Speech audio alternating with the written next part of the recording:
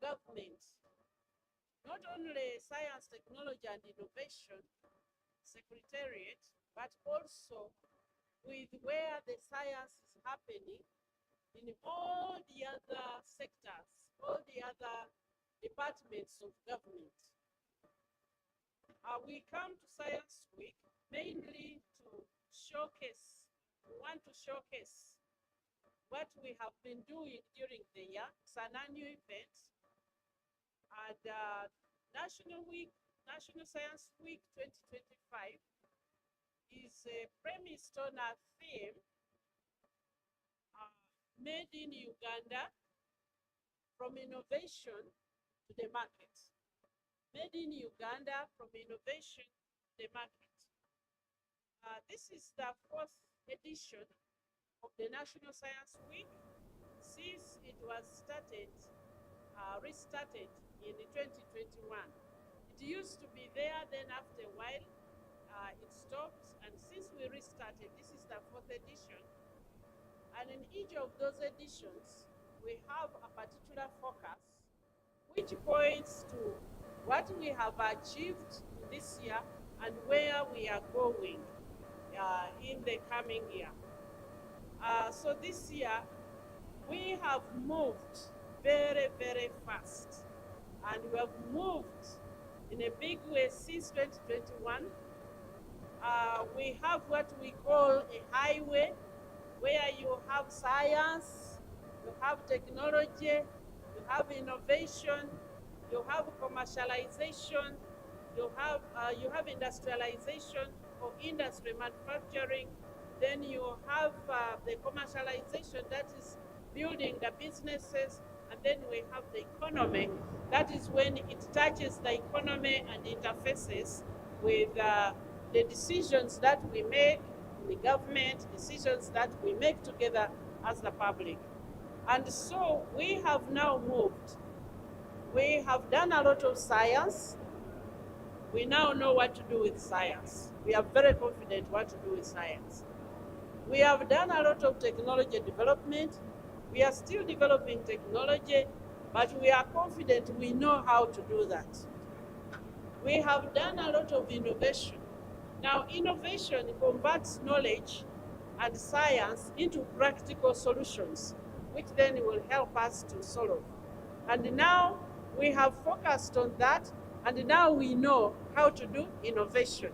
And we'll keep doing it, but we know how to do that. We have also now moved into manufacturing.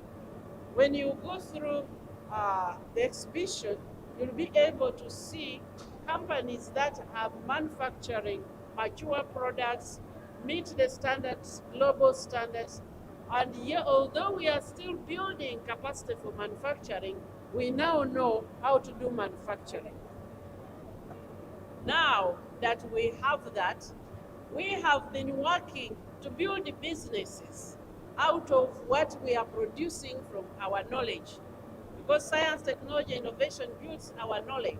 But we have been now working to build the businesses. And the number of businesses are here. The number of them are standardized. And so we are now ready to take our products to the market. We have been testing the market. We have done the market studies, both internally in the country, to see what do people want to buy, why do they want to buy, how much are they willing to pay. We have done that. And we now understand the market and how to, when we get new products, we know how to get customers to tell us what they would need. So now we are ready for the market. We are ready to launch our products on the market in a very formal way. And so in this Science Week, we are telling the nation and we are telling the global community that Uganda has brought our science from idea to market. You will see as you go through the exhibition, you will see buses which are very, very mature. That technology of buses is among the best in the world. We make the very best. So these are buses that can work anywhere in the world without anybody thinking that it is made in Uganda, maybe it's not good. We have medicines which we have brought up to the international standard. They meet international standard. They meet our national standard. And so we are now ready to sell these products. And we are building the market. You will see in this exhibition, one of the hallmarks is Made in Uganda. Made in Uganda is a brand, a marketing platform for Ugandan products of science, technology, and innovation. So you will see a very big supermarket in here full of quality products. And during this week, we are launching and introducing this to Ugandans. It's going to start, it is starting here, it is online, and it is also going to go throughout Uganda as a franchise in every town, so that we have Made in Uganda products reach us. It's the way we are going to distribute our products. And that means we are very, very confident of what we have. Ladies and gentlemen, we have already seen the benefits. We have created over 70,000 jobs, largely for our young people in the economy. These are jobs which were not there. They exist within this ecosystem. And when you move throughout this, through the exhibition, you are going to see a lot of younger people explaining very sophisticated things to you. Many of those are CEOs of their own companies. They are chief executives. They are managing directors of their own companies. So the jobs are beginning to roll off, and they are going to continue increasing. We now are building a profile of Ugandan products that can solve your problems, that can address your problems, so that when you go to buy, think about Uganda. What about our own homemade products? Right from buses to electronics to medicines to school solutions, education solutions, to products that you use in the house. When you go to the other side of the exhibition, you are going to see a lot of value-added products from Ugandan raw materials. You know, for a long time, we used to eat matoke as matoke. You just cut matoke, you peel, you boil, you eat. Now, you can eat, it's not just the flour, which Professor Muranga has been working on for a long time, but you will find cookies, you are going to find cake mixes, you are going to find a lot of value-added products. Even things that you have been just looking at, you don't know how to eat soya, there's soya ice cream. Now, what this does is that it expands the economy. His Excellency, the President, in 2023, when he was talking, giving the budget speech, his comments on the budget speech, said, yes, we have the quantitative growth of the economy. And many of us have witnessed, the economists will have to agree with me, that the economy has accelerated. There is an acceleration because there is an increase in production. But if we want to go where we want to go, the qualitative leap of the economy, where we are going to attain 550 billion GDP by 2040, we must amplify our progress. So that can only be achieved if we are able to add value. So you will see from cow hides, which have been converted into very expensive leather and bags. You are going to see soya, which has been extended. As you go that side, you are going to see how STI approaches this issue through a value chain approach. We have been trying to explain that, but you are not understanding it. Today we have displayed it.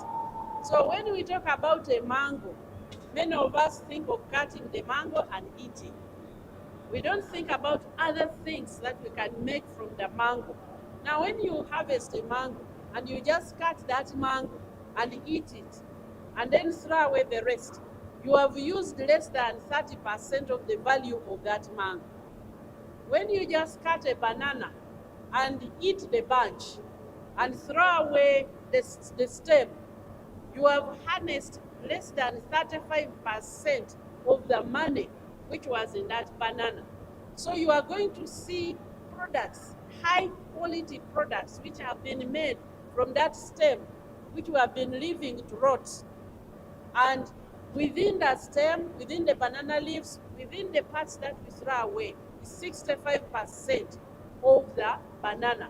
And now we are able to harness that and convert it into jobs and convert it into money. So what our declaration today is that Uganda has moved from innovation to market. Market for you. Please, when you go to the supermarket, first check if there is a Uganda-made alternative. The one thing I can assure you, it is up to standard, it is good quality. And it is a good price.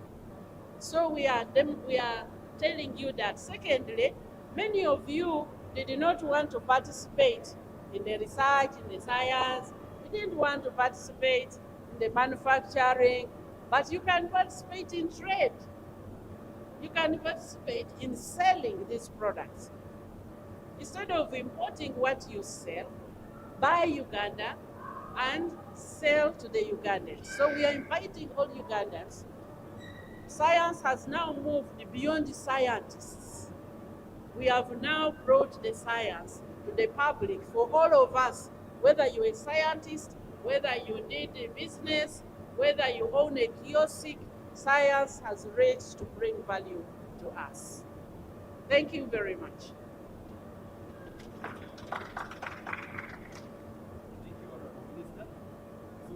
So, we're going to have Ms. Cathy Munguza brief us about the vision and the layout, what is in here for every Ugandan, briefly, then Dr. Christmas will take over, other explanations. So we're going to the Q&A. No, let her come and sit here. Oh, we can move this. Let her come and sit here, then you have to.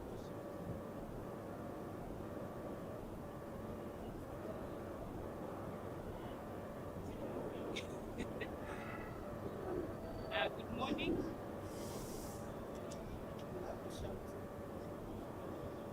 Good morning, members of the press. My name is Cathy Munguza. I'm the Superintendent Support Services, and my role is to take science to the market. I'm also in charge of the National Science Week, and first I'll take you through our layout. As you have seen, or as you are aware, we have segmented Science Week into the priority areas of the Science, Technology and Innovation Secretariat and the ecosystem. We have bureaus or priority areas. We have pathogen economy, aeronautics and space, productivity acceleration, mobility, industry 4.0, and infrastructure and support services. So when you walk in, the first area you meet is support services. And what happens in support services, these are the services that support the entire STI ecosystem, the scientists. So you'll find UNBS, URSP. We also have services that are supporting the innovators to get ready for market, National Planning Authority. So those are support services that support the ecosystem. Then we have productivity acceleration, which is dealing with moving our traditional economy into from the product. If you buy a product and it's not good quality, give them feedback so that they improve. Because we want these products to go to the global market. And that is the struggle selling their leather when I can be their off-taker. So that's what we'll be doing on Friday. It's the innovation focus, and we call upon all innovators, all researchers. If you don't have to have been supported by STI, this is a national event and it is for everyone. Thank you. is at the site. This is project working with we're glad to be joined by the head in detail.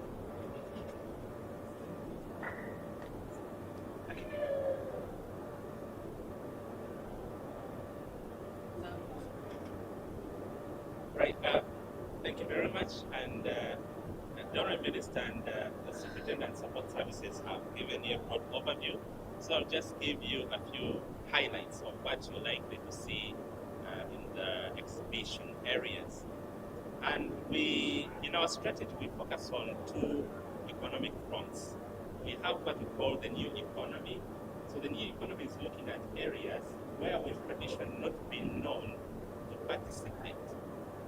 Areas like Industry 4.0, right behind us, where we're looking at the intersection of hardware, data, intelligence, artificial intelligence, and connectivity. I'll tell you one thing, that right now in Uganda, we're actually able to locally design and manufacture any electronic device. You'll find smart meters, you'll find controllers for industrial equipment, you'll find smart computers.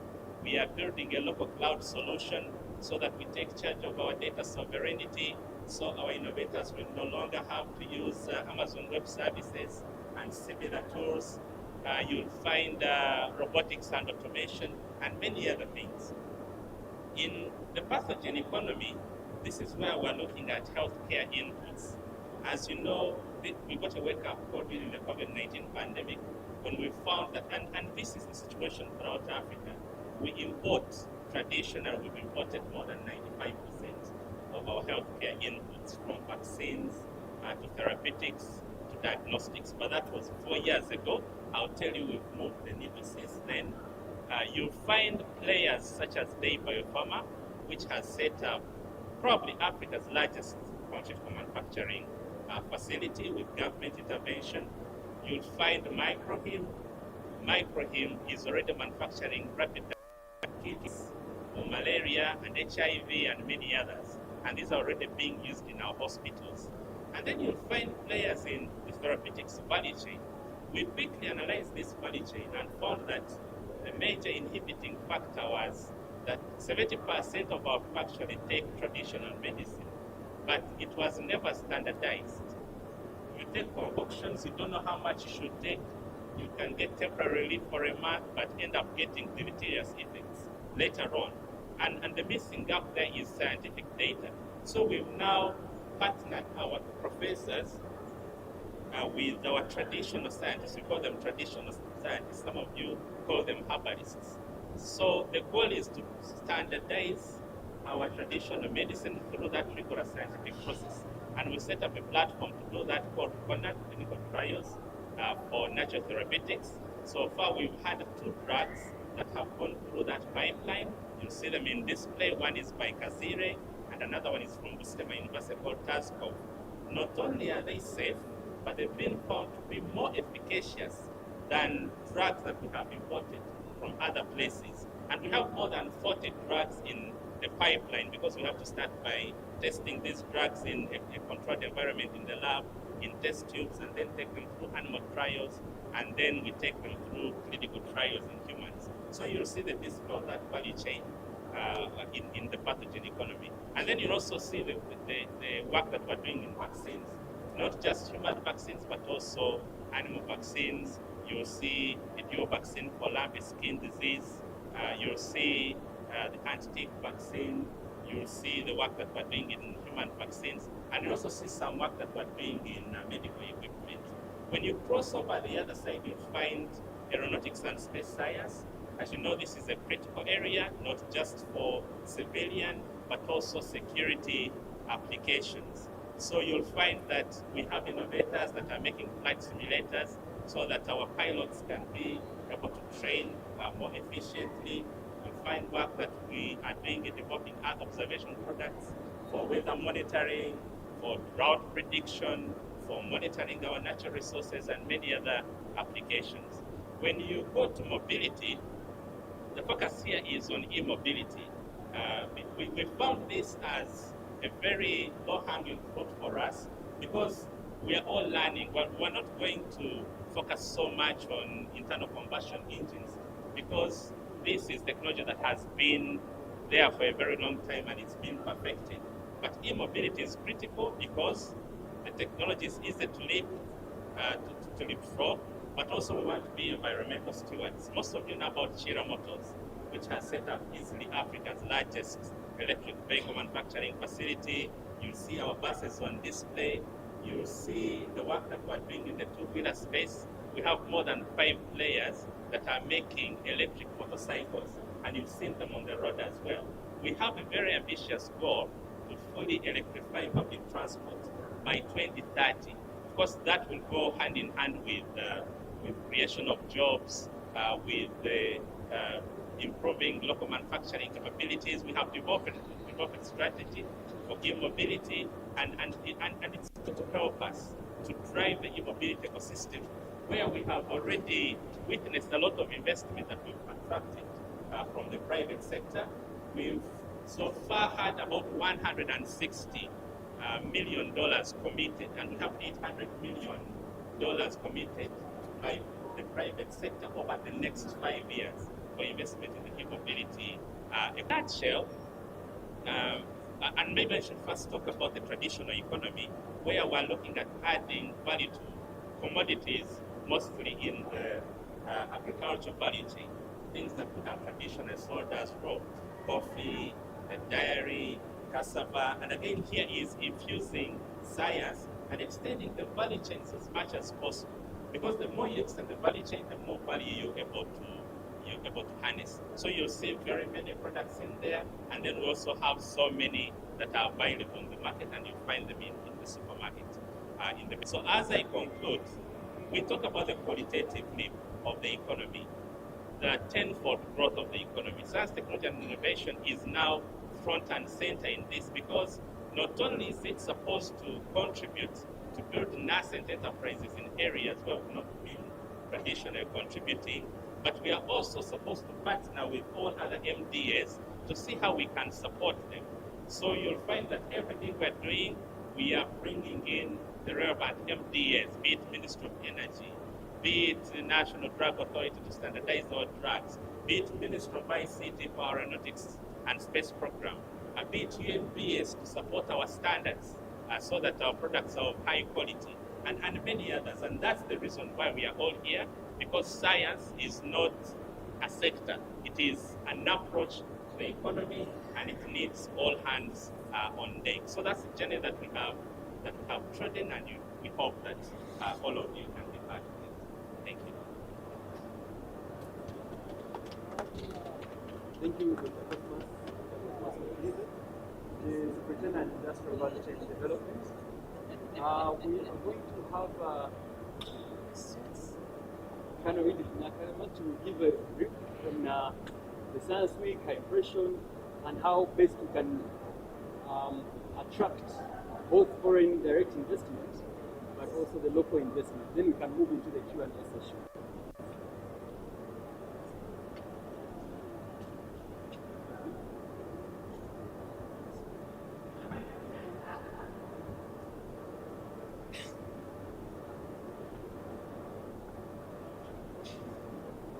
Honorable Minister of Science, Technology and Innovation, Dr. Monica Msendero, I want to say congratulations over the very many achievements that we are all seeing and enjoying. And I want to congratulate all the scientists, all the technology innovators and the general innovators of Uganda, because we find ourselves excited today to see that what is around us is really amazing.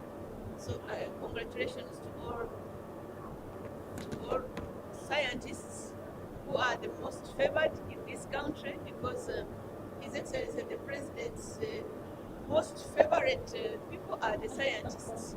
So those of us who didn't get maybe the chance or even the competencies to be scientists, we must confess, I must confess that we are somehow jealous of the scientists, but we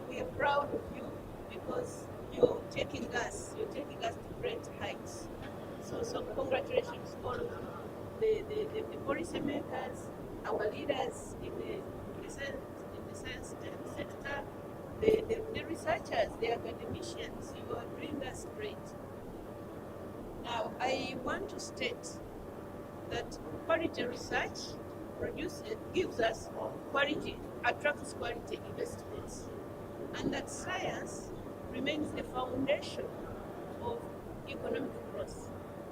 So research-driven innovations are taking Uganda to great levels. And again, I want to congratulate all Ugandans that we are getting to greater levels.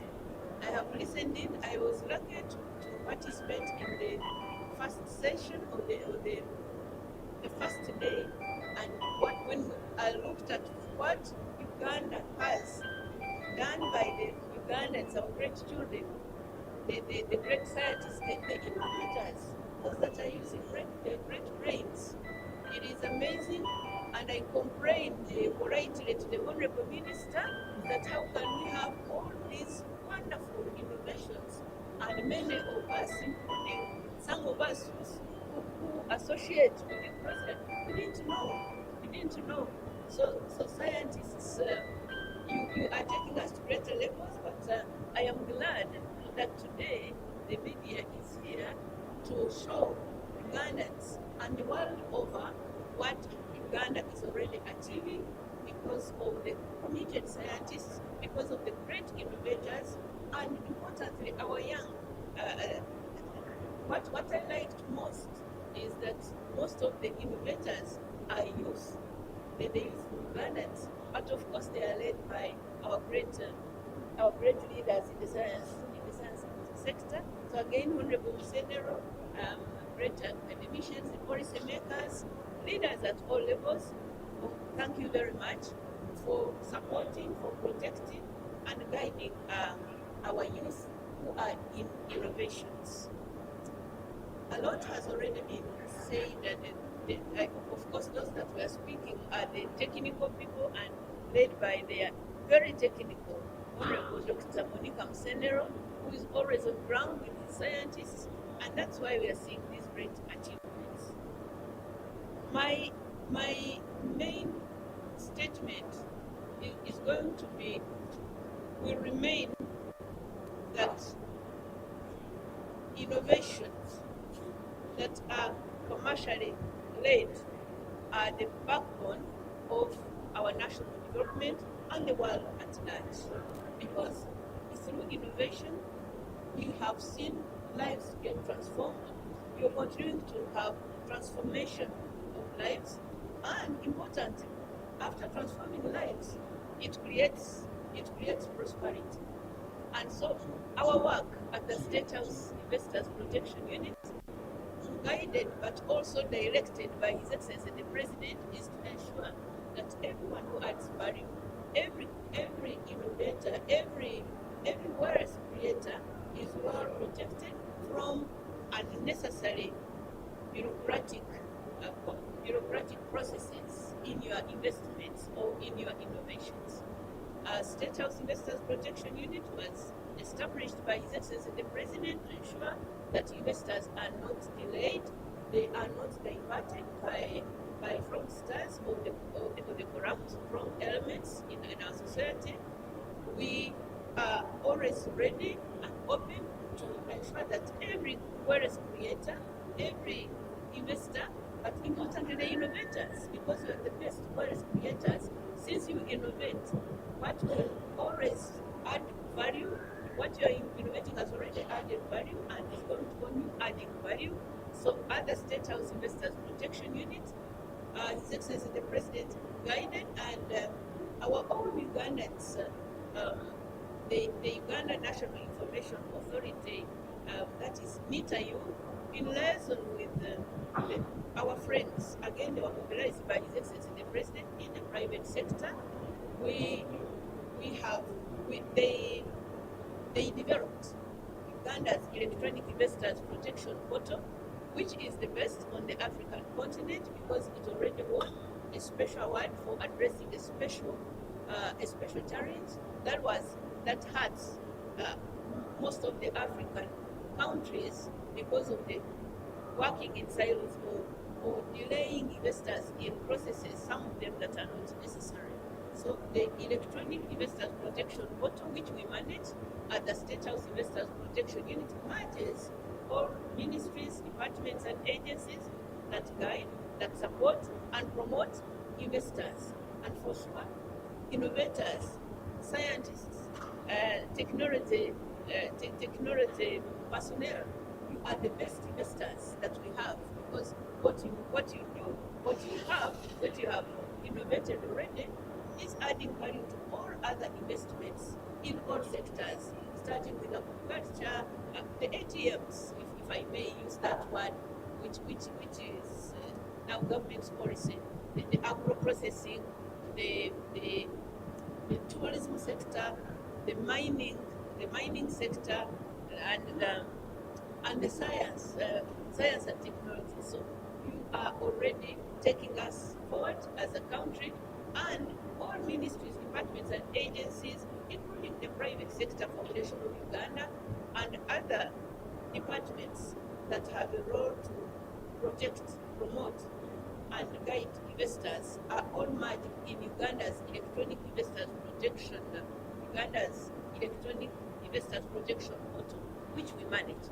So I am here to say that we are ready, and we have made the investing in Uganda or innovating in Uganda much easier, because that portal, you can access it at your convenience on your phone, on your smartphone, whether you are on the flight, whether you are in any country.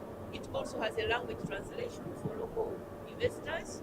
It has a language translation function. So you can just Google the word protection.statehousinvest.go.ut. You will access the. Me, I've not been heard all the time. I have been talking. So was I not being heard? I need to be sure that what I say has been. Thank you very much. Because then it's hard for me to repeat all that I had already said, and I thought I was concluding now.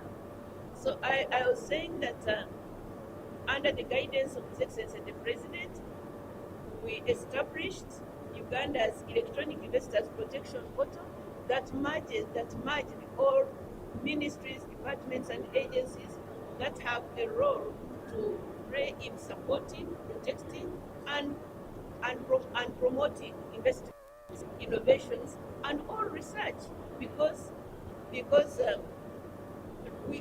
are looking at the research that is making everything commercially viable. So we are open as a State House Investors Protection Unit, but you can access Uganda's electronic investors protection portal through. You can access it at convenience. Just Google the word protection.statehousinvest.go.ut, and you can inquire about how to invest in Uganda. It will give you. We will immediately give you a response. There is what is called a direct chat. So we have that. We have that system that fast tracks all investments that are done, that are made in the country, both locally and internationally. So we have seen the foreign direct investments increase. We put ourselves at 30%, but Professor Tifera at the University of Ethiopia put us at 80%, say that Uganda's electronic investors protection portal has increased foreign direct investments by 80% in less than 2 years.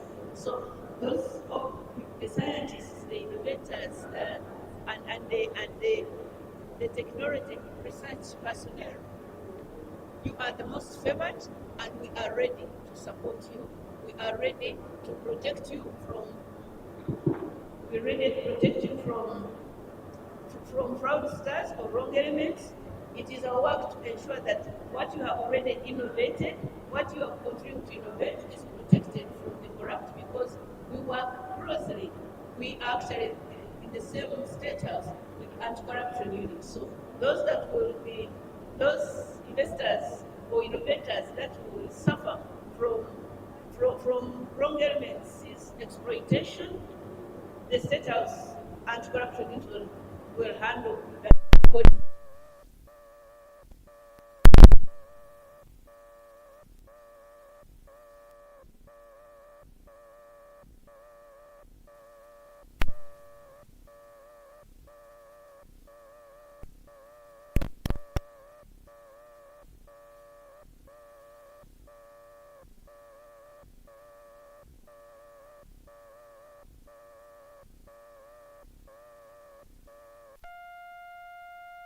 Services at your convenience, and we are available all the time. So, Honorable Dr. Monica, thank you very much for making Uganda great, because the innovations that we have seen are really amazing, and congratulations our leaders in the science sector. Thank you very much for that address, Colonel Edith Nakalema, the head of the State House Investors Protection Unit. We shall go into the Q&A. If you have any questions, I'll move the microphone to you. You state your name, your media house, and then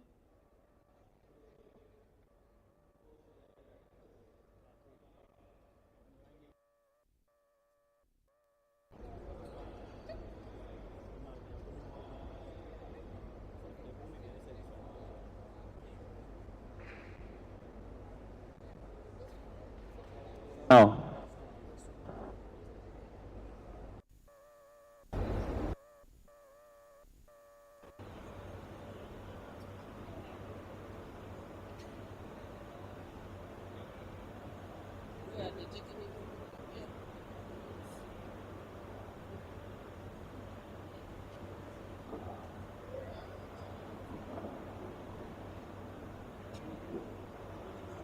Let's shout.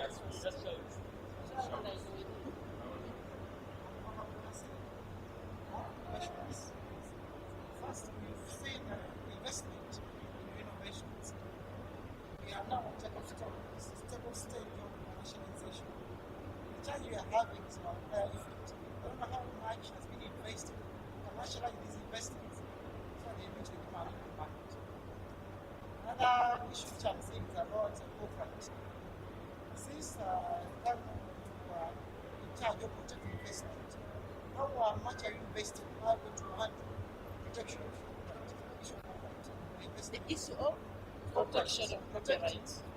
Copyright. Copyright.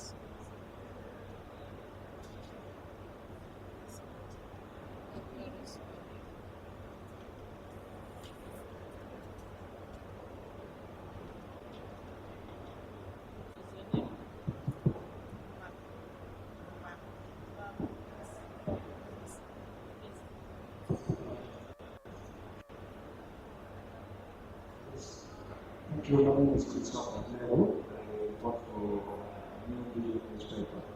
I have a question to Edith. One, about the protection of the investors. I would like to understand, because very enjoyable here, that the safety, the investors will be protected. You maybe tell us some of the statistics or maybe the numbers of the investors who are claiming that they were affected by fraudsters in the area, if you have the case. And secondly, to the minister, I would like to speak to you, right? Kindly repeat. What exactly were you asking? I want to get the statistics on the cases now of the investors coming to complain that they have been duped by corrupt. Duped in Uganda, yes, if you have it. The researchers here, their major concern is about insufficient funding to many of the research projects, and also there is a infrastructural challenges which still are in that recharge in Uganda. I would like to understand from the ministry what is being done to see that the insufficient funding is addressed to boost our research in Uganda. Yes, thank you. So we shall have those questions responded to before we take another set.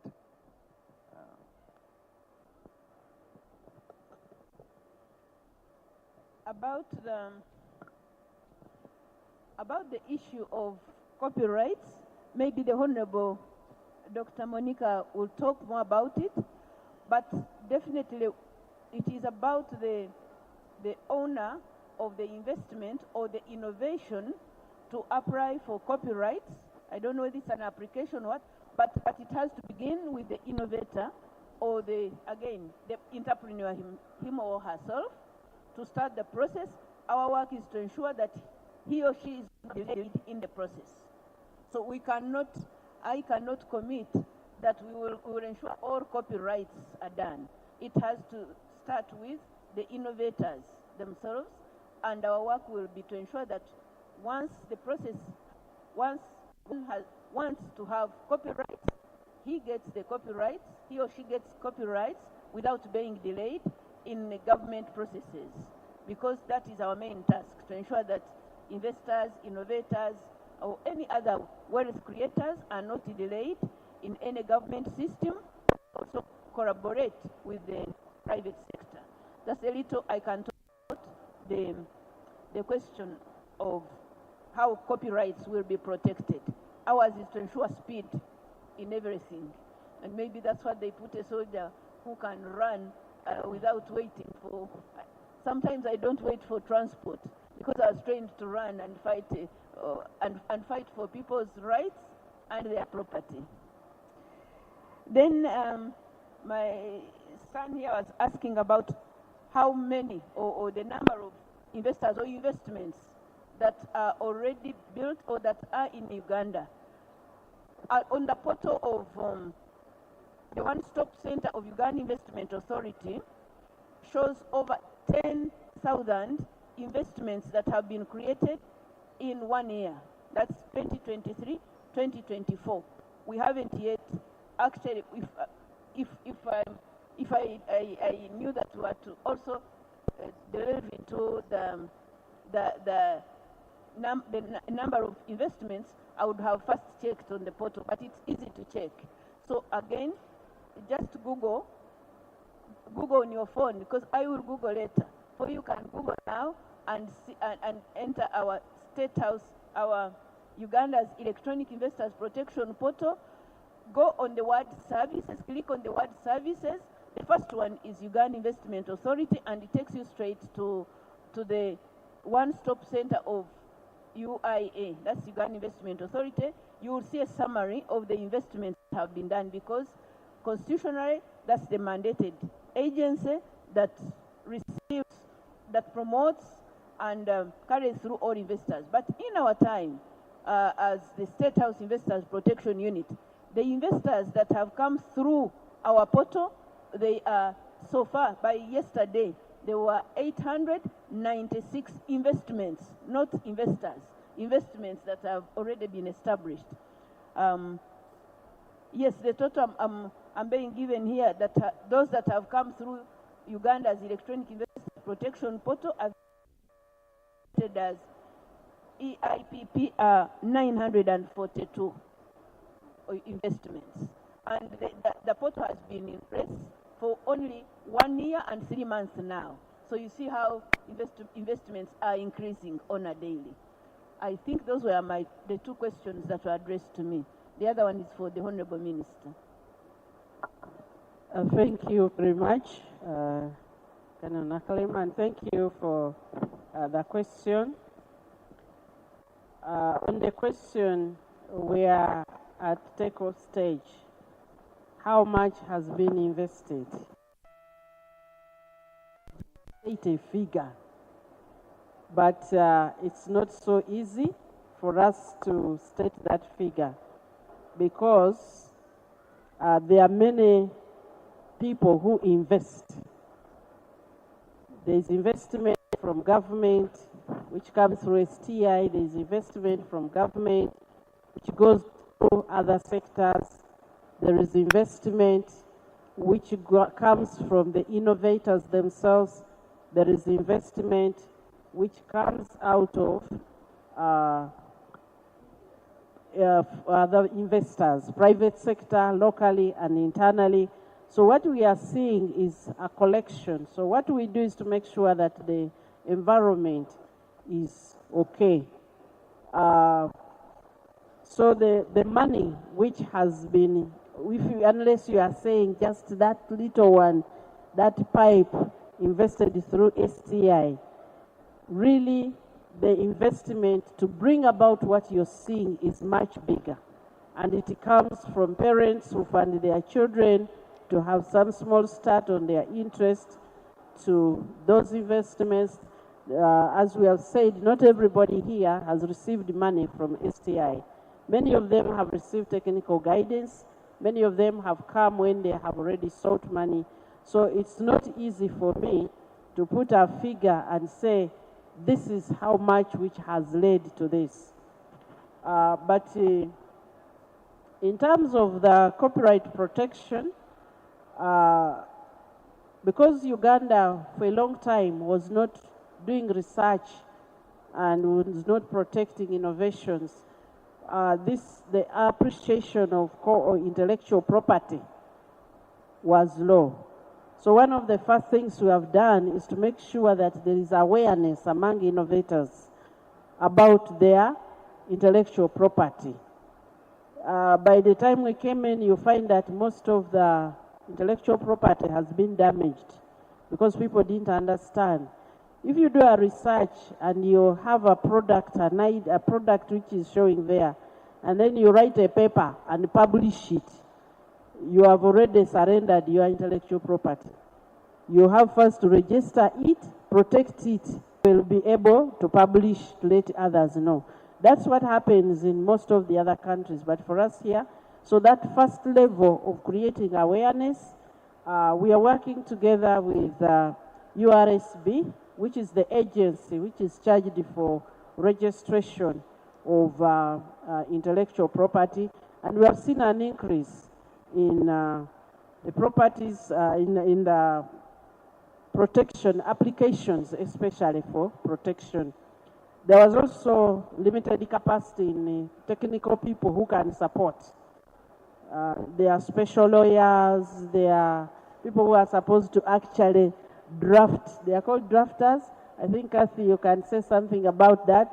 So there has been, much as you tell people, but if they don't have people to help them to file these patents, it becomes very complicated. But again, we are working together as an ecosystem to make sure that we increase, and already we have seen an increase in the number of applications. Now, if you are coming to copyright and books which are written, that one is straightforward. The registration is there. The challenge is with the implementation and enforcement. And we have frameworks and bodies that are working to make sure that is implemented. Do we have data? Sorry, that one she has answered. Insufficient funding. I will tell you that at the rate at which Ugandans are innovating, all financing is going to be playing catch up. Because if I had all that, almost everybody here is an industry who is within this building. And that is why today is Policy Day, and we have a number of people from here, coming from policymakers, Ministry of Finance, the different ministries. We are going to have a dialogue.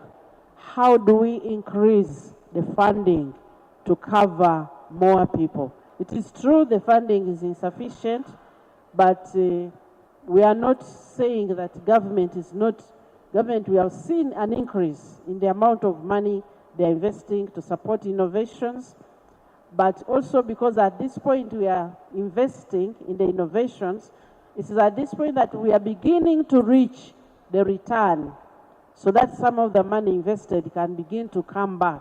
So when you are building a house, maybe a commercial house, and you are still just building, you haven't yet rented out the first Mizigo. You know, the money can become not sufficient. But we are looking forward as we meet to dialogue with all these policymakers who are here today. We are likely to come to a point where we will expand the pocket. But already the government has expanded, and we believe that we'll have some commitments as we go into the session hereafter. Thank you very much.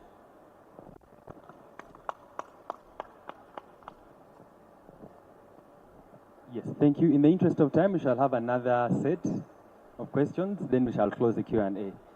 There are 2 ladies and 2 gentlemen here. 1, 2, 3, 4. But I'll start with her. Then,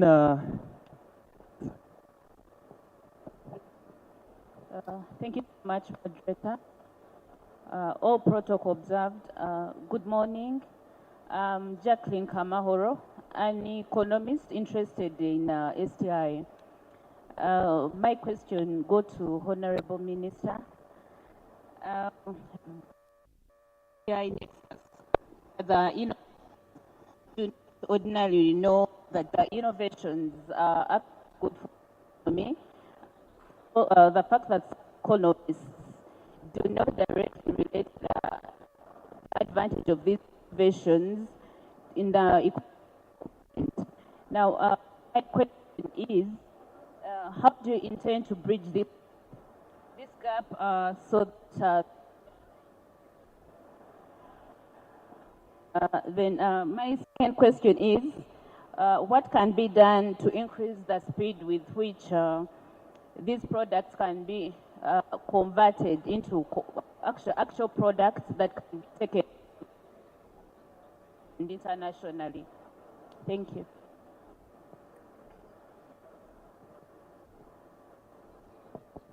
I think those questions were heard loud. Yes, good afternoon, and all protocols observed. I'm Onesimus, an investment advisor. My question to Afande is, what key strategies is the State House Protection Unit implementing to ensure that emerging science-driven enterprises are protected from predatory investment practices, especially in the ecosystem? Then my other question goes to the minister. They talked about the chain of innovation, talking about employment opportunities. So how is the system bringing on board young graduates, especially not in science sector, so that they come up and be part of the innovation? Thank you. Thank you. One last question, and we close.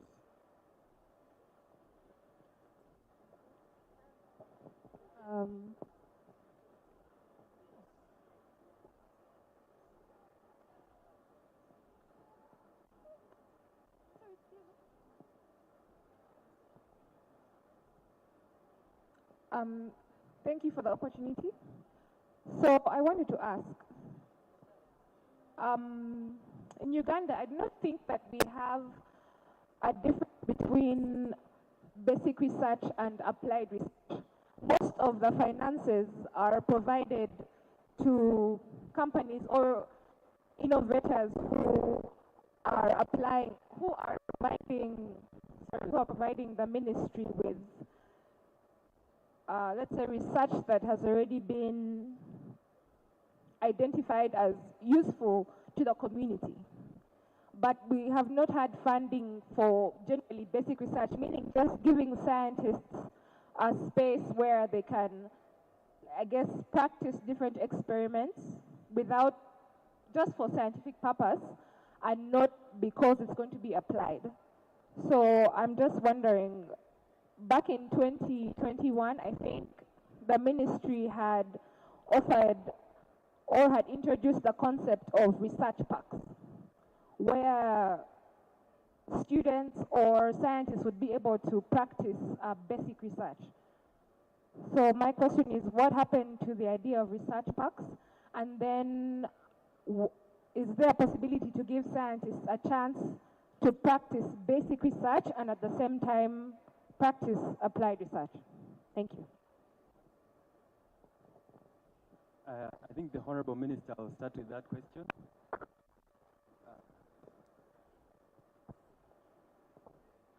Thank you very much. I'm going to recruit some people to help me to answer some of the questions. I would like to request Professor Isali to help me answer the question of economists. How are we intending to bridge the gap between economists and scientists? Let Professor Hisali help me to answer that. And then how are we planning to increase the speed of getting products to the market? I will ask Madam Kathy to help me to respond to that. The question of basic research and applied research, Cosmas will answer that. I will talk about the issue of younger graduates. One of the major issues in STI is human capital, getting the right people, not only the right set of skills, but the right attitudes, the right skills and combination, the right focus, work ethic, mindset, all those things. And so the young graduates, if you see STIs at the Secretariat, the average age is below 30. So that is the one. We intentionally bring in young minds because they have the energy and the ambition. Secondly, we have an internship program. We call it Protégé program. Every year we recruit a limited number of young graduates across most professions, although we may take mainly scientists, but we also take non-scientists to interface with the science. And so we are doing that. We are also onboarding two major programs for what we call the rapid conversion, not only at the Secretariat, but in also many of these institutions that we work with and in the industrial value chains, where we get young graduates and again rapidly equip them. They have the knowledge, but they lack the skills, and many times they lack the soft skills that make science work for the economy, and we impart that, and we have seen that is very, very effective. And where we have reached, science is now going to roll beyond the scientists, just what we have known as scientists, into many of the other professions. I'm sure that the cry of scientists versus non-scientists is going to fade away, because we are going to need a lot of non-scientists, as we understand, to participate in the value chain. Thank you. Professor Isari, please, if you can help me answer the question of how we are bridging the gap.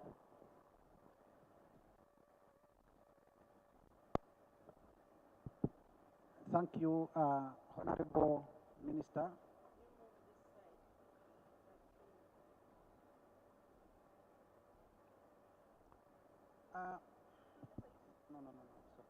So we are going to have a session which is going to start shortly, and that is what we are going to be largely focusing on. But from the onset, we just want to make it clear that the interventions and strategies that have been elaborated on by the Honorable Minister and the team at STIOP are not an end in themselves. On their own, they may not be enough, but there are going to be many actors along the chain.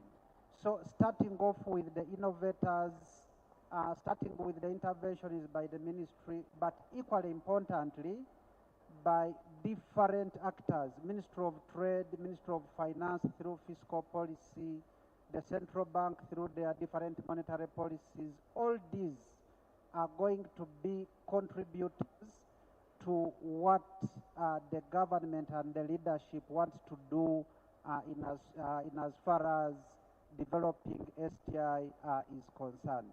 So we are going to have a much deeper discussion as part of the dialogue, but basically I think it's just important to make it clear that there are going to be different actors, and then the innovators will begin understanding their strategic role in the work they do, and the economists will begin understanding how important it is in their different spaces to put in place a favorable environment, whether these at finance, whether that the central bank, whether that the Ministry of Trade.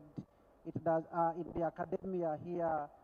They will have a role, and indeed everywhere. So that gap then will be increasingly bridged.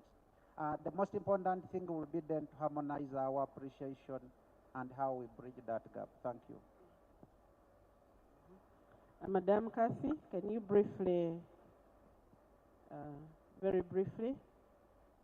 Okay, thank you, Honorable. I'm glad that this question comes up, how we can increase the speed at which we launch new products or innovations into the market. And this is,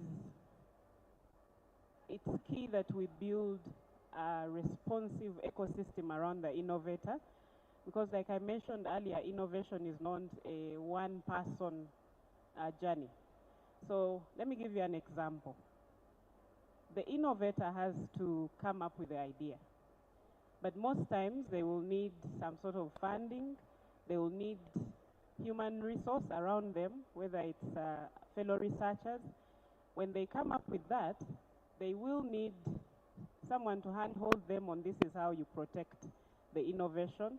Now that's a whole other value chain. Then we go from there to investment, then we go from there to certifications, we go from there to market entry, we go from there to maturity on the market. And you notice this has different players along the way, even media. Because if you if you do not support my innovation, that means investors won't see me, or even the market won't see me. So it's how we structure that ecosystem.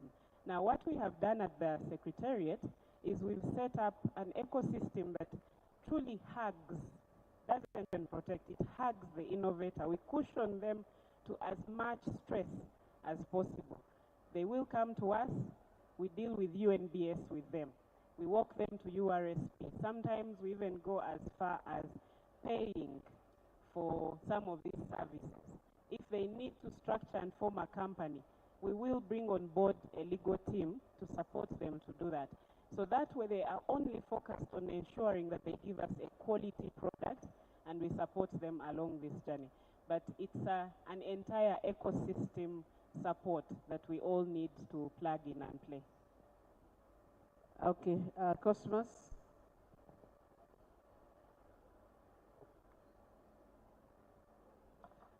Thank you. There was a question on whether we're supporting basic research. Yes, we are.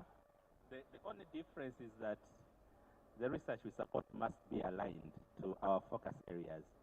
The challenge we've had over time, and we've analyzed all research that has been going on within the country since 2016, because Ugandan National Council for Science and Technology, one of our agencies, is actually in charge of registering research. We found that not only was all the research bottom heavy, meaning there is so much in what we call phase one, and less on the translational research that would lead us to products on the market, but we also found that most of the basic research, more than 75%, was not linked to any product, no value chain whatsoever. We call this the effect of, we've christened it the effect of. the effect of this on this, the effect. Now, it may not be bad, but the output is not speaking to anything, to any product. Now, it gets worse. In addition to that 76%, we found that the little research that was associated with products, about 20%, was fronting, studying products that are made elsewhere. We're looking at clinical trials that are studying the efficacy of some drug made in the US. So that, even if that study succeeds, which products will get on the market? You're just being used as guinea pigs. You're creating market for products made elsewhere. So only 2% of the research was actually speaking to our indigenous value chains. So we have turned that around. Yes, we're still supporting basic research in some strategic areas, and that will continue. Not every research will be tied to a product, but it can be related, it can be associated. You're studying some molecule, you're characterizing it. At that point, you're not sure what product will come out of that. But if you succeed, that molecule could actually lead us to a product. So that's the new approach that we have taken, and you can come to us, we invite you, and we'll be able to align whatever you're doing so that it speaks to the new direction. Thank you.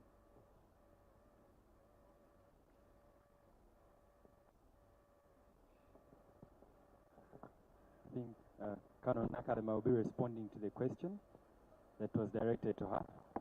Then we can come to the closure of this press conference.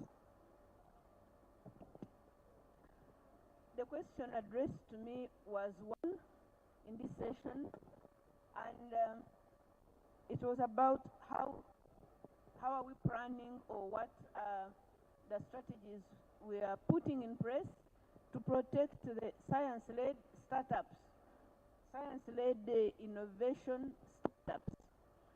First and foremost, our mandate at the State House Protection Unit, Investors Protection Unit, is to ensure that you are not delayed in your startup. That's because ours is to coordinate with all ministries, departments, and agencies to ensure that there are no delays in your investment, in your innovation as you want to start. But I was guided by the Honorable Minister that there is a bigger challenge in what you were asking our son, that it is about protecting the younger innovators, or those that have limited capacity, yet you have a good idea, a scientific idea that would turn into a bigger investment, but you are limited in resources. And then how would you be protected from those that come with lots of money, maybe investors that come with a lot of money and then buy you out, or even steal your idea and take it for themselves? I will admit that at this stage we don't have that plan, because we can only help you to protect that investment, innovation, or that, if we know about it. But since innovation that will be, your science-led innovations take a long process. Again, I've been learning from the Honorable Minister here and Professor Bruce Chirenga, who chairs or who leads this. And so they're saying that these science-led innovations have a long process. So the Investors Protection Unit at State House, that's why we are called a unit, we are too few to be everywhere to know which one is which innovation is to be protected and at which stage. But I want to propose that, Honorable, your ministry maybe can have a department where all these young innovators, all these young, yes, I think we should use the word young young innovators, where these young innovators can register their ideas, so that when someone else comes as an investor wanting to steal their idea, then it will be our work to say this young innovator is already registered in the ministry, and therefore don't steal their idea or don't buy it out. So may I then appeal to all young innovators to register your science-led innovation, all your ideas with the Ministry of Science, Technology and Innovation, so that us who are ready to protect your investment know where it is registered and what it is to be and what it's going to do. And of course the ministry will help you grow it because that's their mandate. I would like to stop at that. I don't know whether I have answered. Yeah, thank you. Seem not to be satisfied. Thank you, Kan. Thank you, Kano. As we come to the end of the conference, I think there is a burning question. Let's hear what he has to say, because it's our work to protect our own. Thank you very much. I'm called Magufuru Moses. Young innovators, especially on agriculture value chain, are facing the problem of accessing patient capital. So what are the strategies as a ministry to Ugandans? Thank you very much. Okay, the Honorable has the answer for that. I don't provide capital. She's the policy maker. That's the subject of what we are going to talk about. So I request that we discuss. That's what we are going to discuss in the ecosystem. That's why we've invited all the players. This is one of the challenges that we have. Just on the topic that she has been talking about, we want to encourage all innovators. When you have your idea, we are there to give you advice. Sometimes people give away their ideas without knowing. Because you're excited, you have got your idea, you're so excited, you go sharing with everybody, and other people have quicker ways of getting it done than you. So for us at the Secretariat, when you come, we actually sign an agreement with you that we will keep your ideas safe. We will not take it, we will not share it with anybody, and this agreement, which we call a non-disclosure agreement, is legally binding.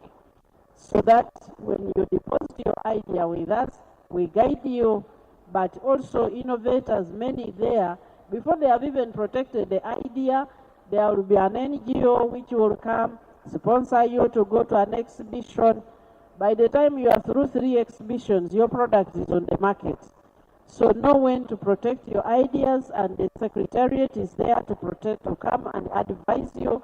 And sometimes the idea has not grown enough to go to your RSB for registration. We will advise you. But if you choose to give away your idea, there is nothing that we can do.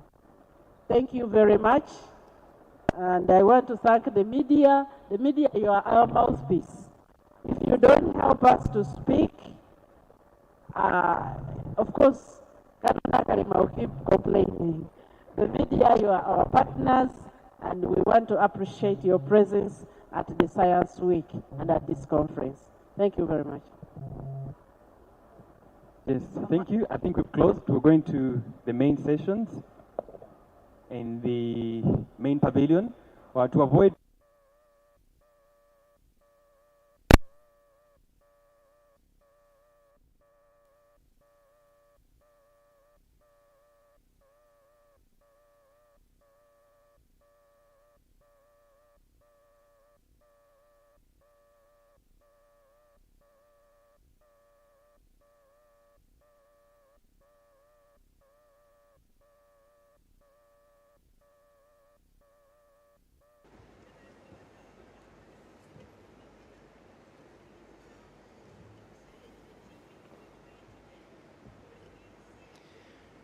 We will begin by singing the national anthems for Uganda and East Africa. I will request our team behind to get ready. We will begin with that, and after that, we'll dive into the program.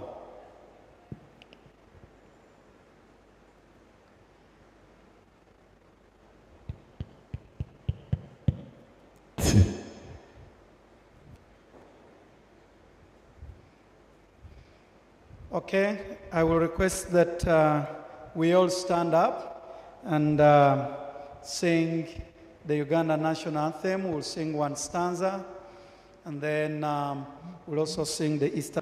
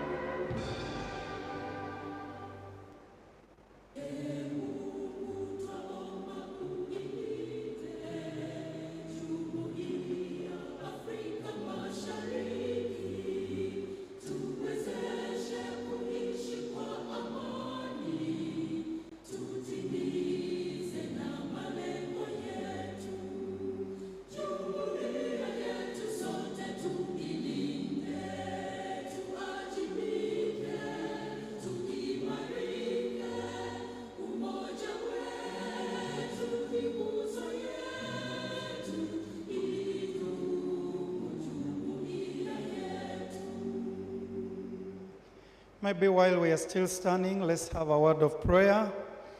Father, we are grateful for this day, and we thank you for the gift of life. We want to thank you for the National Science Week, and more specifically, this Policy Day, where we are going to engage on issues of the economy and their relationship with science, technology, and innovation. We thank you for every guest that is here, and we pray that this session will go well. In your name we pray. Amen. Can resume our seats.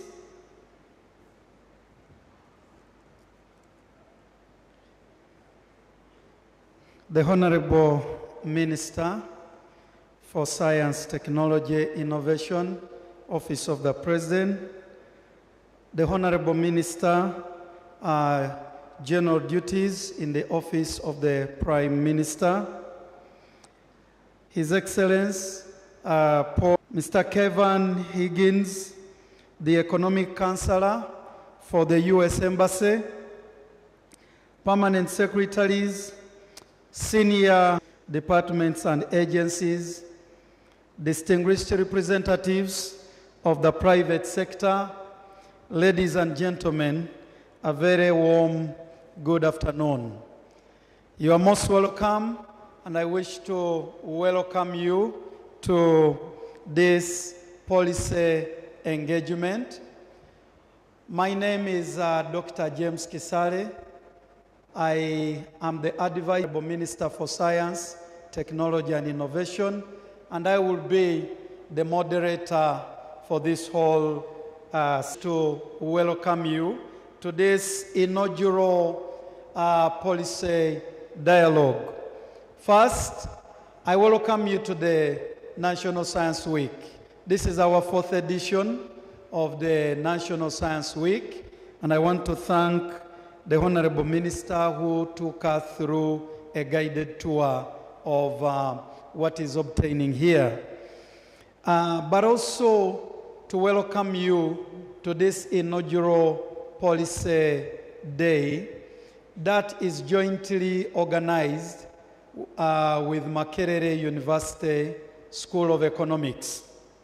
I wish to welcome all of you, and before we dive into the program, allow me further recognize the presence of some other high officials here.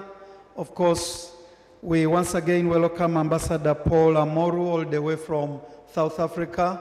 You're welcome, Ambassador. We also want to recognize the presence of Professor Ibrahim Okum, who jointly organized this policy day. We do recognize the presence of Dr. Ivan Lule, the Deputy Chairperson for the National Planning Authority. You are most welcome. We once again welcome Mr. Kevin Higgins, the Economic Counselor for the U.S. Embassy. We welcome you. We do welcome the First Secretary, Ibrahim Mohammed, representing the High Commissioner for Nigeria. You are most welcome.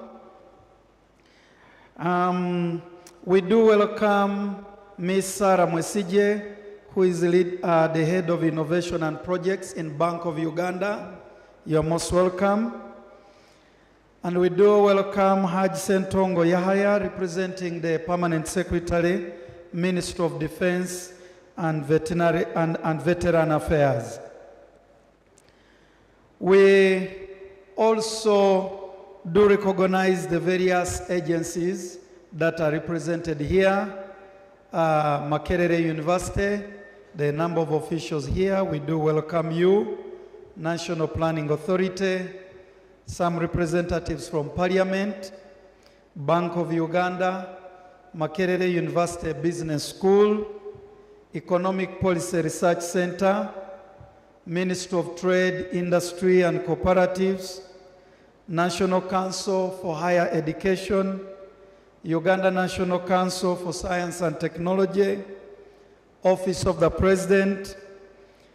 We have a representative from the Ministry of Health, representatives from State House and Office of the President, and of course, the host's Science, Technology and Innovation Secretariat. We have several members from the private sector, and then of course, the media. You are all warmly welcome. The theme of our policy day is fostering a harmonized understanding of the STI economy nexus so as to promote coordinated policy planning and implementation toward the qualitative leap of the economy. This policy day is bringing several economists together from different government agencies, planners within government, academia, development partners, of course the private sector, and the general public. I presume many of us are now getting used to the concept of the qualitative leap. That was mentioned, I think my first time to hear about it was in His Excellency's budget speech of 2023, where His Excellency provided a very clear policy directive of where he wants this country to go, so that by 2040, we will have leaped our economy from 55 billion US dollars to 550 billion US dollars. And in that budget speech, His Excellency the President said, and I quote, "My envisioned economy of 550 billion US dollars acknowledges the already achieved goal of quantitative expansion, but adds another element of qualitative leap through value addition." And therefore, in pursuit of the President's vision for a science-led qualitative leap of the economy, and cognizant of his efforts to rally the country behind this vision, the Science, Technology, Innovation Secretariat has focused on internalizing and championing the role of science in leading a qualitative leap of the economy.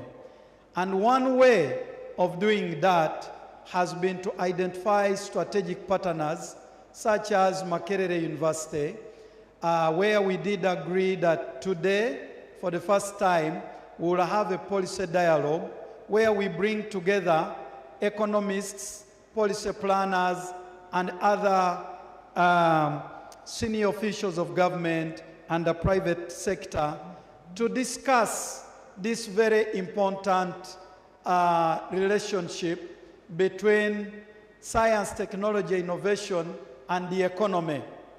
Where do the two meet? Because a lot of efforts over the years have been done by science, technology, and innovation. But how does this get reflected in the economy? How do we measure the contribution of science, technology, innovation in the economy? Even when we talk about the qualitative leap, how is STI going to contribute to this overall vision so that we are able to keep track of how STI is making a significant contribution to the economy? That is the whole purpose of our being here today. This morning, one of the colleagues from Makerere University summarized it for me. He told me that the previous National Science Weeks, for him as an economist, he has not been bothering to come to attend because he knew when you talk about National Science Week, you are basically inviting College of Veterinary Medicine, College of National Sciences, College of Design Engineering. Those would be the usual attendants of such an event. Now, to see that in this particular Science Week, we have economists and planners coming to be part of the National Science Week is indeed nothing short of a revolution, according to him. So we are glad that we are going to be having that conversation. The way our program is going to flow is as follows. We've already had the guided tour of the exhibition and the press briefing, which we've just come back from. We will now have opening remarks, and I will be inviting Dr. Cosmas Mwikirizi, who is the Superintendent for Industrial Value Chain, Science, Technology, and Innovation Secretariat, who will come and make his opening remarks. And thereafter, we will have a keynote speech that will be provided by Honorable Minister for Science and Technology and Innovation. And then thereafter, we will have a presentation on the role of STI in the economy. And we will have Professor Eria Hisari, who will invite later on to come and take us through that presentation. Now that will now lead us into a panel session where we will have panelists that are going to engage us. Once the panel session is over, we will have a fireside chat with the PSST, that's Permanent Secretary at the Treasury, still talking about this important subject of the STI economy nexus. And once we are done with that, we will invite the plenary so that many of us here can provide your thoughts to the discussion that will have taken place. Our hope is that by the end of this engagement, we will be able to create a platform for sustained public engagement and dialogue between scientists, economists, and planners on the contribution of STI to the qualitative leap of the economy. That is our expected output at the end of this policy day. With those remarks, allow me now take the pleasure to invite Dr. Cosmas Mwikirize to come and make your opening remarks. Welcome, Dr. Cosmas. We can give him a round of applause even as he comes. Thank you so much.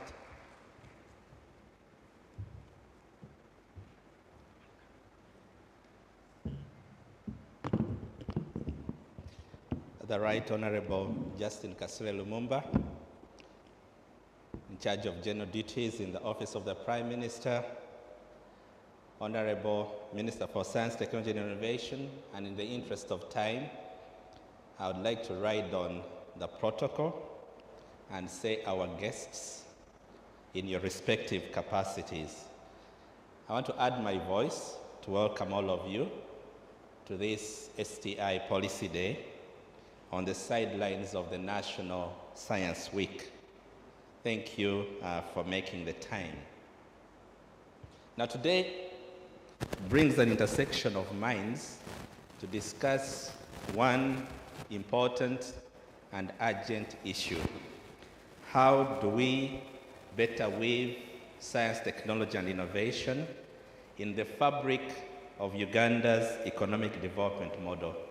Now, I say better weave because we know there are pockets of understanding amongst all of us, but those pockets are not enough if we are to achieve our ambitious goal of the qualitative leap of the economy.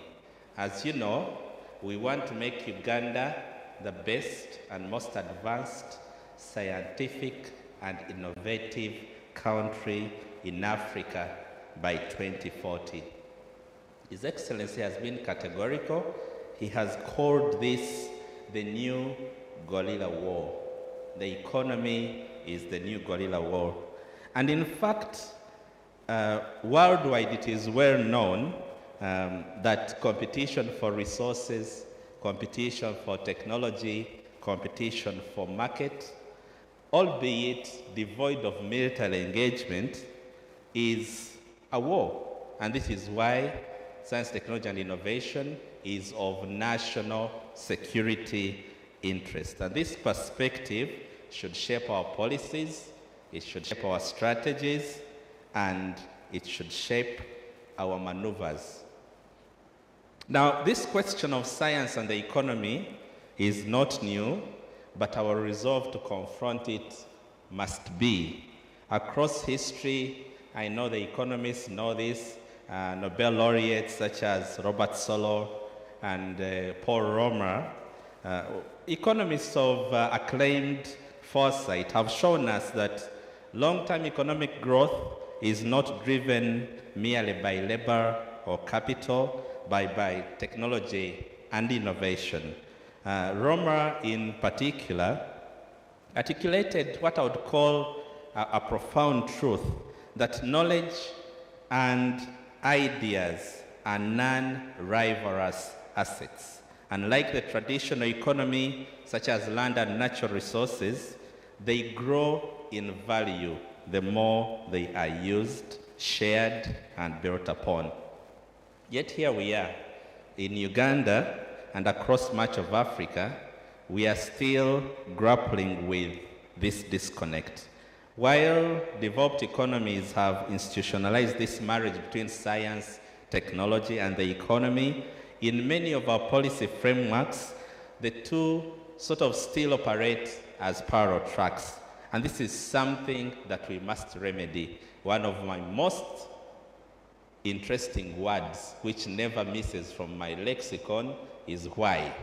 And we are here to diagnose the why so that we're able to craft appropriate interventions. Because for many decades, this intersection has remained a black box, often unexplored and often misunderstood. Scientists speak in equations and formulae, economists speak in graphs and GDP. But if the 21st century has taught us anything, it is that these two languages must learn to converse. That's why we are here to harmonize. So we are here to, why has STI economic planning? And two, how do we create the requisite institutional mechanisms and frameworks that embed STI in economic planning, in physical policy, in trade and industrial policy? And then lastly, what kind of governance frameworks can enable scientists and economists to co-create Uganda's qualitative leap of the economy? And so, science and the economy must be in sync, and it is only then that we'll be able to achieve our bold strategic agenda. And I hope that by the end of today, we'll not have broached the subject, but we will have meaningful actions that will be able to come to a common page, that will be able to speak the same language, so that we can make STI work for our nation. Once again, thank you for making the time, and it is with profound, I now invite the Honorable Minister to address us. Thank you very much.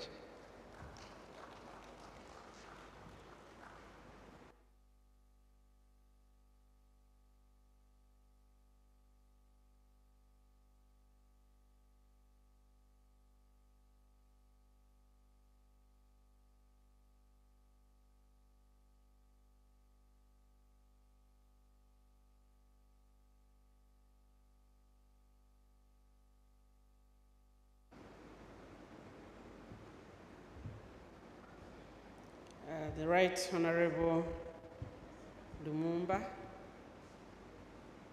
Your Excellencies, allow me also to cut the time short by acknowledging all the dignitaries and all those in the room using the protocol established. I wanted to request that, because the room is huge, it hosts different sizes, if we could move a bit to the front, if it doesn't inconvenience you too much, so that we can begin the dialoguing together. Please give me my presentation. We'll be making a presentation to us which summarizes what so far the context of STI and how we are moving. And so this harmonized understanding of the STI economy, of this STI economy nexus, that is what I have titled the presentation, and I'll try to go as fast as I can so that we can begin the discussion.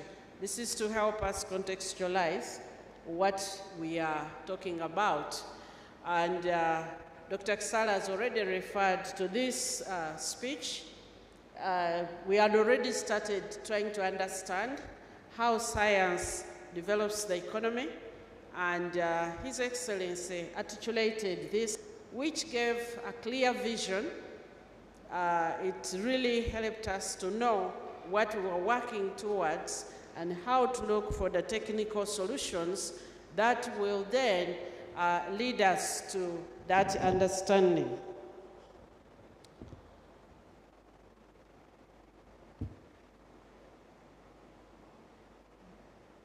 Where is the thing?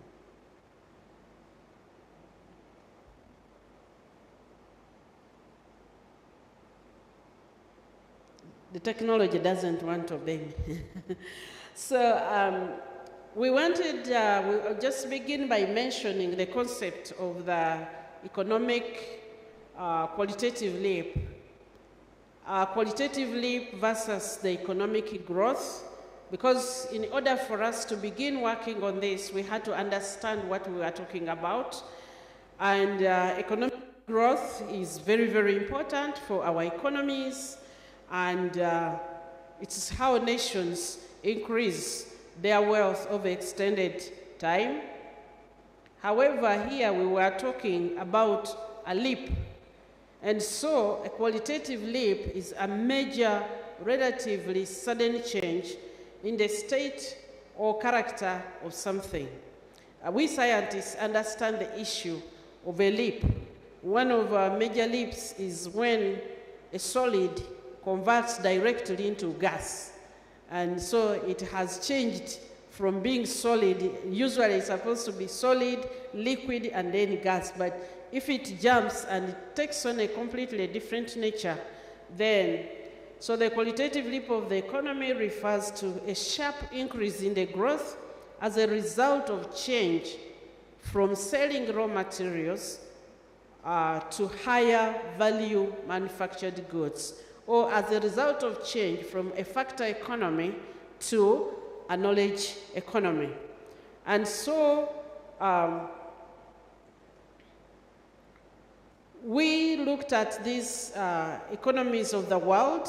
To understand this, we took a very researched approach, and we studied over 30 different countries, looked at their history of their economic development, and were able to categorize economies in 3 general broad categories. We had those economies that were growing, but they did not demonstrate the economic, that what they were talking about as the qualitative leap. Then we had economies that were high value economies, and they have made various efforts to try and attain a qualitative leap, but they failed. So far, they do not show a sustained direction. And then we had the 3rd category of economies that took off, an airplane which took off and is going on a long haul, and they're still just growing. And this, so we got to understand that His Excellency meant that the economy has to grow like these other economies. And we also got to understand from knowledge economy that the knowledge economy has been taking over the wealth creation of the world. Whereas most economies started as factor economies, they started utilizing land, getting more people. We understood that actually at one time labor was the biggest limitation in economies. And so things like slave trade, that started with big factor economies and have able to sustain themselves. They have shifted to the knowledge economy. And so the big question to 550. And so the big question to us was, how does STI build this? How do we begin to do this? Because in all my interactions with economists, nobody had ever told me this was possible. And remember, I'm just a scientist. I'm an epidemic response strategist, epidemiologist. I don't really understand economics. So we, however, realized that knowledge can be acquired at any time. And so we started to do research and discovered that one of the oldest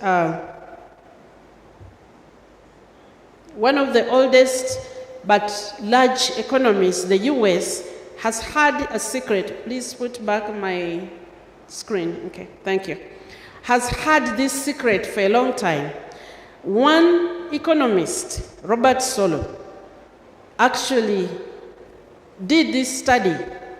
And when he did this study, which we have articulated in the concept book, which we have given you, it changed the trajectory of the United States and ignited its focus, because they discovered that only as the economy changed, as seasons changed, only about 12.5% of the growth could be explained by the traditional factors of economic growth.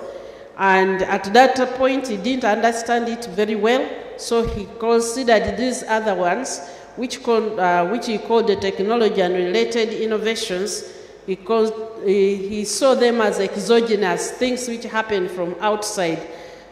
His colleagues later showed that no, this is actually an endogenous move which must be ignited within the economy. Otherwise, technological developments in other parts of the world could have easily developed other economies. But it has been proved that each economy must have this endogenous growth. And all the economies that have attained a qualitative leap, they have had to embrace science, put their science in the bed and own it, so that it begins to ignite that growth from within. And so in the very many studies and very long nights, and we came to synthesize that there is a way that science crawls through various milestones and begins to ignite economic growth in a manner that imparts a qualitative leap. And it walks this journey, which we have called the STI economic highway. It begins with a good understanding of science, scientific principles, laying foundations for everything that you will develop. Then that science leads into development of technologies, the prototypes and the translation of knowledge into machines, into products. But just developing products in universities and by innovators, and it does not change the economy. It's an important step, but doesn't change. Then those technologies must be packaged to be practical, to address the needs of society. First from within, and then moving to address needs of society elsewhere. And so you've seen that many economies, many countries, when their technology is new, they prioritize it for themselves. They will prioritize this first to address their issues, and then they will be able to utilize it. Even if you generate and you cannot mass produce, it will compromise your ability to grow your economy. And when we see economies that have attained the qualitative leap, they have been able to institutionalize manufacturing. And whether the manufacturing now is both for goods, but can also be for services, especially in the knowledge economy, but always there is what we call the atoms, that's the solid things, machines, computers, but also the softwares, the platforms, and all that in the knowledge economy. Now, once you have done that, you must sell. You must be able to build brands that will sell and will be preferred, because it must go into commerce so that we can sell at a profit. However, we've discovered that that's not enough. Even when you can sell, until your economy acknowledges, recognizes, and institutionalizes the supportive ecosystem for what you're producing in the country, you will not be able to achieve the qualitative leap. Whereas the steps to my left can go on very, very well with scientists and technical people. The more you move to the right, the more you require the wider ecosystem. The way you require ministries, MDAs outside the immediate circle of those who are working on developing the technology. And so if you can run this very well, then you will be able to ignite that qualitative leap. And it's a delicate interplay of policies across different ministries. So I'll just quickly walk us through Uganda's journey. We know that Uganda has for a long time been trying to work on science, and His Excellency, the President, NRM government, they really tried, they've tried, put up institutions, put up frameworks, presidential initiatives, university, academic training. So it is not that we have not been doing science. However, in 2020, there was a study. I'm not very sure who exactly commissioned the study, but I was privy to the report which came out during COVID in 2020. This study was done by the United Nations Conference on Trade and Development on behalf of Uganda to evaluate why isn't our science, or is our science actually on the way to leading us to achieving Vision 2040, which we know is the strategic framework of the country. This study is available online. The report, which came out in December 2020, the report is available online. But among all things, one of the major conclusions and recommendations they made is that Uganda's policymakers should seriously rethink the approaches being used to implement STI in the country, if they are to achieve the aspirations laid down in Vision 2040. And this report sparked a lot of transformative changes which have led to what we are seeing here today. So there were some challenges that were observed, and I have to tell you that many of these we have understood them. Sometimes we would move 3 steps forward, only to realize we have not understood something, so we move 2 steps forward. And these are some of the challenges that have been synthesized. We took an action research approach to understanding what UNCTAD was saying, so that we don't just pick it and begin to move, but we took an action research approach. And in that action research approach, we discovered there was a lot of fragmentation. There was fragmented framework for STI implementation. And this was not because we didn't want STI to work, but this was part of a legacy that we inherited. If you look through all the frameworks, all the MDAs that we have, all the sectors that we have, there was one sector which was never ever part of the colonial outfit, and so didn't have a foundation. That was science, technology, and innovation. What the colonialists did is they did not design a framework for comprehensive implementation of science and technology. And instead, they would bring fragments. For example, if you need a vaccine for animals, they would pick the research which has been done somewhere else, and then they will come at MAIF and set up a small unit to produce that vaccine. But our people would not understand how did this vaccine arose, and they could not duplicate it. And so when they left, so did the unit. The unit also died. So we would see fragments. If we want to improve varieties of maize to adapt here, they would bring that component and put it in that ministry. If we needed to do diagnostics, they would bring UVRI and put it there. But it did not constitute a comprehensive framework that enables a country to harness the brains, because what STI does is it helps us to transform the brain capacity of the population into material goods and services, which we can then sell. And so this focus actually created a legacy of fragmentation and rivalries sometimes. These things did not speak to each other. So we had policies like you can never produce a human vaccine in the vicinity of an animal vaccine, although they meet the same standards. So they put policies which are still holding us and binding us because of this fragmentation.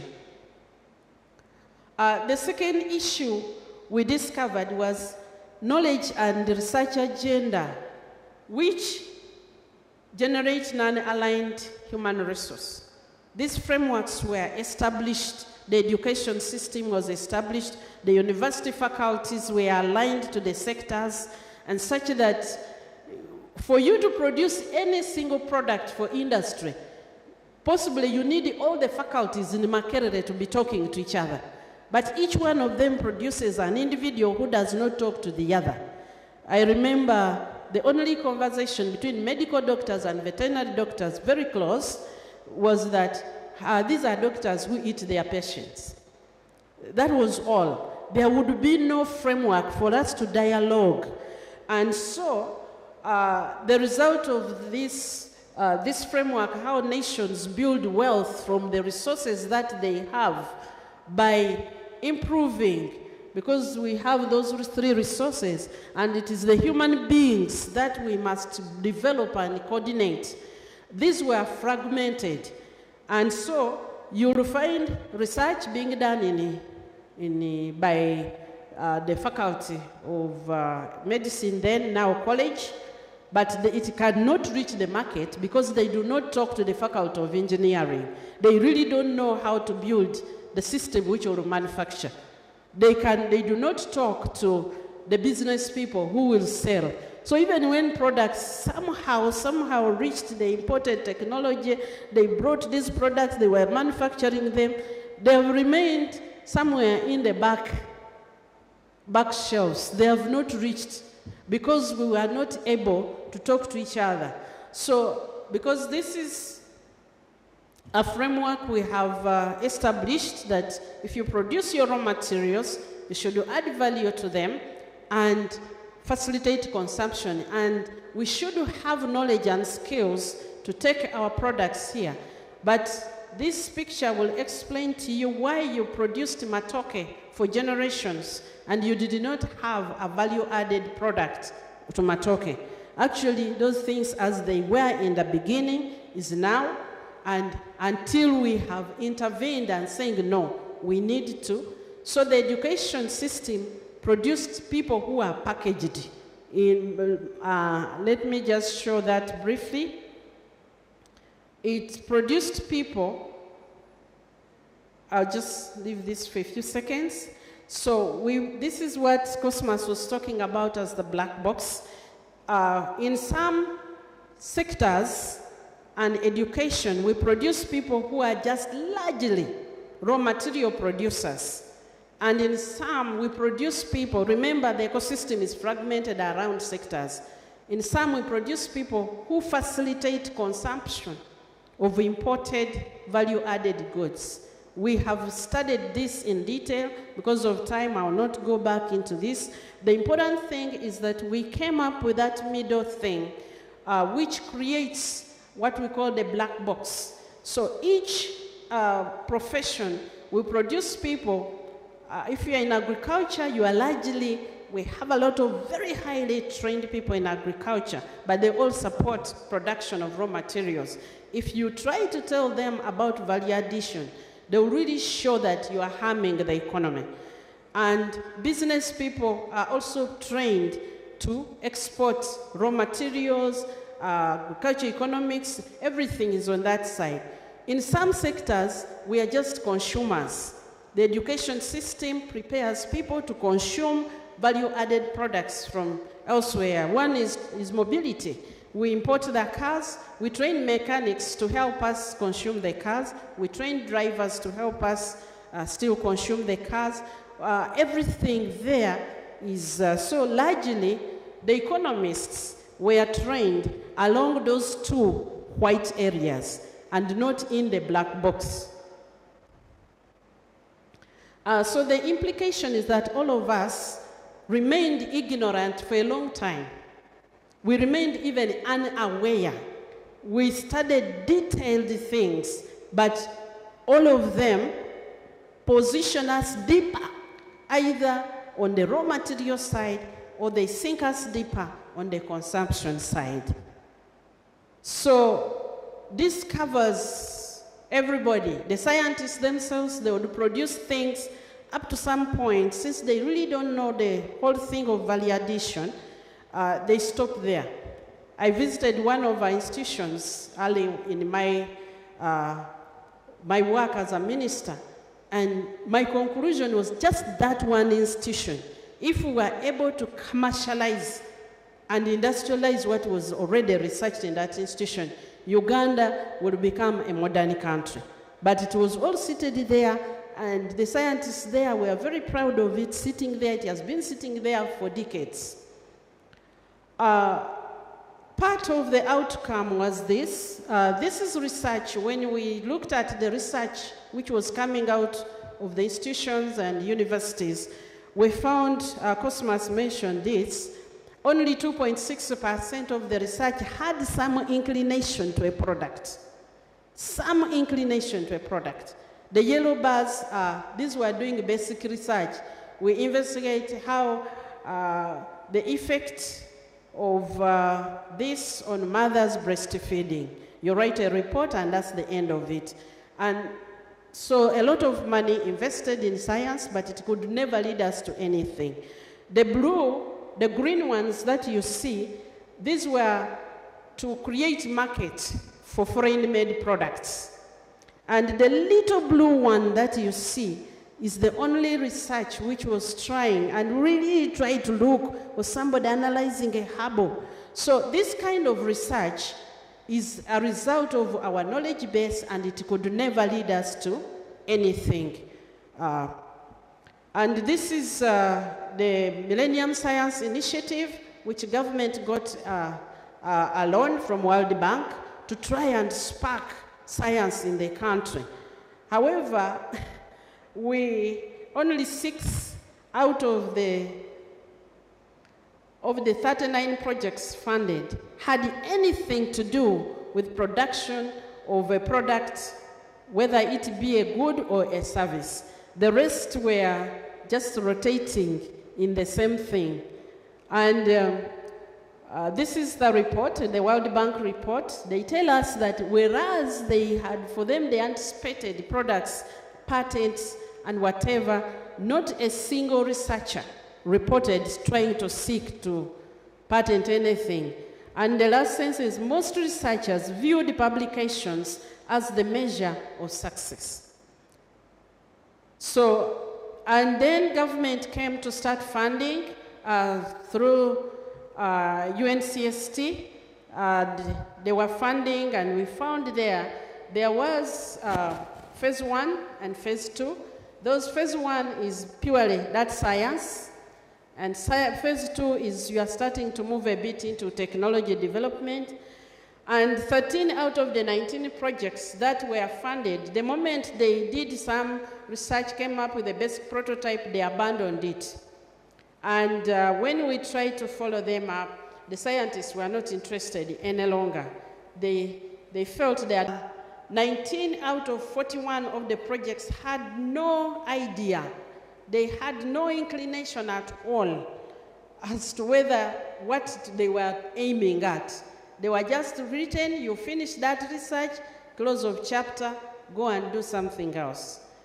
And so we discovered that that environment which produced a research agenda which was non-supportive, and of course there's a lot of research which was funded from outside, possibly it was fitting into a research agenda outside. It was, no matter how much money we poured into it, it would never lead us to the qualitative leap. So part of the interventions which have been made include the change from a science ministry to a national science, technology, and innovation system. Many of us have not internalized what the president did. The president abolished the ministry and created a coordinating office at office of the president, which would then engage with all sectors around. And then he also guided for us to focus on particular industrial value chains and mandated this unit to provide this coordinating role and refine the targets and the goals and focus on that. So we now have a vision as to make Uganda as the best, most technologically advanced and most innovative nation. The work that we started this, and it has driven what you are seeing around, and that's the source of the slogan. You identify STI very easily from the minister to everybody. We are always carrying it on our hearts. We live to make Uganda the best, the most technologically advanced nation. And we have come up with a strategy. This strategy came out through a lot of research, but also a lot of dialogue with His Excellency. It has 2 prongs. We build a new economy. Cosmas explained that. I will not go into detail, and add value to the traditional economy. And we focus on building these pillars. And these pillars touch at each of those milestones in the STI economy journey. You'll find that at science, we need infrastructure, we need human capital, we need investment, we need the right policies, we need a good ecosystem. So is technology, so is innovation as we move through. But we also established principles that which rated from countries that have succeeded and we are missing from what we were doing. And these 5 principles include scientific process as the method of identifying where priorities are, of focusing. We do a lot of deep thinking and deep analysis, and that environment requires that you have a very flat structure. You have a very flat structure. My team can challenge my ideas. Juniors can bring their ideas. So we do a lot of the scientific process. Secondly, ecosystem thinking. We are never siloed in. There is almost nothing we do except working on preparations at STI where we do not involve and engage. Because STI will not take this country anywhere without the engagement of everybody. The value chain approach, I invite you, as you're here, to visit our productivity acceleration exhibition. You will understand more what we mean by value chain approach. Whereas for a long time, we looked at cotton as cotton, pick the fiber from the cotton ball, take it for ginning, spin it, make a cloth. You can now find that we have 70 to 80 value chains from cotton. And so scientifically, we can now analyze and see which is the most profitable for us to follow. Then the STI journey is how we work projects. How we work projects, we categorize them, and that dictates on the support that we are able to give, including the model funding and technical support. And then brutal integrity. We struggle and fight for integrity. We viciously fight to be left to have integrity, that we ward off any invasion of our ecosystem.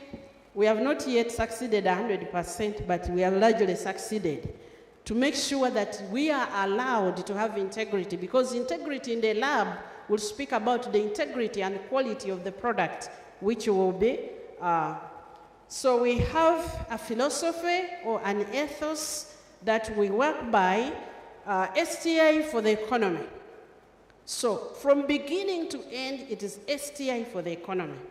Making Uganda best speaks of leadership. We position ourselves as leaders in the region, as leaders everywhere we go, as individuals, but it speaks of quality, because to be a leader, you must do something extraordinary. Specialized governance and administration. I've not yet been well understood on this, but I'm discussing and negotiating, because we discovered that our typical traditional public service system will not deliver STI. The human capital development and use, specialized science institutions, STI economy highway, the loop and the leap speak. We have been talking about this here, and we've talked about it in the book, so I will not explain. And then decentralization of STI, such that it's not a preserve of a few elite, but STI can touch the community. And so in the new economy, we are basically pursuing 5 industrial value chains where they are really wide, but still in there we prioritize. Mobility, pathogen, aeronautics and space, infrastructure innovations is engineering. 60 to 70% of the value of anything that you buy is engineering. So if you're a nation that wants to have a qualitative leap, you must develop engineering. And then Industry 4.0, which is the frontier of the new knowledge economy. And in here we are prioritizing. The approach is for each of those we develop a pathfinder project. For example, mobility, we have Chira Motors. It helps us to learn. It kind of plows the road so that much as we will come back, it helps us to learn along the way. We prioritize development of key infrastructure. Then we prioritize research gaps. As we do the value chain analysis and the scientific process, we identify critical gaps which will not allow us to make Shira Motors go to the market. So we research those areas. And then human capital development. People who understand industrial STI. Traditional economy, we also have a strategy because a lot of our agriculture, which is the biggest component in traditional economy, is in subsistence. And how do you industrialize subsistence? Part of the reason why we have a lot of infrastructure, value addition infrastructure lying around the country, alongside need for value addition, is because we had not understood the impact of this, of subsistence. So we are dealing with that, and we have designed strategies to help us. Then we have a very intentional focus. So you'll find that everything we do is falling in particular focus areas. We focus on the priority industrial value chains. Sorry, there's a typo there, I repeated. Aligned to the national development. Right now, we are fanatical about NDP4. Literally fanatical about it. Everything we do, we want to come to NDP4, and everything we have promised has been achieved and was traceable. And we should really pass the targets. And then focus a lot on knowledge and building the highway. So here we are focusing a lot on making sure across the different needs, we have our pillars, the infrastructure is developed, human capital is developed, investment, and across this, we need policies which are conducive. This is what we call the human capital pyramid for human capital. It has people who are practicing the science, people who are practicing, but we have a whole hierarchy, have his dream. So we try to do a modeling that you have to follow the green bricks if you're going to get there. And that is what has been guiding us. How do we follow the green? This is not to be done by STI alone, but all the players in the economy, we must follow that green. And so in all these priorities, we have made progress. We have pilot infrastructure for most of them. A great appreciation to the Minister of Finance for supporting even when we didn't have a lot of evidence to show you that we are going to give you the results. But pilot infrastructure for pilot productions along. And then we have built some core human capital. We still have a great need of human capital, but we need to consolidate, aligning to the national development plans. This is the pilot infrastructure that we have along the different industrial value chains. For mobility, we have the Chira vehicle plant. We focus around there and support the ecosystem. For pathogen economy, we are working currently under construction of the pathogen economy park. And we want to appreciate the different MDAs who availed your facilities to link the beginning of pathogen economy especially during COVID. We went to Ministry of Health, UVRI, we put that infrastructure to use. We went to Ministry of Internal Affairs and put there DIGAL, the Department of Government Analytics, to work. We went to all the different, to narrow, and we were able to construct a value chain of facilities which would give us the initial things that you will see. But the Biosciences Park is our pilot plant.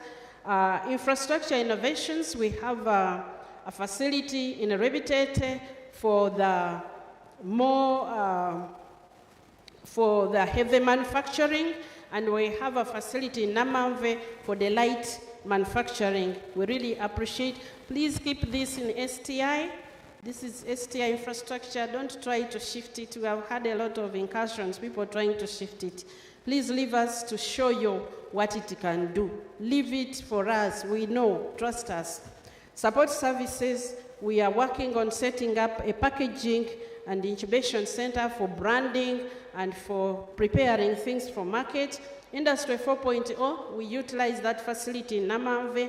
And productivity acceleration, We are putting up industrial agro-science industrial parks in collaboration. The pilot one is with the Busitema. We hope to have forces. Agriculture is everywhere. And space, we are using Impoma. We have a few struggles, but I hope ICT and finance, you're here, you clear us. But that is the pilot facility. We hope that as we go, we will move. Now, I would like to request if the short videos are ready, we would just want to show you just a little bit of the progress that we have made on very, very short videos. And I will close my presentation to just give you a 360 of what we have been working on these past 4 years.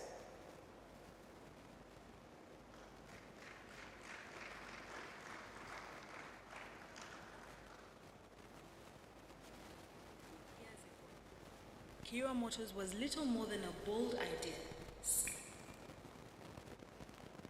We have sound, audio, not video. Okay.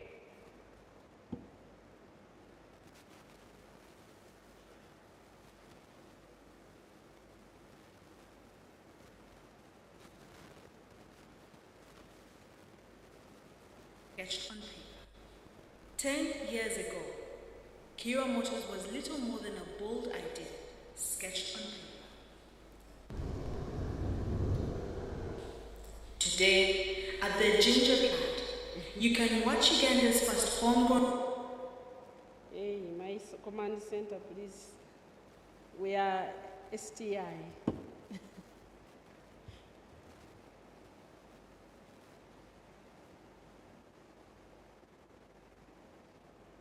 Okay, as they set themselves up, okay. They'll finally come.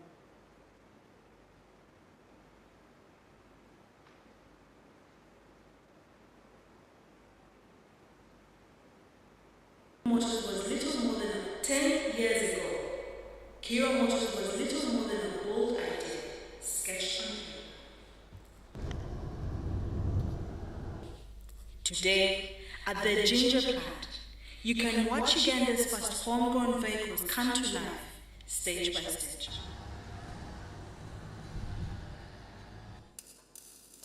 What started as a visionary concept a decade ago has now become a vital part of Uganda's push towards industrial self-sufficiency and environmental sustainability. So what this machine basically does? The head of design and engineering at Kira Motors, Joel Kutesa Mulwana, leads us to tour the plant. It is alive with the hum of machinery, the precision of workers shaping steel into functional vehicles.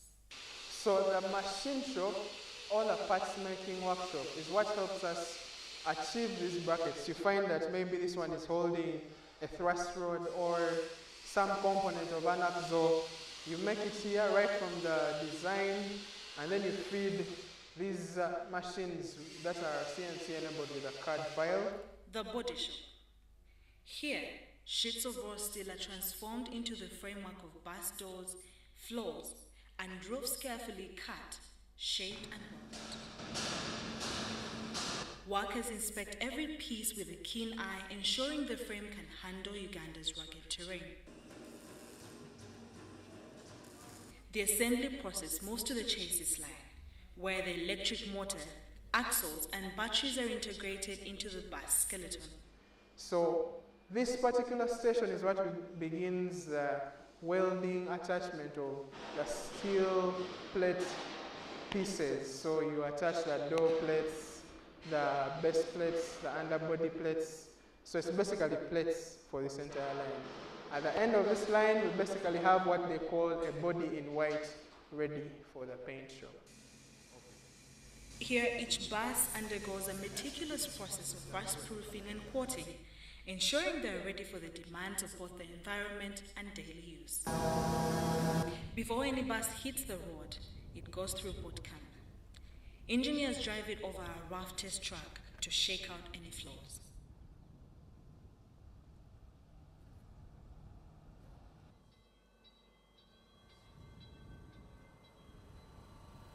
From here, we head to the water intrusion test booth.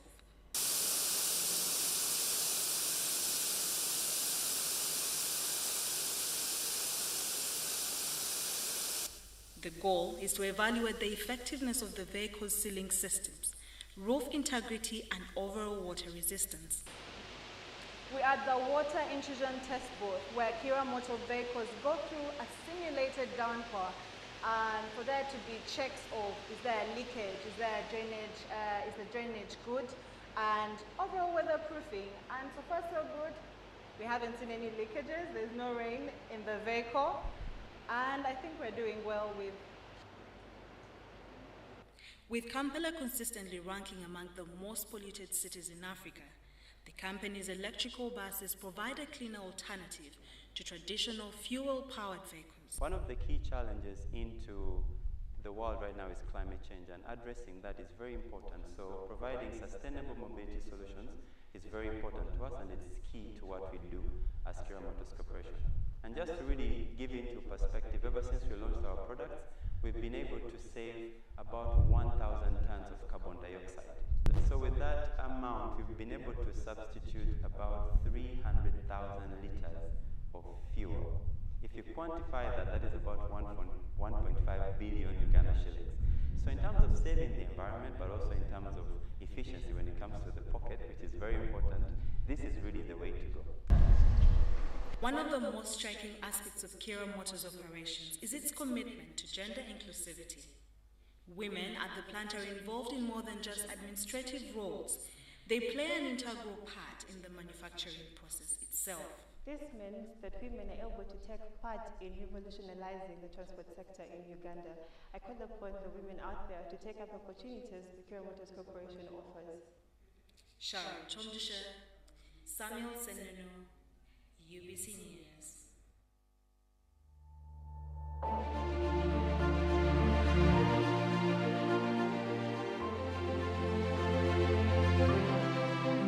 This is our Deep Tech Center.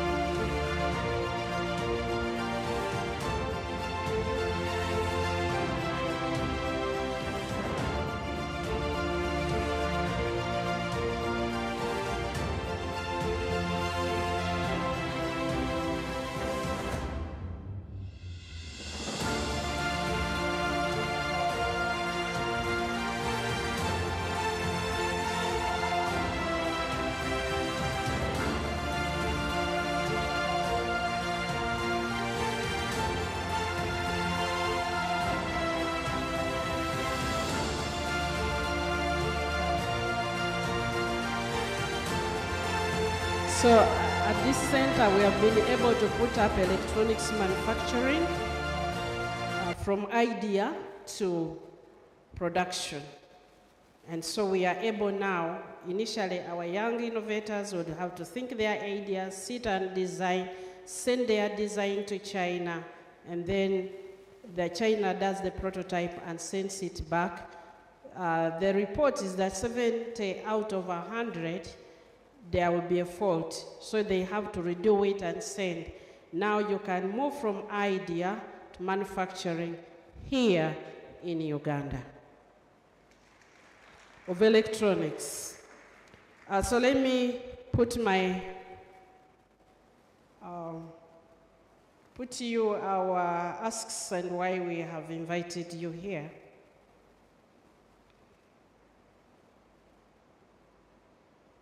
So, ladies and gentlemen, as STA, we have done the science, and we will continue doing the science, but we now know how to do it.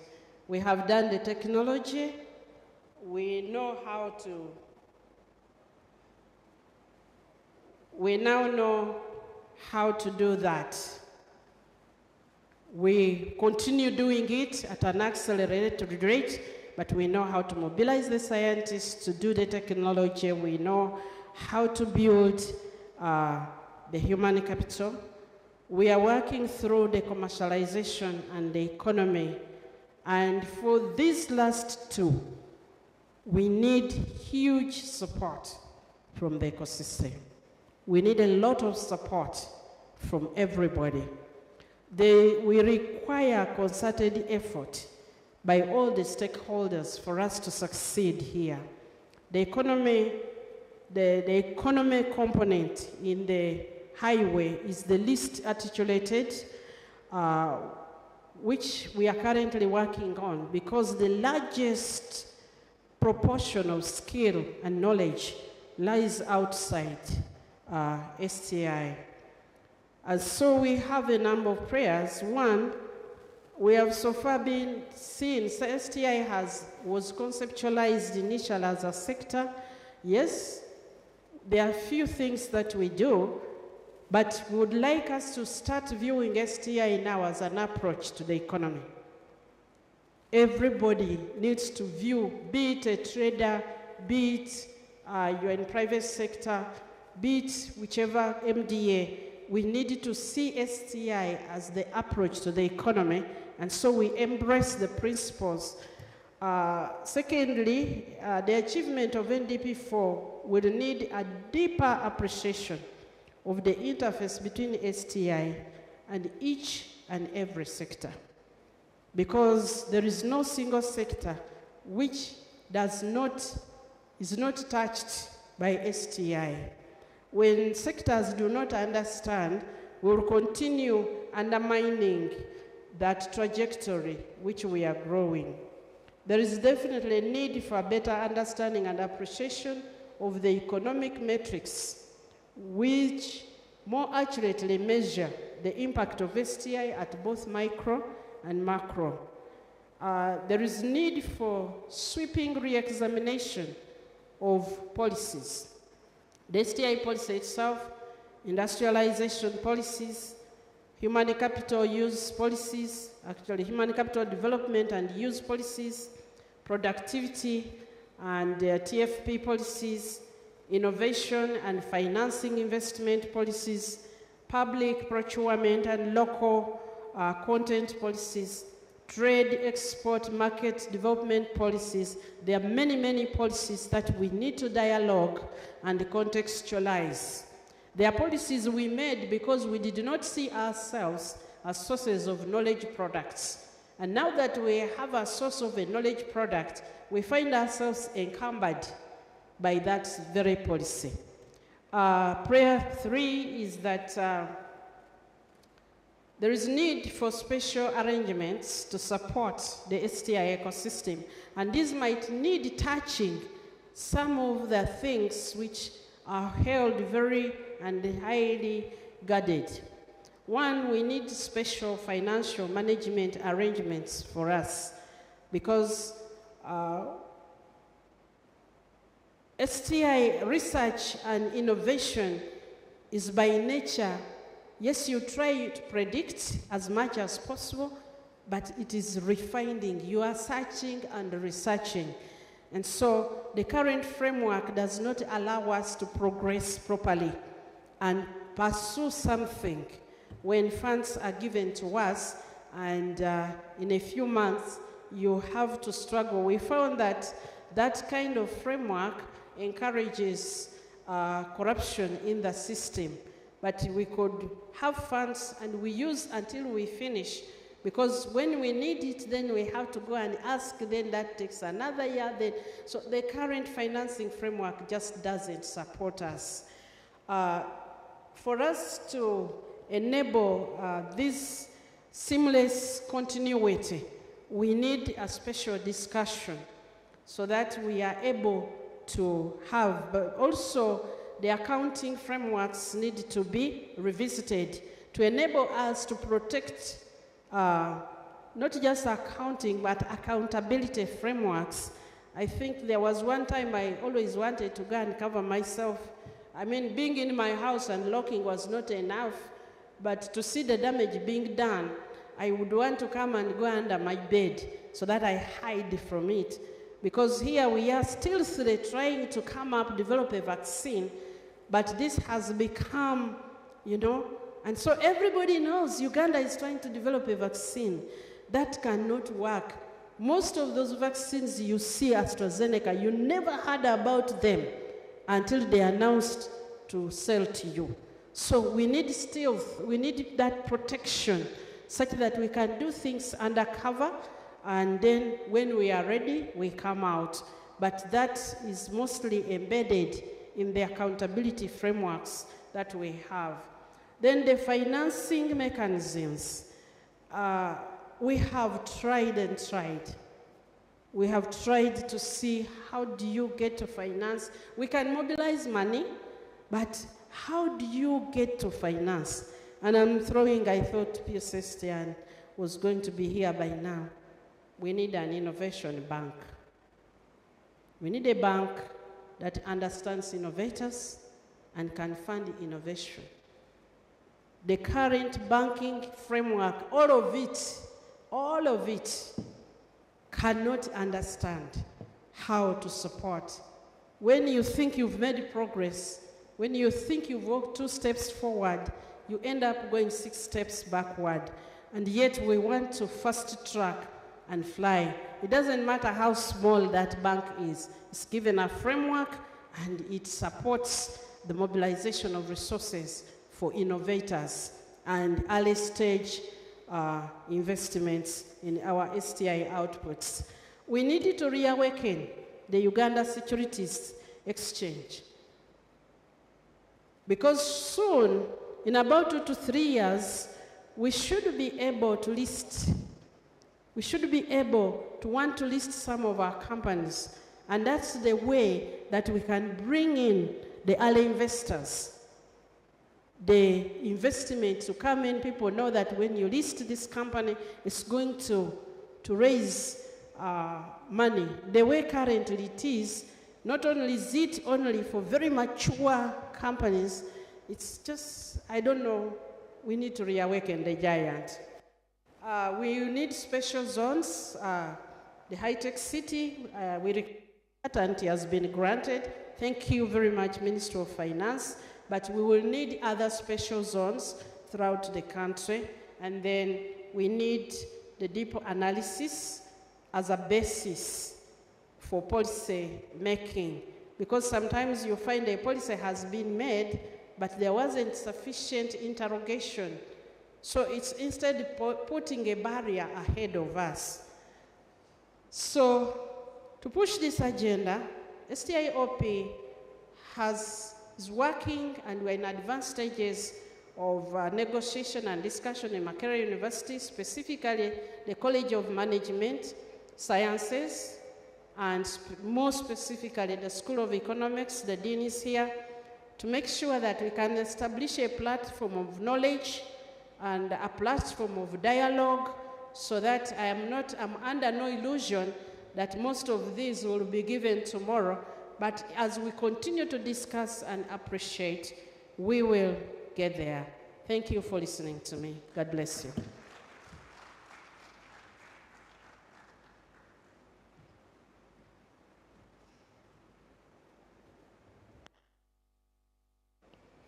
Another round of applause for the Honorable Minister.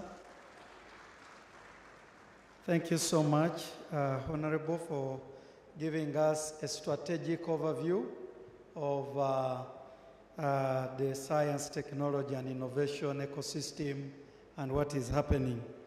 Now, I wish to invite Professor Elia Isali to provide an economic perspective of what you have shared with us. But as he comes, let me request, at our convenience, each of us can slowly walk out towards the entrance. On your right, you'll see Inspire Africa. Inspire Africa have made us coffee and some bites so that you can pick a cup of coffee and a bite and then come back slowly so that we can concurrently manage also our energy levels. Professor Isali, most welcome.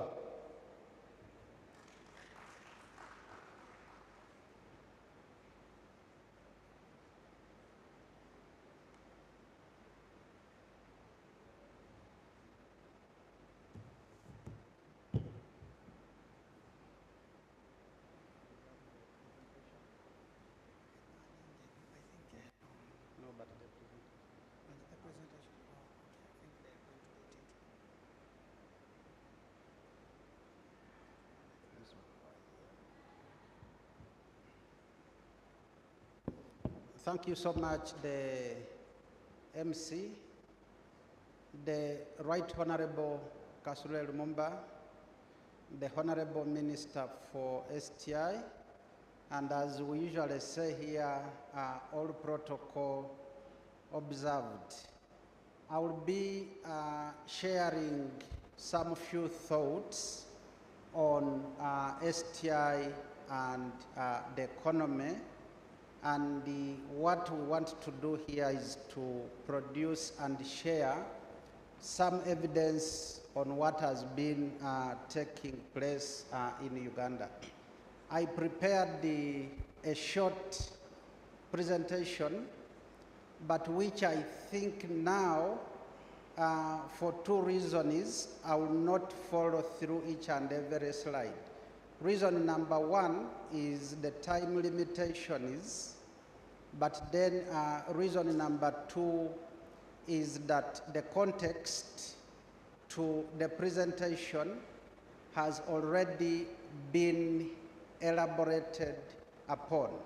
So for those two reasons, I will try to make a summary. Now, before I turn to the few highlights from the presentation, let me make sure that I am clear on what we want to do. And I want to summarize the presentation, the main aspects, even before we get into the details of the presentation. So there are just a few points, possibly about 3 or 4, that I want to make as part of this presentation. Point number one is that STI products, science, technology, and innovation products, are not usually an end in themselves, and the minister has elaborated this, but rather they are important to the extent that they solve other problems. So if you do a vaccine, it's not an end in itself. It is solving a health challenge. The mobility, Chira EV, it's important not as an end, but because it is going to help solve a problem. So we can look at these STI products from that perspective. Now, the moment then, which is the second point, the moment you come up with these technologies and STI products, because they are mainly not an end in themselves, but feed into other things and problems, then two important outcomes emerge from these products.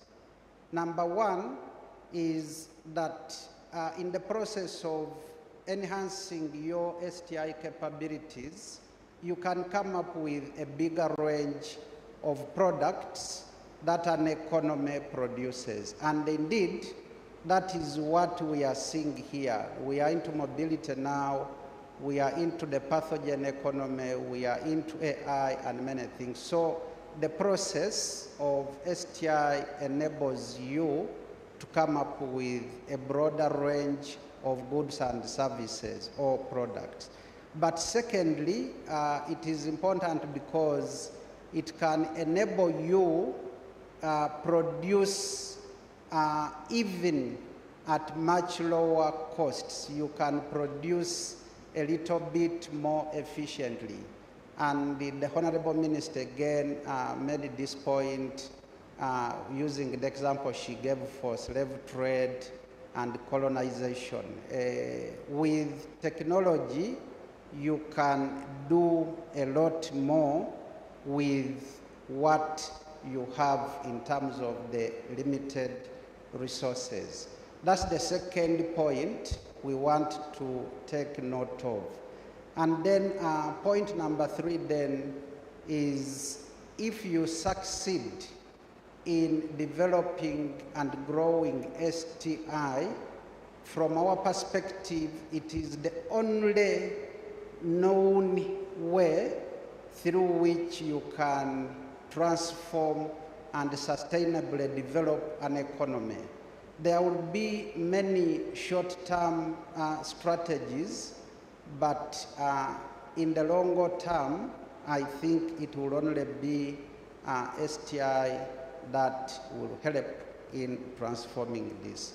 So now our entry point with that short background for purposes of this meeting then is how then do we measure the contribution of STI to an economy, and what evidence can we have for the case of Uganda?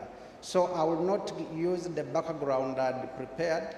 I wanted to summarize it this way, and if you will allow me, I will move directly to the evidence that is available both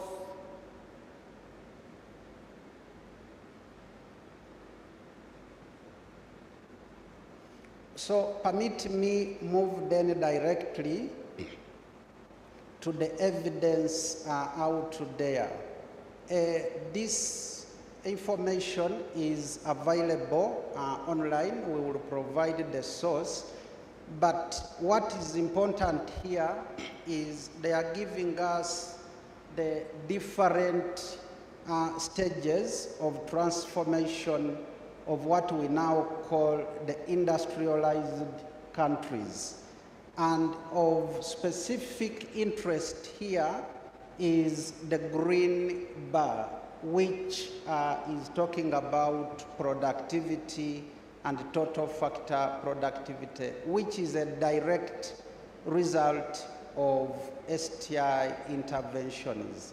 And what we will see from that graph is that all the countries today that we call industrialized, that have transformed, have largely transformed or sustained the transformation on the basis of productivity enhancements, which is the direct result of technology.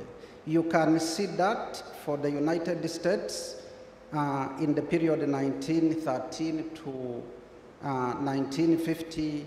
You can see that for the Euro area 1950 to 1975, all the transformation is there, are being driven by productivity enhancements.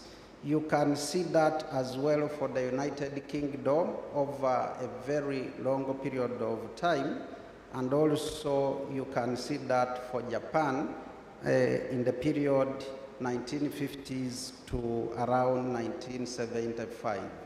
The evidence is not in dispute. It is total factor productivity, which is the direct result of STI, which accounts for the bulk of the transformation that we have seen in what we call the industrialized countries today. Now, what evidence then do we have for the case of Uganda? And I want to spend a few minutes trying to explain this. So, in order for us to contextualize this properly, what we have done here is we have picked the GDP growth numbers from the official national accounts produced by the Bureau of Statistics over a period of time, starting around 1990-91 through to about 2020. So this is not hypothetical. We are using actual GDP growth numbers. Now, whenever the Bureau of Statistics releases the GDP numbers, if you look closely at the reports, they will be telling us what was contributed by agriculture, what was contributed by manufacturing, and the industry and what was contributed by the services. That is okay, and it is one way of disaggregating the GDP figures. But there is another way we can decompose and disaggregate the GDP figures. So the other option then would be to look at the GDP figure and say that if the growth rate for this year is 6%, how much of it has been contributed by using more labor, how much of it is coming from using capital, regardless of the sector, whether in agriculture, industry, or services. How much of it is coming in from productivity gains, which is the result of science, technology, and innovation. So that is the simple exercise that we undertook as part of this work. We look at the GDP figure and try to disaggregate it and try to understand where it is coming from, where have these GDP numbers been coming from. So if we look at our story for Uganda, the blue line is the contribution then of capital. How much growth have we been picking simply by utilizing additional capital or by putting in place additional capital? Infrastructure, buildings, and all that constitutes capital. And what we see from the blue line is that much of the growth that we've been having over the last 30 plus years is the direct result or can be associated more with capital accumulation. It is structures, of course, we have roads, we have all these buildings, so it is more to do with capital. And on average, that is about 88.3% of all the growth that we have had is a result of capital accumulation. That is one important thing to note of. The other one is labor. I think that is orange. Is it red or orange? And that is how much of our growth is coming in by using additional labor, employing more workers and getting more and more people to work, regardless of where they are, whether in agriculture, services, or industry. Just getting on board many more people to work has been accounting for an average of around 23.3%.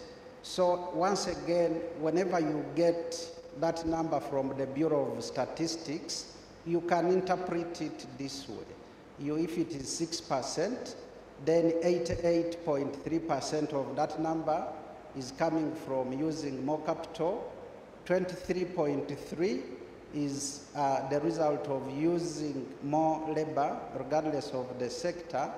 Now, the interesting thing, I don't know whether to call it interesting, the productivity gains, the efficiency gains have not been making any meaningful contribution.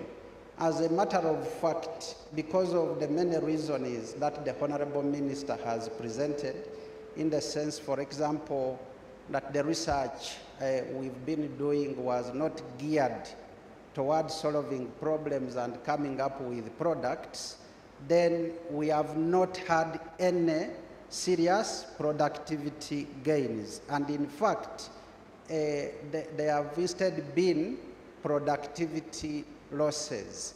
How do we make that conclusion? When you add the 88.3, which is contributed by capital, and the 23.3, which is contributed by labor, you will definitely get a number which is higher than 100%. If you can add those, you will get something like 112%. So in order to balance back to 100, that is the efficiency losses. So instead of productivity gains, like what we had seen in the case of the other countries, for us, we are suffering efficiency losses. Science, technology, and innovation has not been harnessed to transform the economy, and it's not one of those factors that has been contributing to its growth. In fact, it is a factor that has been restraining the growth of the economy. The growth numbers would be much higher than what we have been seeing if the science and technology gaps were not weighing down on our productivity. So that is one way we are seeing the crucial role of science and technology and the gaps that we currently have. The other, so we have already gone through that, but there is also a related way we can look at it, which is at the aggregate level of the economy.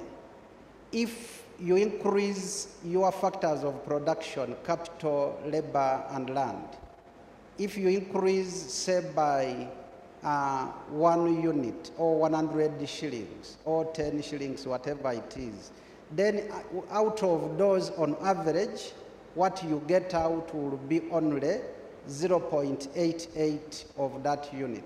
So if you put in 100 shillings as investment in terms of labor and capital and land, then the value you are going to get out of it will be 88 shillings. Put in 100, get 88. It speaks again to the gaps in technology. And that's another way we would look at it. And if you have such a situation, then the economy can grow. You can only sustain growth by doing more and more and more investment, physical investments, which at some stage may not be sustainable. The other small related measure we have used is now to look at the productivity growth, which is manifested in the science and technology. And our evidence in the case of Uganda shows that productivity growth has been very slow, only growing at an average of 0.1% per year over the last many years. And so, Honorable Minister and the audience, that is the picture that we have. And just to again re-emphasize that these are not hypothetical. In other words, if you pick any year, say 1991, and pick the blue line and all the lines and multiply it by the growth number reported by the Bureau, you will be able to replicate it. So these are actual, it's based on actual data, and it gives us the actual situation. So that is where we are in as far as the macro picture of STI is concerned. Now, maybe in 3 minutes, let me just also share some thoughts on why these technological capabilities have been low. I want to just add on what the Honorable Minister shared, and there are about 5 things from our perspective. One is what was already discussed, which was the colonial era disruptions. And the idea here is that by the time we were colonized, there were already some science, technology, innovation products. There was Baka cloth, which was made here we were making hoes, bows, and arrows. This process was disrupted, and the idea is that possibly these would have evolved into very sophisticated products. This was disrupted and replaced by things from elsewhere, and we forgot everything that we were supposed to be doing. So we had those historical gaps. The other one is what we have called the eclipse problem. Now, the idea here is that we have many solutions to our problems. If you need a television set, you need a microphone, all these things, we need them. They are requirements for us, they are needs. But someone else has provided a solution to our problems. And once you have these solutions readily available, you can easily forget that you have a problem because they are readily available, and all you will need is some little money and you will have everything you want. So the access to quick and easy solution is dampens our full appreciation of the problems that we otherwise have. And Honorable, we appreciate that we are going to be having all these platforms. But beyond the platforms, I think these are things we have even to integrate in the education system and even adult functional literacy, so that each and everyone in this country starts to appreciate the extent of the problem that we actually have, because it is an existential threat. If we don't do these things, as the HE has been saying, it is a fact that we will be wiped out sooner than later. We need to begin seeing that. So we have the eclipse problem, but we also have market failures. The journeys in Japan, in China, and so on, is that markets have worked to do the leapfrogging. In our case, it does not at all seem to be happening, and that should be an issue of concern. One channel through which these markets have been working is through the foreign direct investment, which would give us an opportunity to learn. But we don't seem to see a lot in our foreign direct investment leapfrogging and spilling over to STI development, the way it has taken place elsewhere. So that is another issue. Honorable, you had already mentioned the gaps that were there hitherto in the ecosystem, but also the purchasing power is something we should be able to discuss as we go into our innovation journey, because the share of national income that is paid out to labor has unfortunately been declining from about 50% just a few years ago in 1999 to around 23% in 2019. It could even be much lower as we talk now. So how do we attract, how do we convert these? What shall we do in form of our market strategy? And then lastly is the hostile environment. The environment, the hostile environment is not new. The intellectual property protection and the tariffs and all these are not new. All these are going to have serious implications on what we can do. So, honorable ministers and members, I think the one point that we need to make out of all this lengthy presentation is that STI development is indispensable for our survival and for our socio-economic transformation. The status quo now is that we are starting off at a very, very weak base. And so that is now where we come in to appreciate. Yes, there are many short-term options to grow the economy. We can have a good refinery, we can have many of these things, but in addition to these, at the end of the day, our answers to sustain growth and transformation of our economies will only come from science, technology, and innovation. Thank you so much.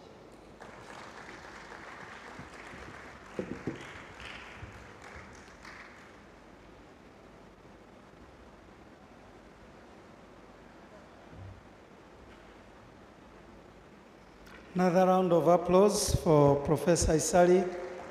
Thank you so much, Prof, for giving us an economic perspective of STI and the economy.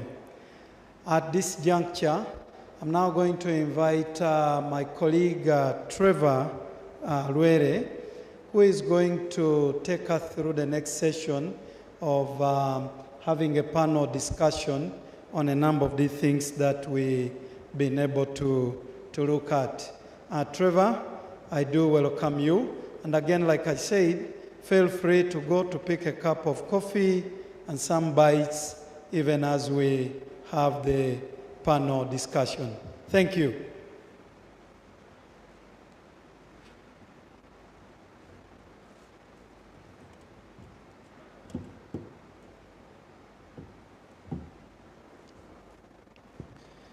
Thank you, Dr. Chisale, for steering us thus far in the day.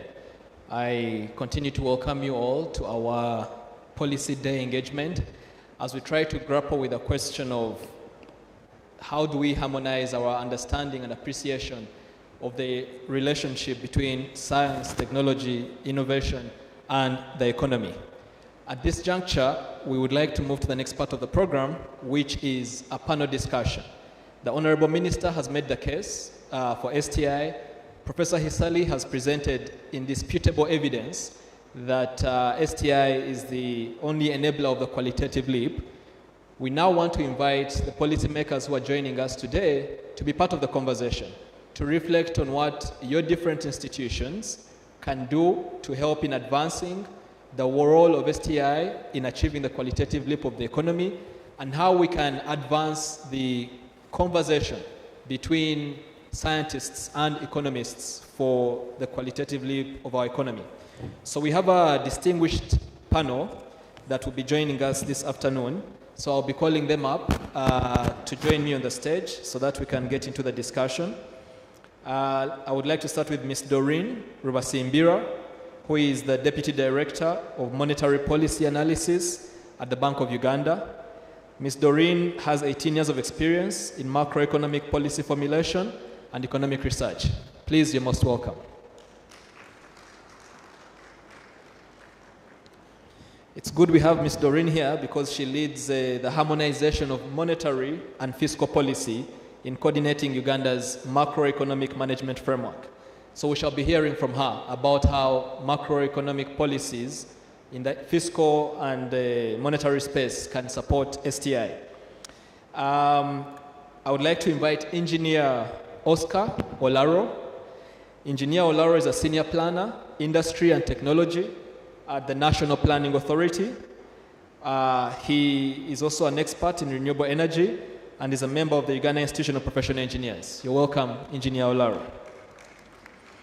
Allow me to invite as well Dr. Ibrahim Okumu, who is the Dean, School of Economics at Makerere University. Dr. Okumu is an associate professor at Makerere. He's also an associate researcher at the Economic Policy Research Center, as well as the Center for Dynamic Macroeconomic Analysis at the University of St. Andrews. Professor Okumu, you're most welcome. Let me also invite our own Dr. Cosmas Muichirize, who is the Superintendent of Industrial Value Chains Development at STIOP. You're most welcome, Dr. Cosmas. And finally, allow me to invite Engineer Richard Madanda, who is the Director of Product Development at Chira Motors. You're most welcome, Engineer Madanda.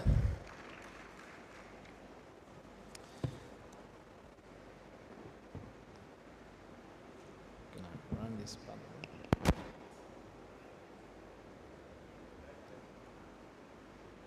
Okay, so the house is full, and like I mentioned, we've had the case made for STI, we've had the indisputable evidence presented for the role of STI in the economy. We now want to give a chance to the policymakers in the room to reflect on the preceding presentations, and in particular, what their entry points are. We now have the ATMs that are supposed to lead us the qualitative leap of the economy, and science, technology, and innovation is the backbone of that strategy. So we'd like to invite our policymakers to reflect on how their different institutions can support STI, but also how we can carry this conversation forward after today. So I will join the panel, and then we can get into the questions.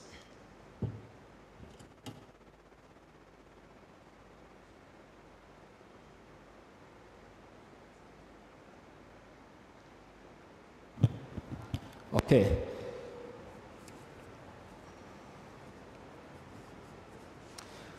So, Ms. Doreen from Bank of Uganda, if you permit me to start with you, one of the 3 prayers that the Honorable Minister presented was that we need new financing mechanisms to support STI in the country. She even went ahead to propose the establishment of an innovation bank. So my first question to you is, what do you think is the role of monetary policy and the policy tools that Bank of Uganda has in general in supporting STI and its contribution to the attainment of the qualitative leap of our economy? Thank you.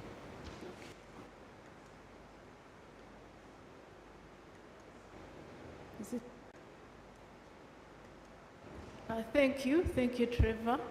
Allow me to ride on the protocol that has been observed. Distinguished ladies and gentlemen, good afternoon. And thank you for the question. Indeed, I noted that the Minister highlighted the issue of financing. It is crucial given the nature of the STI projects, the fact that they take a long time, and yet some of the financing that we have in the market is really looking at the short end of the market. So that is really crucial. And as Bank of Uganda, one of the key roles that we do play is to ensure that, first of all, the environment is stable and sound, the economic and macroeconomic environment, so that the environment in which the innovators can thrive in is stable. We ensure that there is low inflation, the exchange rate is stable, so that when even these innovators want to import products, say, at least the exchange rate will be stable. They'll be able to predict that I can bring in my goods at this cost, and also the cost of the goods will be lower, because some of the goods that are used in the production process, in the innovation process, are actually coming from abroad. Then the issue also of maintaining low inflation, such that when these innovations are out there, they are not so, expensive. They can easily compete with those ones that are coming from abroad because of having that low inflationary environment where the raw materials have been purchased at a low cost. But also something related to financing is that as the Bank of Uganda, we also encourage, we are trying to devise means of helping people achieve financing. And one of the successful ones, together with the Ministry of Finance, is the Agricultural Credit Facility, where, because agriculture, where farmers or people in the agro industry were not able to access financing, they were not easily accessing financing, we have been able to come in and assist them, provide some guarantees. We've been able to provide businesses who have suffered shocks. So in that regard, this is a subject that's open for further dialogue together with the Ministry of Finance. that we can explore and see how to assist in that regard. Thank you. Okay, thank you. You can Thank you, Ms. Doreen. You can be sure that you on that commitment of opening the dialogue for us to be able to indicate how better BOU can support. Thank you for your submission. If I could move to you, Engineer Olaro from the National Planning Authority. So previous NDAs have had, previous NDPs, the National Development Plans, have been thin on integrating the role of STI in the economy.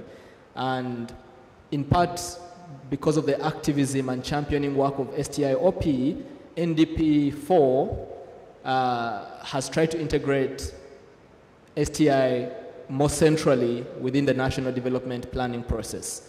Now you lead the planning for industry and technology at NPA, and my question to you is, while you were drafting the National Development Plan 4 and the integration of STI in that plan, what are some of the lessons you learned that other MDAs can draw on to better integrate STI into their departmental work plans, ministerial work plans, budget frameworks? How better can STI be integrated into national development plans?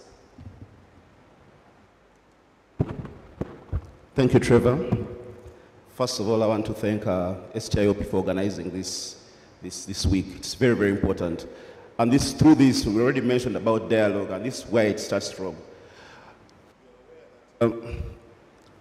I'm also glad that stakeholders are happy that the plan mentions STI. For us, when we were developing this plan, we were aware that to achieve the qualitative leap, we must use STI. And with that, STI is taken as an enabler, actually the engine for our growth. So what lessons we should learn for all MDAs, number one is they need to integrate STI in their planning. Most times, within every unit in the different MDAs, you find there is an economist from Ministry of Finance, in all units, even the local governments. Ministry of ICT has a digital person, but we should be able to get someone who is pushing for the STI, so that can measure and identify the key deliverables and interventions that need to be taken care of. Since STI cuts across and is an enabler to everything, we believe and we are confident that each MDA should be able to have that focal point.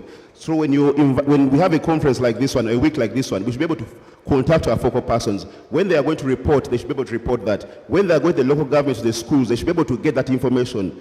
We don't need to have someone from the central government going down to follow up, someone from STI-OP, since already thin on the ground to capture all these things.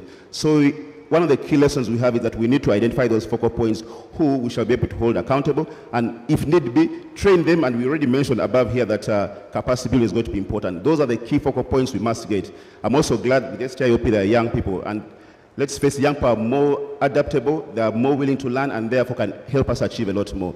So one of the key lessons we have learned here is that, number one, we must work as a team and must incorporate this in our daily planning. More importantly, we must have focal points at the different MDAs who can push STI. Thank you. Okay, thank you. The point you make about having focal points for STI in the different MDAs, and I can see the Honorable Minister applauding, is important and part of the broader human capital development that STI is pushing. But I want to take you up on a point you made, which is that in order to effectively integrate STI into national development plans, but also sectoral, ministerial, departmental frameworks, economists and planners in these departments need to be able to have measurable outcomes against which they can benchmark the contribution of STI. One of the challenges we are facing is that most of our economists are not actually well versed with how to measure the contribution of STI.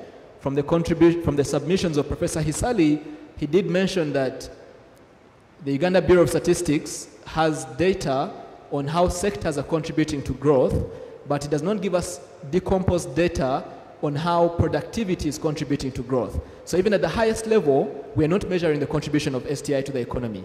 So now that NPA has done it, what are some of the tools, the techniques, the variables which we can use to capture the contribution of STI to the economy for the benefit of other planners who are with us today? What are some of those variables, maybe 2 or 3, that we can use to track the contribution of STI to the economy? Thank you very much. First of all, I want to thank Professor for his wonderful presentation.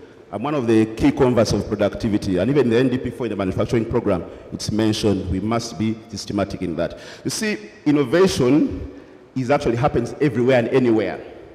Even the time I took to walk from here, from my position to here, someone can be innovative and can actually achieve that a lot more. There are small things, they don't have to be so high level.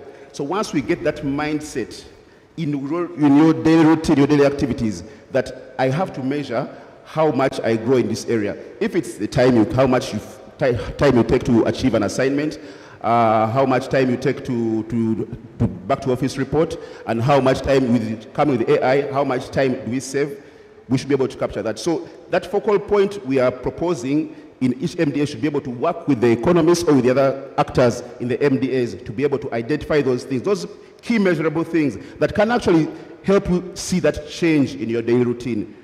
That is what we think we should do. And it is not just a work, but once you work with the key actors in the MDAs, you can be able to achieve that. Maybe to just add something small, when I was coming here, I was reading about how we can actually grow the discussion between the economists and the scientists.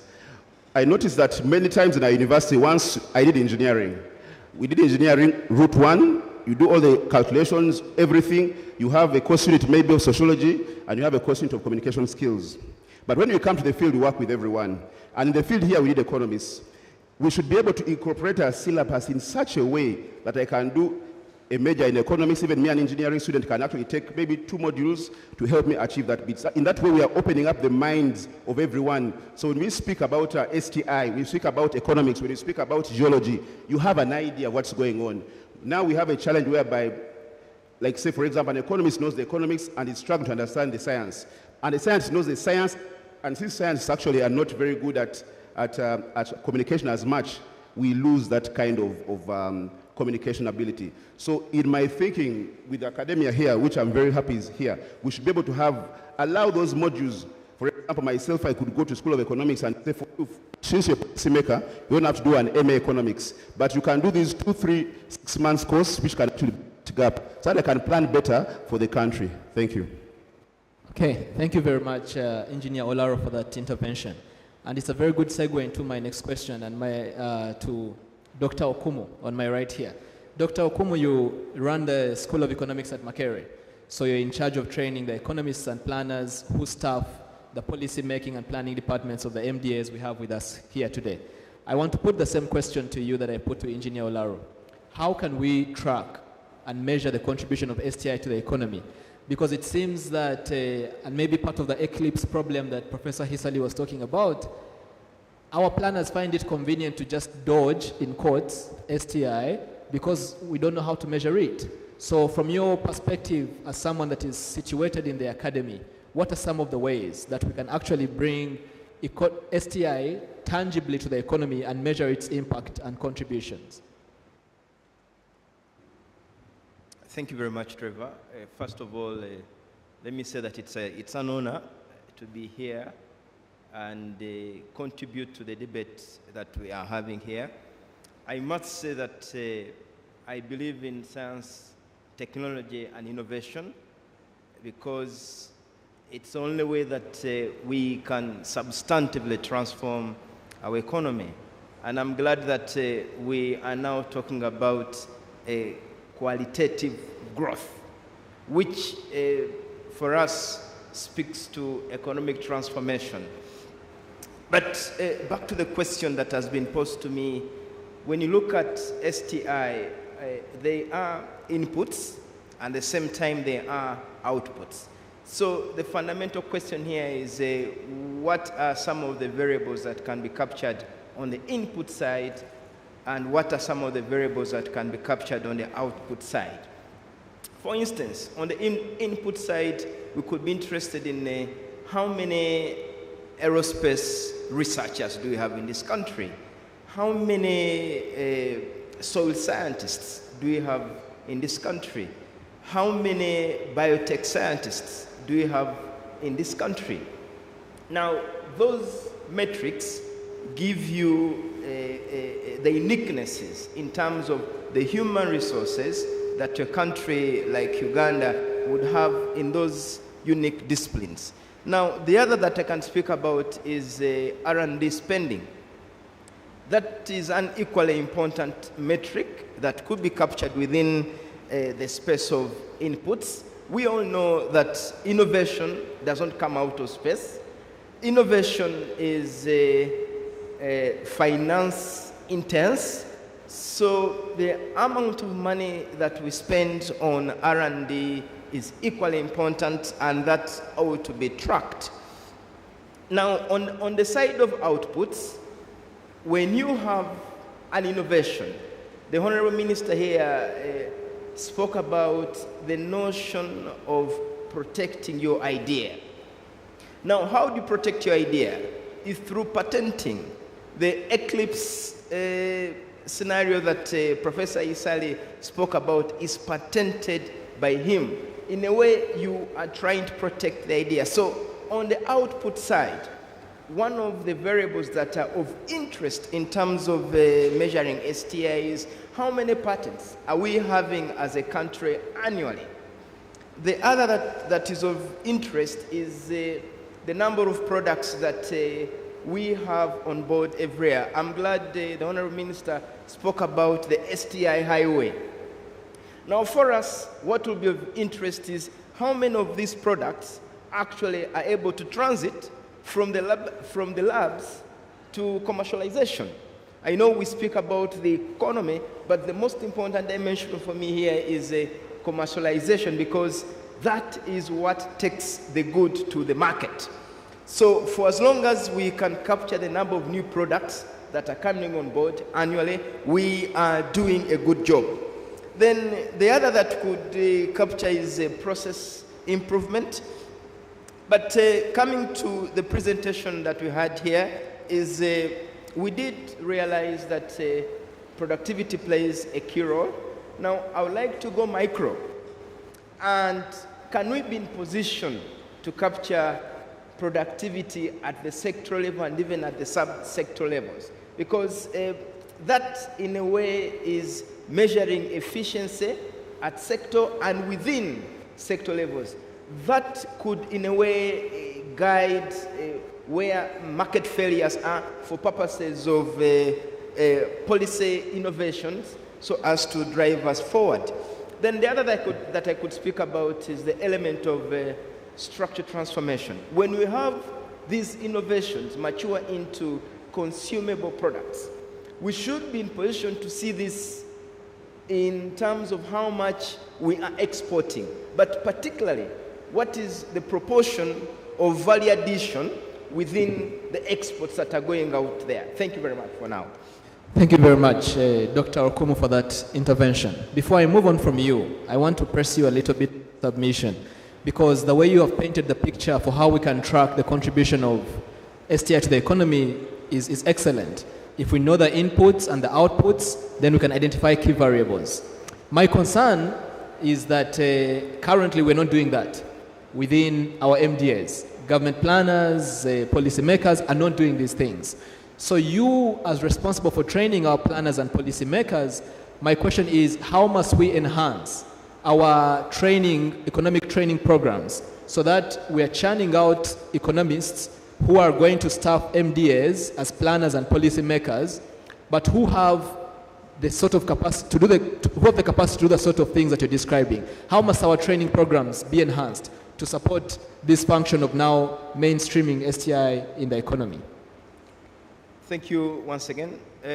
On a positive note, at the end of the year, we shall be engaging in curriculum development for both our graduate and undergraduate programs in the School of Economics. And like I did say, Honorable Minister, this process will not go full circle without visiting the Ministry of STI. But let me say this. At the School of Economics, currently we have a course unit called Innovation Economics. And for us, this is one of the ways of introducing the concepts of innovations to students. But what perhaps we can pick from the engagement with the STI is the extent to which we can bring on board Ugandan case studies so that the students can have a real life exposure to the challenges within the innovation ecosystem. Now, having said that, the other dimension that becomes of paramount importance is, you did say here that innovation is not standalone. Innovation operates within an ecosystem. Now, from where I sit, it has come to me that one, economists need engineers, economists need agricultural scientists, economists need veterinary doctors, economists need medical doctors. Now, having said that, wherever there is innovation across the different disciplines, it is of paramount importance that we are on board. For instance, if an innovation within the School of Engineering comes on board, it is important for us to be in position to understand what is the appropriate timing for this innovation to go into the market. What is the appropriate scale for which the innovation should be taken to the market? That is economics. But within that, we are speaking about feasibility studies. So from where I sit, it's now of great importance that the scientists, the innovators, and the economists speak the same language. We can no longer live in silos as faculty. Then the other that I could allude to is the element of creating practical learning pathways. It's now of paramount importance that our students are not left out of the market. What is it that is going on in the telecom industry? What is it that is going on in the science industry? Only makes sense to our students if they have learning pathways. We are talking about internships, because this is the only opportunity for them to be in position to appreciate the world up there and perhaps be in position to apply their economics principles within their world of work. Thank you. Thank you very much, Dr. Okumo, for that intervention. And I think the point you make about exposing economic students to real-life case studies from Uganda is absolutely important, because if they are being trained for economies that are not Ugandan economies, then they will be unable to plan and analyze and contribute to the Ugandan economy, because they'll be out of touch. Now we shall return to the question of how do we promote the conversation between science and economists. But I want to move from the economists. I want now to start talking to the scientists. I have Dr. Cosmas, who leads the industrial value chains development at STIOP, and Engineer Madanda, who is the Director of Product Development at Chira Motors. Dr. Cosmas, I would like to start with you. The reason we convene here today, this afternoon, is because we're trying to forge ways of enhancing collaboration, fostering understanding between scientists and policymakers. In your view, from where you sit, what do you think are the key institutional, policy, knowledge barriers to effective collaboration between scientists and economists? Thank you very much, Trevor. That's a very important question, and I'll give you 3 parts to my response. One, I think we have priorities and indicators that are not properly speaking to one another on the front of the economists and policymakers and on the side of the scientists. You see, if I'm a professor in a university, then my obsession is generating knowledge, splitting atoms. Even before I get a product, I probably haven't thought through how this is going to contribute to the economy. But if I'm Minister of Finance or Bank of Uganda, my obsession is macroeconomic stability, fiscal discipline. So how do I show that this professor who has been working on a vaccine for 3 years, even when they don't have the vaccine on the market, they have still generated value to the economy. And by the way, we don't know how to value STI in our nation. We are grappling with this. We do not know how to value intellectual property. We don't know how to value intangible assets. And of course, this is not an omission. It's, as the Honourable Minister mentioned, there are some things that we've not been good at doing, but I think with this interface we should be able to chart out ways about how we can start doing them better. And of course we have jargon barriers. You see, and I've been a victim of this, I have prepared comprehensive scientific documents and submitted them to my minister, let's say when we're going for interfaces with the other MDAs, be it Minister of Finance, be it Parliament, and she'll tell you, you know what, this is really good. But if you, first of all, no one is going to give you 30 minutes to explain what you're doing.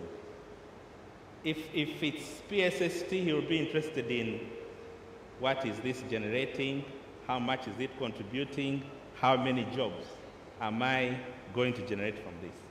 So at the end of the day, you end up compressing maybe 30, 40 pages of text into even half a page that speaks to that target audience so that they're able to understand you better. And maybe the third and last point is the lack of institutionalized interfaces.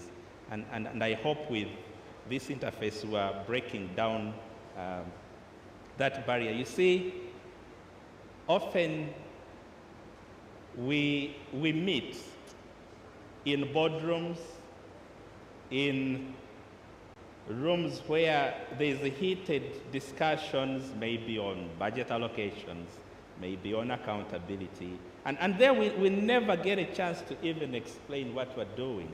And I'm hoping that one of the key outputs that, and I know we like talking about mandates, but I hope that one of the key outputs we can get from this meeting is that STI is a common mandate, so that we are all providing input towards how we can grow it, how we can make it work, rather than sometimes being on the guardrail end, ensuring that this and this and this is in place so that we succeed. And then lastly, Trevor, and to what Dr. Kuma has said, STI is an input and an output at the same time. So we need to ensure that we're taking care of both ends of the spectrum. I think if we do that, we'll be able to break down the barriers that we have. Thank you very much, Dr. Cosmos, for that intervention. I think you summarized it very well. At the end of this engagement, our hope is that all of us shall be persuaded that STI is a common mandate. It is not the work of just STI-OP, but for all MDAs, because it is the only way we can sustainably transform our economy. But before moving on from you, Dr. Cosmas, I want to latch on to the first point you made, that the strategic misalignment between the scientists and economists can be attributed to a difference in priorities. So my follow-up question to you is, what do you think is at the root of this strategic misalignment? Why do economists have different priorities from scientists, even when we know, as the Honorable Minister presented and Professor Hisali's presentation, that there is no other sure way to transforming the economy other than STI? Why do we remain locked in an existence where scientists and economists and economic policymakers have different priorities? What do you think is at the root of that mismatch in priorities? Now, Trevor, while it may be good for me to answer your question as you've stated it, I would cast an eye forward and mention that I think we've gone a long way in addressing that misalignment, especially from the development planning perspective. And I think that is why right now we have science, technology, and innovation as a key priority, as a key growth sector in NDP4 and the qualitatively growth strategy. So I think that's actually one area where we've made movement, but we need to have the moving parts well aligned so that we're able to achieve our objective. Thank you for that political response, Dr. Cosmas. I want to move to Engineer Madanda. Engineer Madanda is running one of the flagship projects of STIOP, which is Chira Motors Corporation. And from your practical experience, Engineer Madanda, being part of the team that runs Chira Motors, is it possible for you to share some policies, economic policies, that you feel have hampered the growth of Uganda's mobility industry? In fact, let me paraphrase the question. Could you highlight for us one policy that you think has hampered the smooth evolution and growth of Chira Motors, and one policy that you think has enabled the growth of Chira Motors? Thank you very much. First of all, I think I want to thank STI for organizing this event. At first, when I was invited for a discussion on Policy Day, I questioned the people inviting me, and I was like, why don't you invite me for the Mobility Day? But actually, that's one of the fundamental problems. We are not talking to the economics well. I think from your question, following up on your question, one of the things which has really hindered us, and it has something to do with the setup of procurement. Because as innovators, and in our early days, I remember our basic research in Chira Motors, we started around 2008. We had to procure everything through the procurement system. And most of these things, at that time, we didn't have them in Uganda. So we used to ask ourselves, do we do international bidding for a component of maybe about $5,000? So in the end, it was really a very big issue with us, but were, I think, guided on direct procurement, and it helped us. But still, sometimes you want to get your results very fast. So you want to find a way of, if possible, using cash to go and buy your gadget and, and test out. Because scientists sometimes are very impatient. We want to know now. If we know tomorrow, it may really not be, now may be the right time to always know. So procurement was a very big, issue. Now, what has maybe worked, or what is now working out for us? I think government coming up with some incentives, especially on local manufacturing, is now coming out to really clearly help us. Before, for example, people used to say our buses are very expensive. But remember that one of the biggest technologies on these buses is the batteries. Batteries are very expensive, and we don't make them here. So we import these things.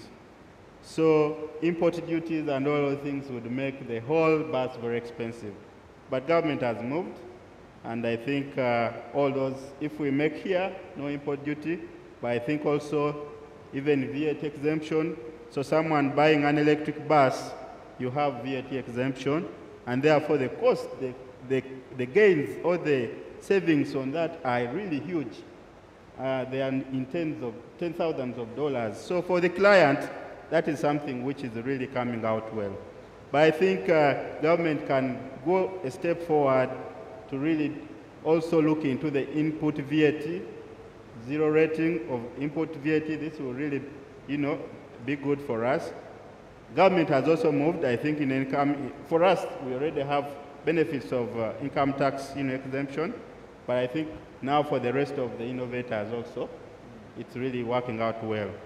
I would also think that one of the biggest issues is the advocacy for scientists with economists.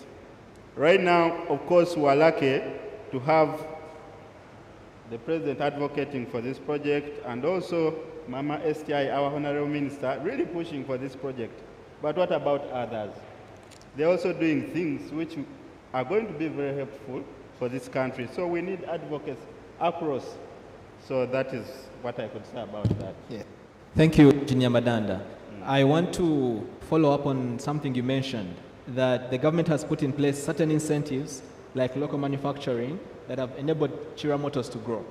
I would like you to zoom out and extract some principles about innovation that informed such a policy, that you think policymakers who are joining us today should know about innovation, that should then inform the policy-making process that goes into making policies that affect STI and that affect the innovation ecosystem in general. What are some of those things that policymakers ought to know about the innovation process when they are crafting policies that affect the STI ecosystem? Thank you very much. I think policymakers should know that the effects of STI sometimes are not short-term or medium term. Like I already shared, we started basic research on Kira Motors. At that time I was year 2. In 2008, 2007, 2008, that's quite a long time, and we are just beginning to see some of the benefits in terms of jobs, just of recent. So the impact of STI sometime will not be short-term or mid-term, like creating jobs, stabilizing the currency, and so on. They are long-term. So policymakers should actually have that at the back of their heads when trying to really consider investments in STI. They may not be immediate, and sometimes you may actually have failures or failed projects, but sometimes failed projects is new knowledge.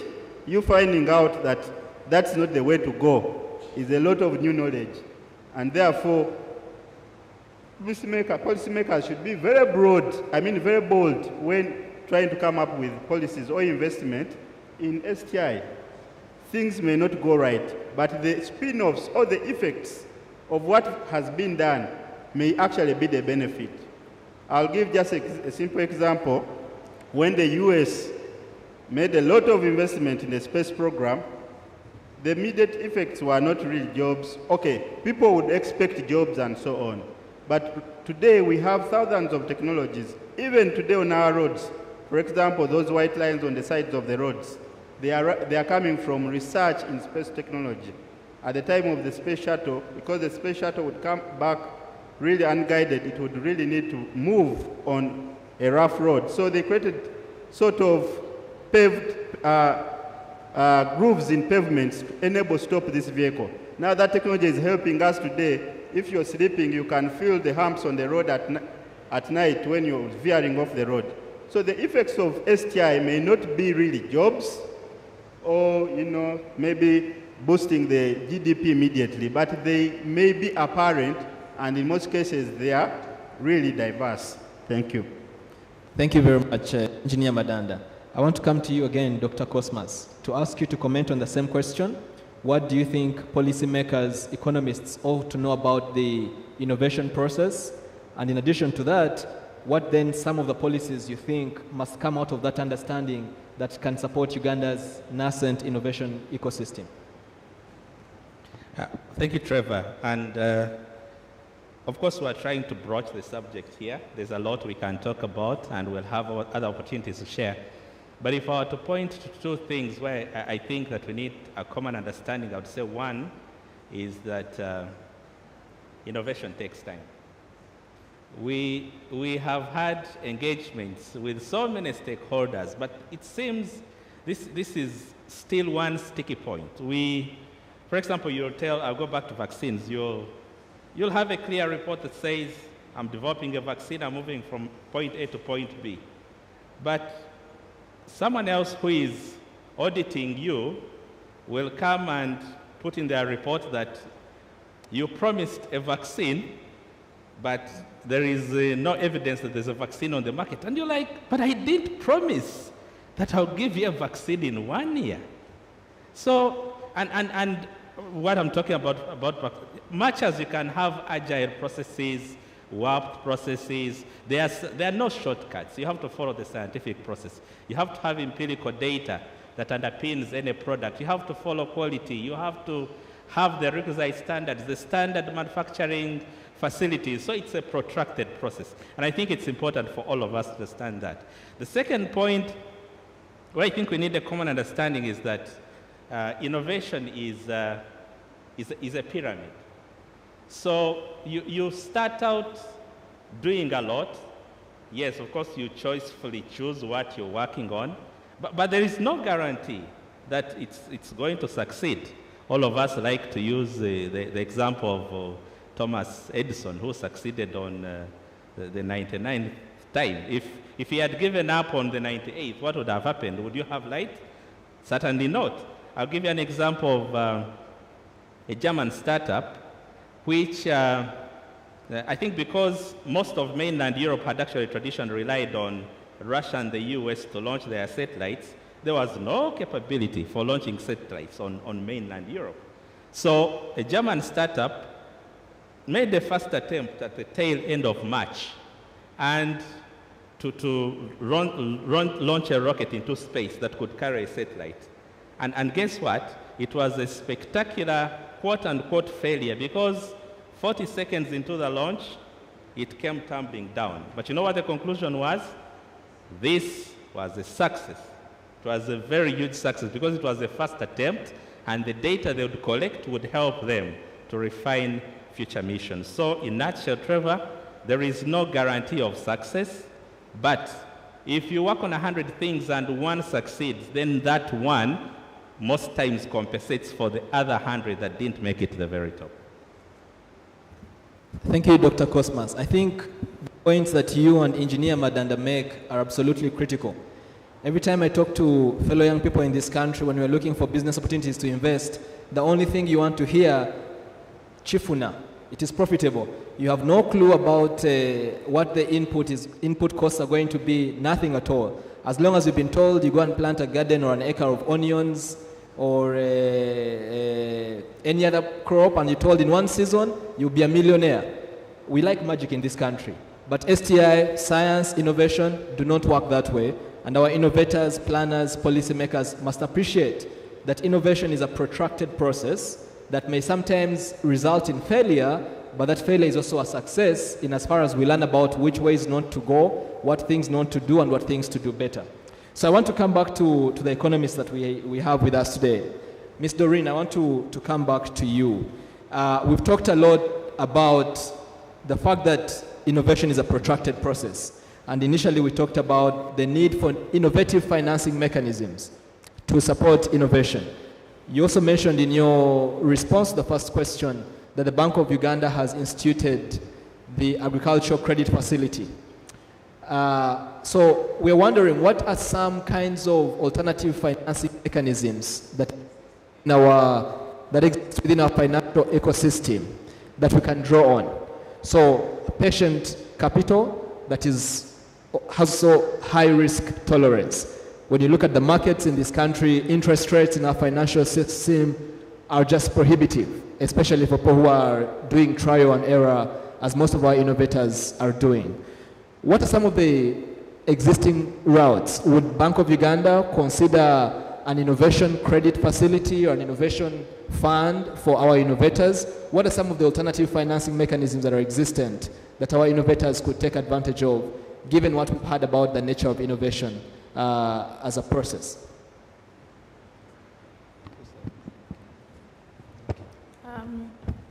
All right, thank you. There are different financing products that are already existing that talk into different sectors of the market. I mentioned, yes, the Agricultural Credit Facility for people in the agriculture sector. There is the Small Business Recovery Fund.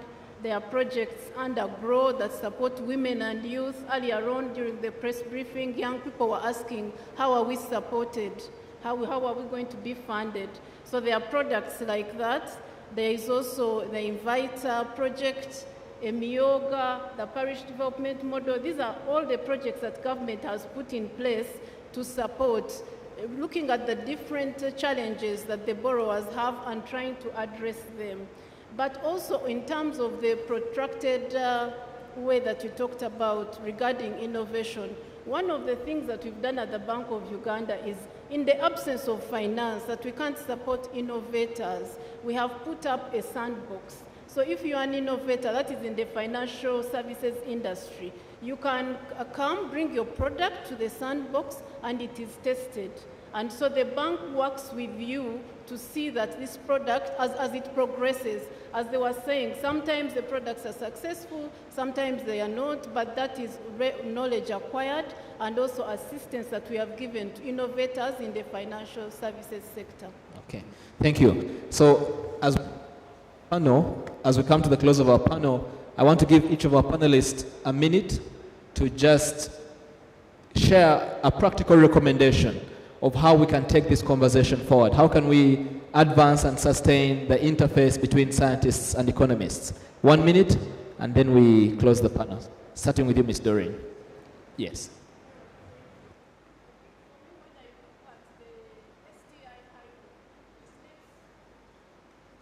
When I look at the STI highway, it makes so much sense for me. We have to move together in a coordinated approach.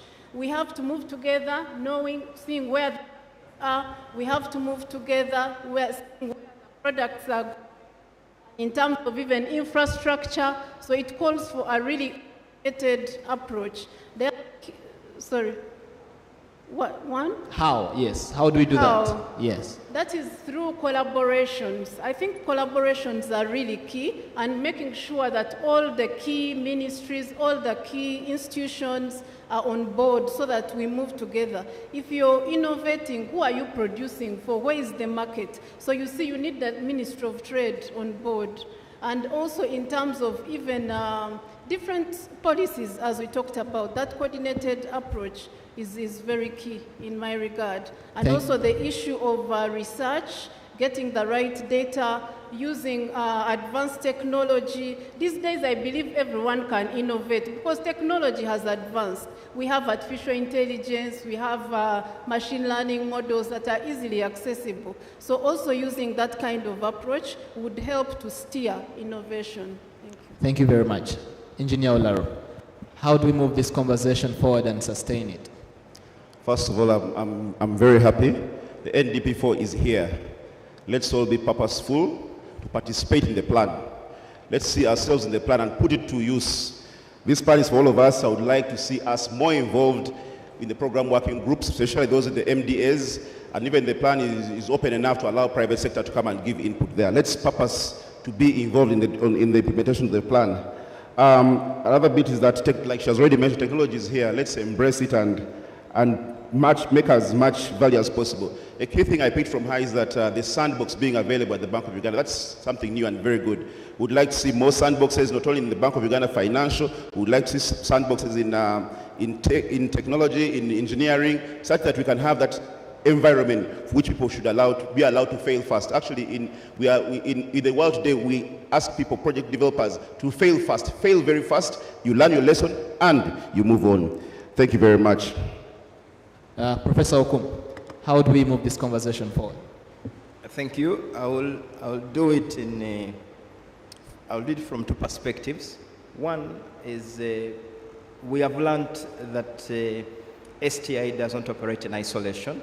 So from where I sit, we need a national innovation information management system. And for me, that's a framework that will bring together all the players in the sector. We'll be knowing how the different players are being linked, what are the potential market failures that are not enabling the linking between the different stakeholders, and that's where policy comes into play. The other aspect that I can take away out from here, excuse me, is as STI, we consistently need the ears of the National Planning Authority so that we can find our way into the National Development Plan.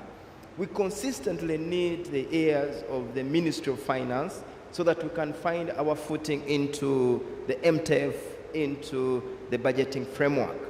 Now, for us to do that, it must be the case that the projects that we are talking about have the element of viability. For us to do that, it must be the case that the projects that we are talking about have a multiplier effect. And I'm glad in what we are talking about, the STI highway, we are talking about the economy. Now, when you look at the multiplier effects, we have the tools within economics that can give you that information to the extent that we can have the ears of the PSST, I'm glad it's here, the ears of the Minister of Finance, and the ears of the National Planning Authority. Thank you. Thank you. Dr. Cosmas, how do we sustain this conversation and carry it forward? Not sustain the conversation, Trevor, but have concrete action points. I'm hoping that we can have a Kololo declaration that goes like recognizing that STI is an approach to the economy, recognizing that STI permeates every sector. We will then have a strategy and subsequent interfaces where we draw concrete interventions so that we break down the silos and address the limitations that this panel has talked about. Thank you, Dr. Cosmas. Engineer Madanda. Thank you very much. Of course, my suggestion is that let's create a common language of communication between the scientists and the economists. Let us, for example, I've had a chance to listen to Professor Isali 2 times, and I now understand the economics of STI better. So let's encourage that. Let Professor Isali move deeper. Let's create more sort of fora where he can share with the innovators so that they understand these things, so that they also understand the quantitatively. Then the economists should be comfortable with the fact that there is what they call the valley of death in innovation. Innovations are going to die, even when you've funded them. They should be comfortable with it, and it should not really scare away investment in STI. Then finally, we should create some success stories to tell in Uganda to build the confidence of the planners. So, because the planners, every time you go and ask for the money, say, we put here money, it died. We put there money, it died. Let's create some success stories where economists can actually be invited for internship so that they can see. Thank you very much. All right, thank you. Thank you to the panelists for your great submissions. Thank you to the audience for being a great audience. As a parting shot, STIOP is working in collaboration with Makerere School of Economics to forge a strategic collaboration that will allow us to institutionalize and formalize these engagements. So our appeal to you is that when we call on you next time, you continue to come so that we continue to interface with each other and break down the silos of understanding between science and economics. Thank you very much, and I will now hand over to our Master of Ceremonies. Thank you.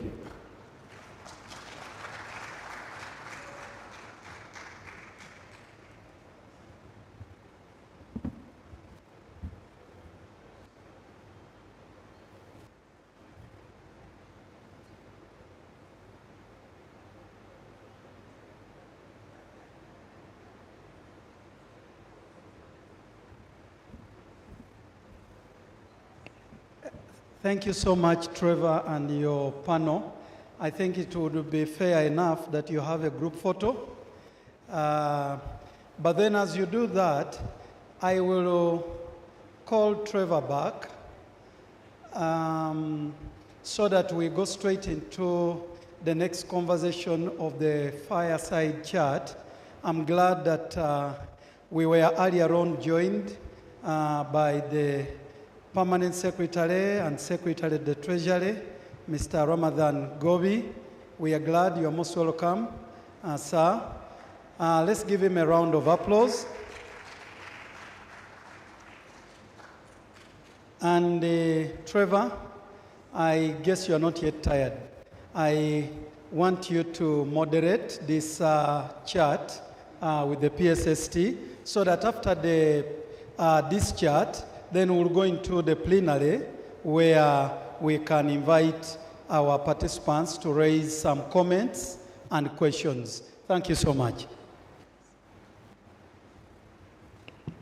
Thank you, Dr. Kisale. It seems you're stuck with me for the afternoon. I would like to take this opportunity to warmly welcome the Permanent Secretary to the Ministry of Finance and Secretary to the Treasury, Mr. Ramadan Gobi, to please join me on the stage for our fireside chat. A round of applause as he joins us.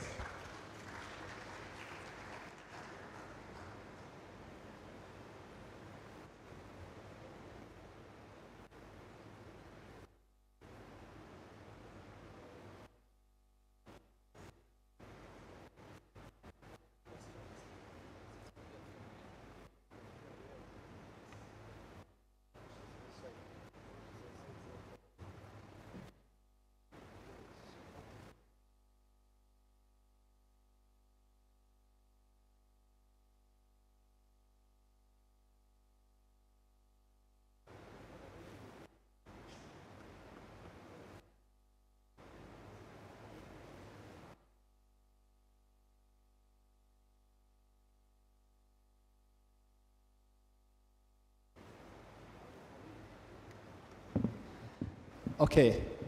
So I want to welcome you to this segment of our program for the day.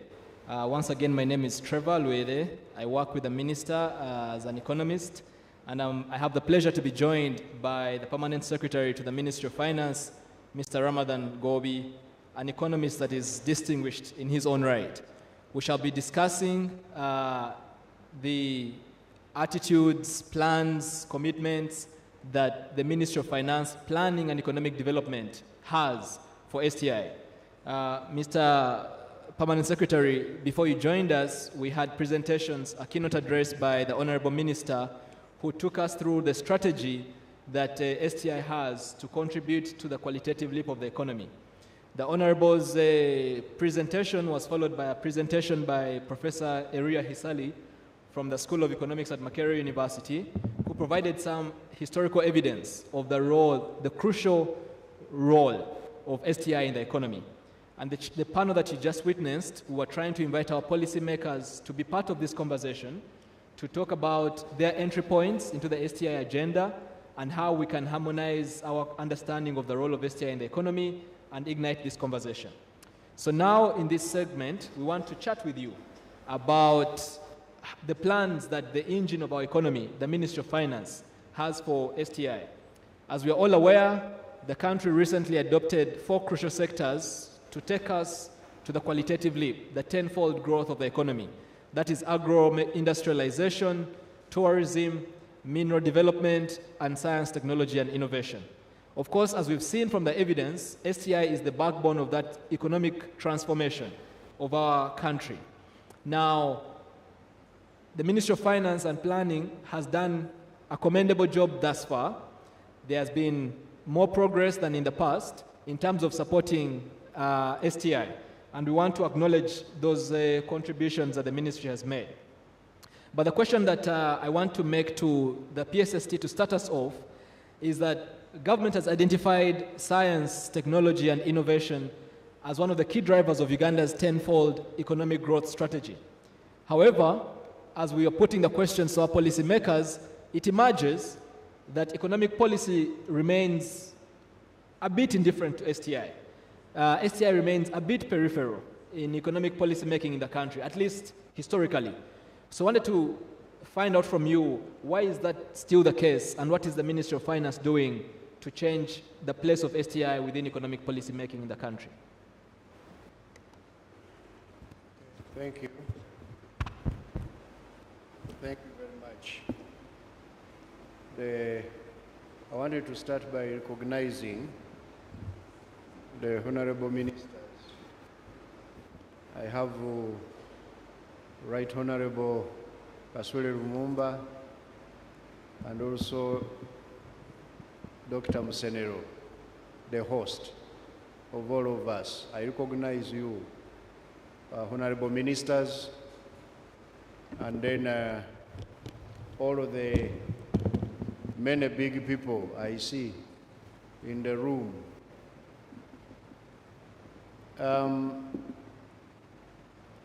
Of course, Ministry of Finance, Planning and Economic Development is in charge of the planning in the country. And when you challenge us on the policy arena, as well as the planning, we really take it to our marrow, and I think you have seen the 4th National Development Plan. You have seen the tenfold growth strategy.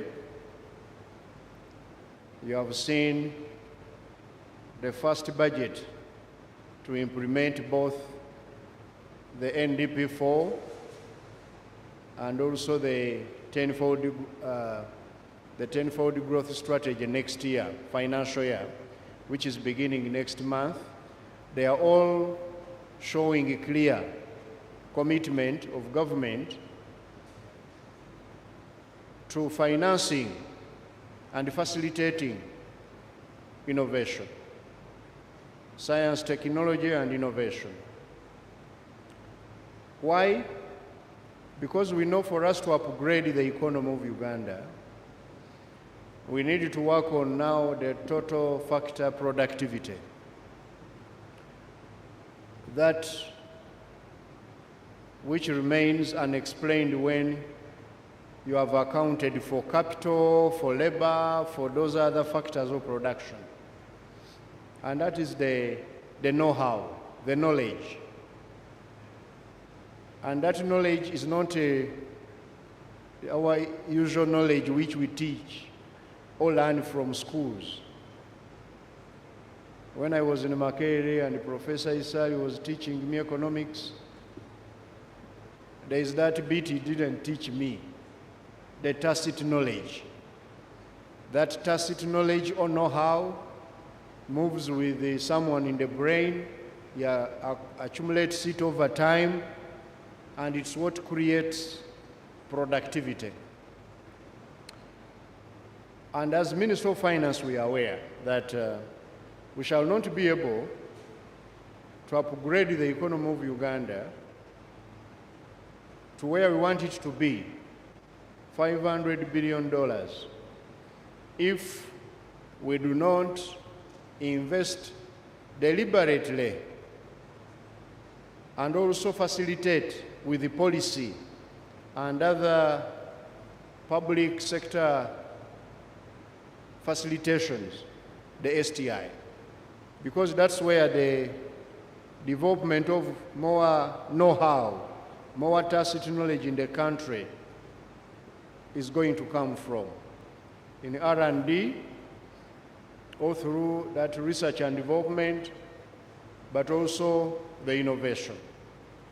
And I want to assure you, Honorable Minister, and your team, that you no longer have to lobby us. We are going to be the ones to encourage you to come for more money so that you can be able to carry out research and change the face of our economy. The multiplier effect resides in the STI. We shall continue, of course, investing in agriculture, investing in manufacturing, investing in services, but we know for sure that that's not enough. If we want to accelerate growth, we need to get some new knowledge, some new economy, especially by addressing the challenges of development which we have. You can see a number of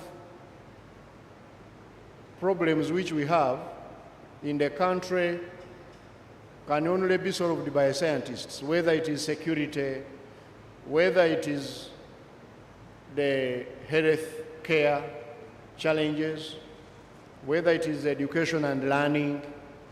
How do we keep our children in school? How do we ensure that the teachers are teaching them and they are learning? It is now science which can give us solutions, because we are not going to go and get the same methods we have been using and apply them in the new world. The new world is the world of technology and innovation. So I wanted to assure you that on money and policy, we are very much aligned. I think that deserves a round of applause. The commitment from the PSST to invite STI OP for more money rather than the other way around. We very much appreciate that commitment, Mr. Permanent Secretary. But you mentioned something important that I want to follow up on, that there must be a deliberate investment in public policy and other sectors in order to push the STI agenda. So that means that we must have all different sectors of society, different MDAs in government aligned. Now you sit at the command center of the economy, and that means that you have the tools to incentivize or punish, the carrots and the sticks, to enforce this alignment with the STI agenda. What are some of the ways, if we find hostility, resistance, opposition within MDAs that haven't yet understood what Ministry of Finance has understood?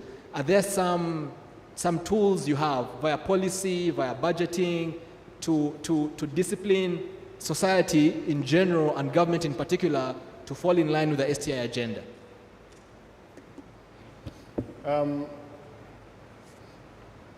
Of course, I usually tell people that there are some words we use so casually in the country, and I don't like it. Words like a mobilization, words like a sensitization, that we should sensitize people, we should mobilize people. Economists don't believe that those things work. Economists believe in incentives and danger. Man responds to incentive or danger, nothing else. And therefore, in our tenfold growth strategy, we thought about this very question. Which kind of incentives or danger do we create so that we can get everybody and every institution aligned to the strategy? And as you know, as we said already, STI is part of those ATMs. It's actually the S. Otherwise, it would have been ATM. But that, we need more ATMs, not one ATM, to get the economy to work.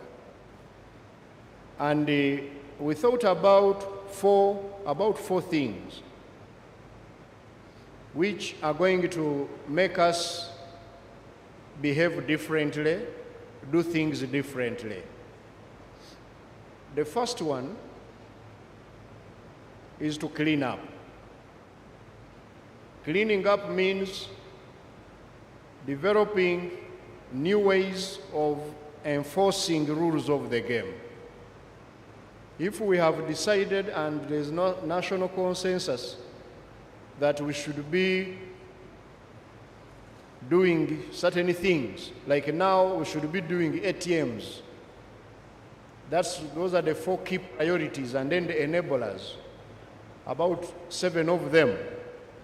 Then we shouldn't have people doing other things, and we should be able to enforce rules. Look at, for example, the chaos we have. The chaos we have on the roads and in the markets and everywhere in the country. You cannot develop a country with this chaos and indiscipline. Never.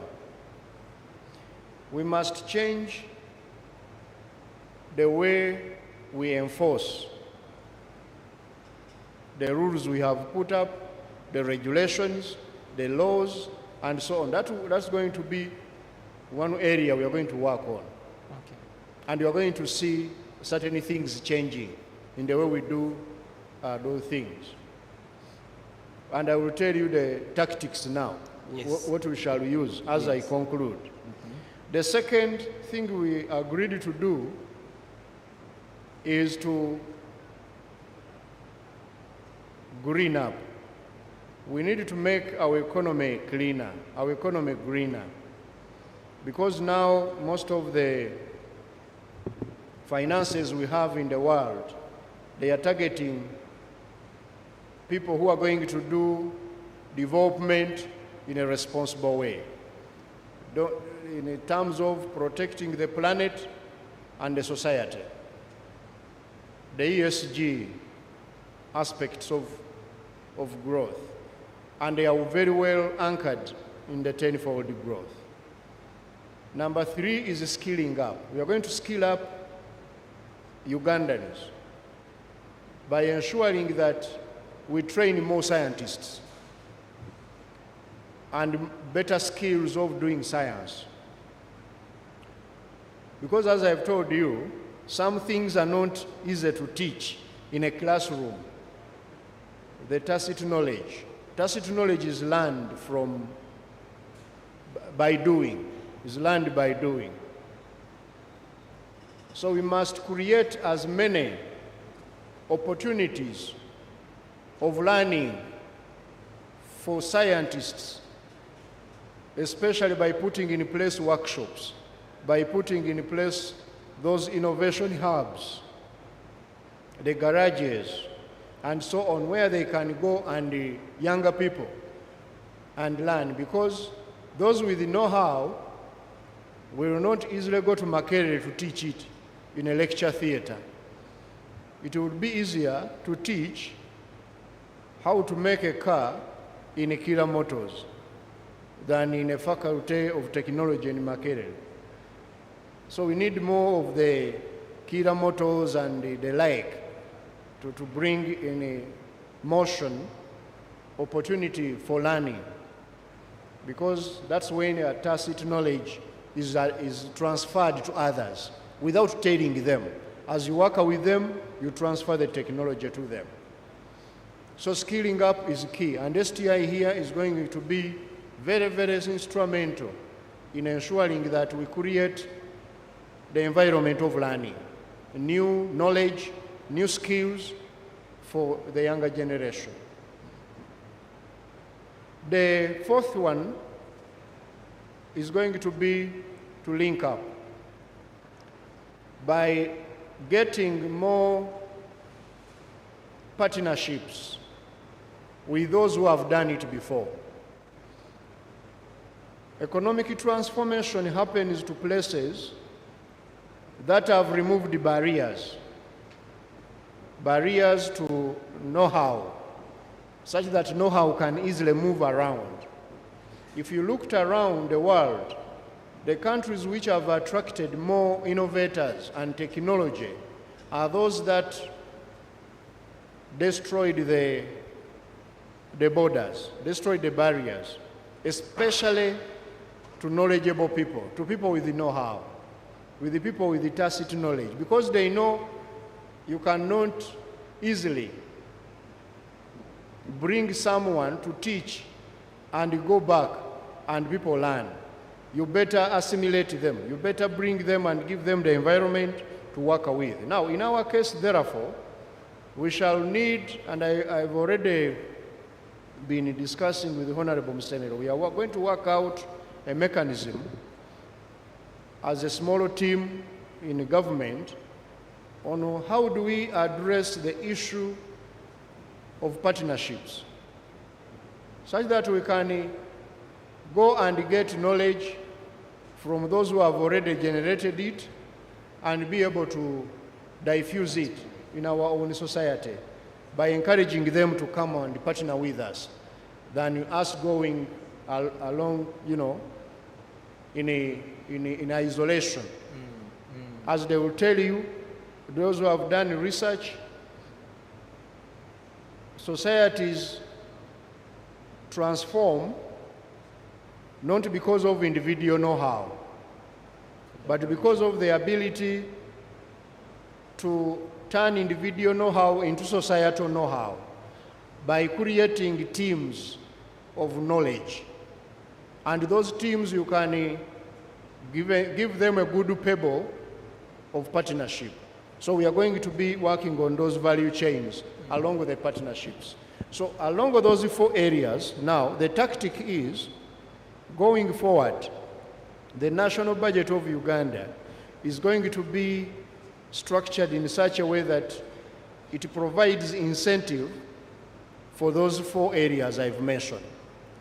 If you are not going to add value along with the ATMs and those four areas of cleaning up, linking up, greening up, and skilling up, you will find that budgets will move from such entities to other entities that are willing to run with the rhyme. Yes. Thank you very much, Mr. PS, for that very, very exhaustive answer. It's very encouraging to know that there's not just a desire to go somewhere, but there's also a plan, a strategy to incentivize actors to fall in line with that desire. I want to pick up on another thread from our opening question about the commitment to supporting STI. You mentioned that you now be calling STI to pick up more money as opposed to the other way around. Our research indicates that the internationally recognized benchmark for funding of research and development, innovation in an economy is about 2% of GDP. Here in Uganda, we are sitting at significantly less than that, about 0.015% of our GDP is going to R&D. So while we do appreciate the commitment to invite us for more money at STI-OP, we are curious to know whether there is a plan to progressively, consistently, and sustainably move towards that threshold of the 2% GDP investment in research, development, and innovation, as is the standard benchmark. As you know, resources for R&D are demand-driven, not supply-driven. A budget cannot go to fund nothing where there is no demand for it. A budget goes to those who are prepared and they qualify for it. So for R&D to get that threshold, there is also need for R&D to create enough chaos to attract the money. If there is no chaos, by chaos I mean very good ideas of creative destruction, they must be there that they justify the demand for money. We are not just going to go and say, okay, there is now 2% of GDP, it is here, it is ring-fenced for R&D, when R&D does not have the ideas to utilize the money. So it has to be a demand-driven budget, but I want to assure you that the commitment is there because of the $500 billion we are modeling. Agro-industrialization is likely to contribute about $20 billion of the annual GDP. When you look at all of the options in the several value chains, we have now been working with about 8 of them in agro-industry. They can only give us around $20 billion. When you look at tourism, it's about $50 billion. Our potential to grow tourism can only give us about $50 billion. The mineral beneficiation, including oil and gas, has at the peak of potential $25 billion. So if you added 50 plus 25 plus 20, you can see that we are not even halfway the target GDP.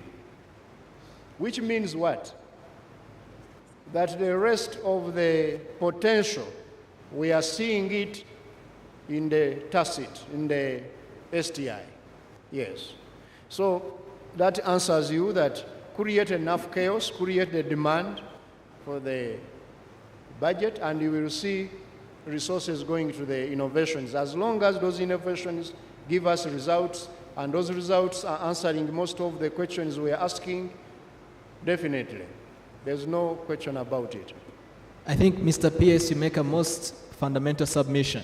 My quick math suggests that the contribution of the other 3 elements of the ATMs will contribute even less than 30% of the $550 billion economy that we are seeking. So the others, close to 70%, must come from science, technology, and innovation.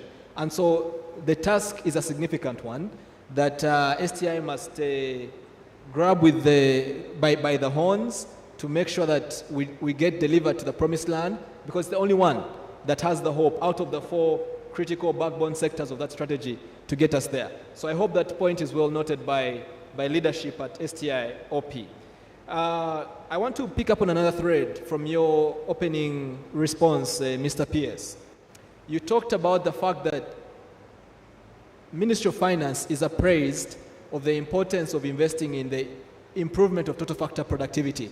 So investing in productivity gains in our country. We have a challenge, however. Our system of national accounts does not provide data on the breakdown of the contribution or the evolution of productivity growth in the economy. So Professor Hisali's presentation earlier before you joined us, he tried to give us that decomposition. But our national system of accounts captures sectoral contributions. So how much has agriculture contributed, industry, services, as opposed to a breakdown of how much is TFP contributing. Is there a plan as part of this tenfold growth strategy to shift how we are capturing contributions to growth? For example, as you said, the modeling, the different sectors of the ATMs, how much they're contributing, but also capture, particularly the contribution of STI, the productivity gains. How do we move towards being able to actually measure in tangible, discrete ways the contribution of STI to the economy? Because currently we don't have that as part of our systems of national account. Well, first of all, our national accounts follow an international classification of compiling statistics of that nature. But definitely economies don't capture what is not there. They capture what has been produced. But as the economy evolves and the structure of the economy changes, the entire classification also changes, and the structure of the accounts. That is something which is very easy to address. Okay. And our statisticians at the Uganda Bureau of Statistics, they always review these classifications depending on what they find from their surveys.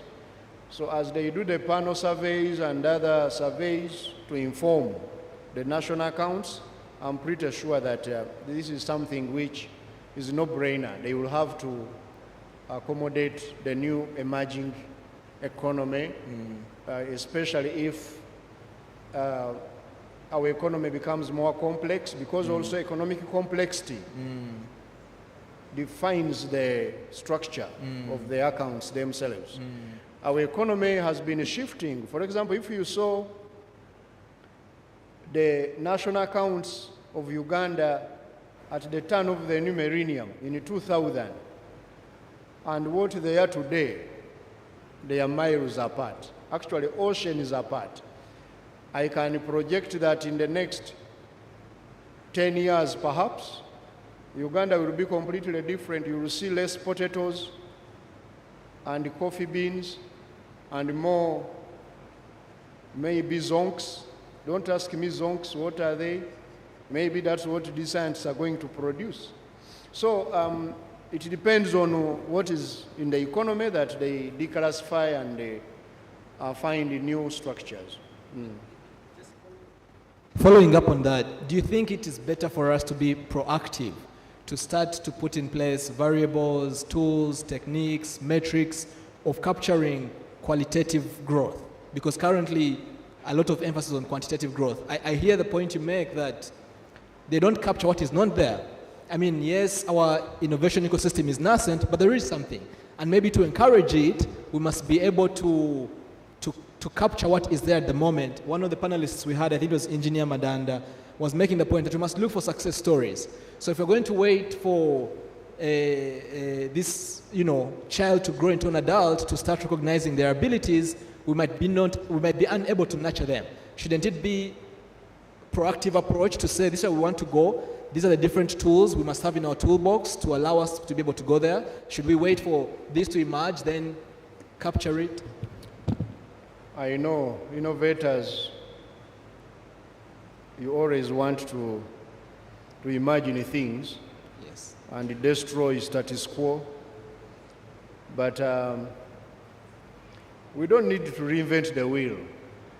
These economies exist, and they are international prototypes for doing certain things, including capturing of statistics, and reporting. I've assured you that as the economy evolves,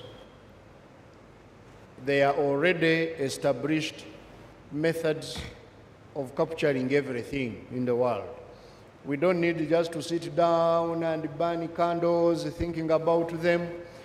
They are done in already those complex economies, and there are international protocols which UBOS must follow. I'm not answering on their behalf, much as we supervise them. You can ask them that question, but I don't think they will give you an answer which is far from what I'm trying to convince you with. No, I hear your response. But since you are innovators, you can as well innovate the methods. Now you're problem. talking our language. Yes.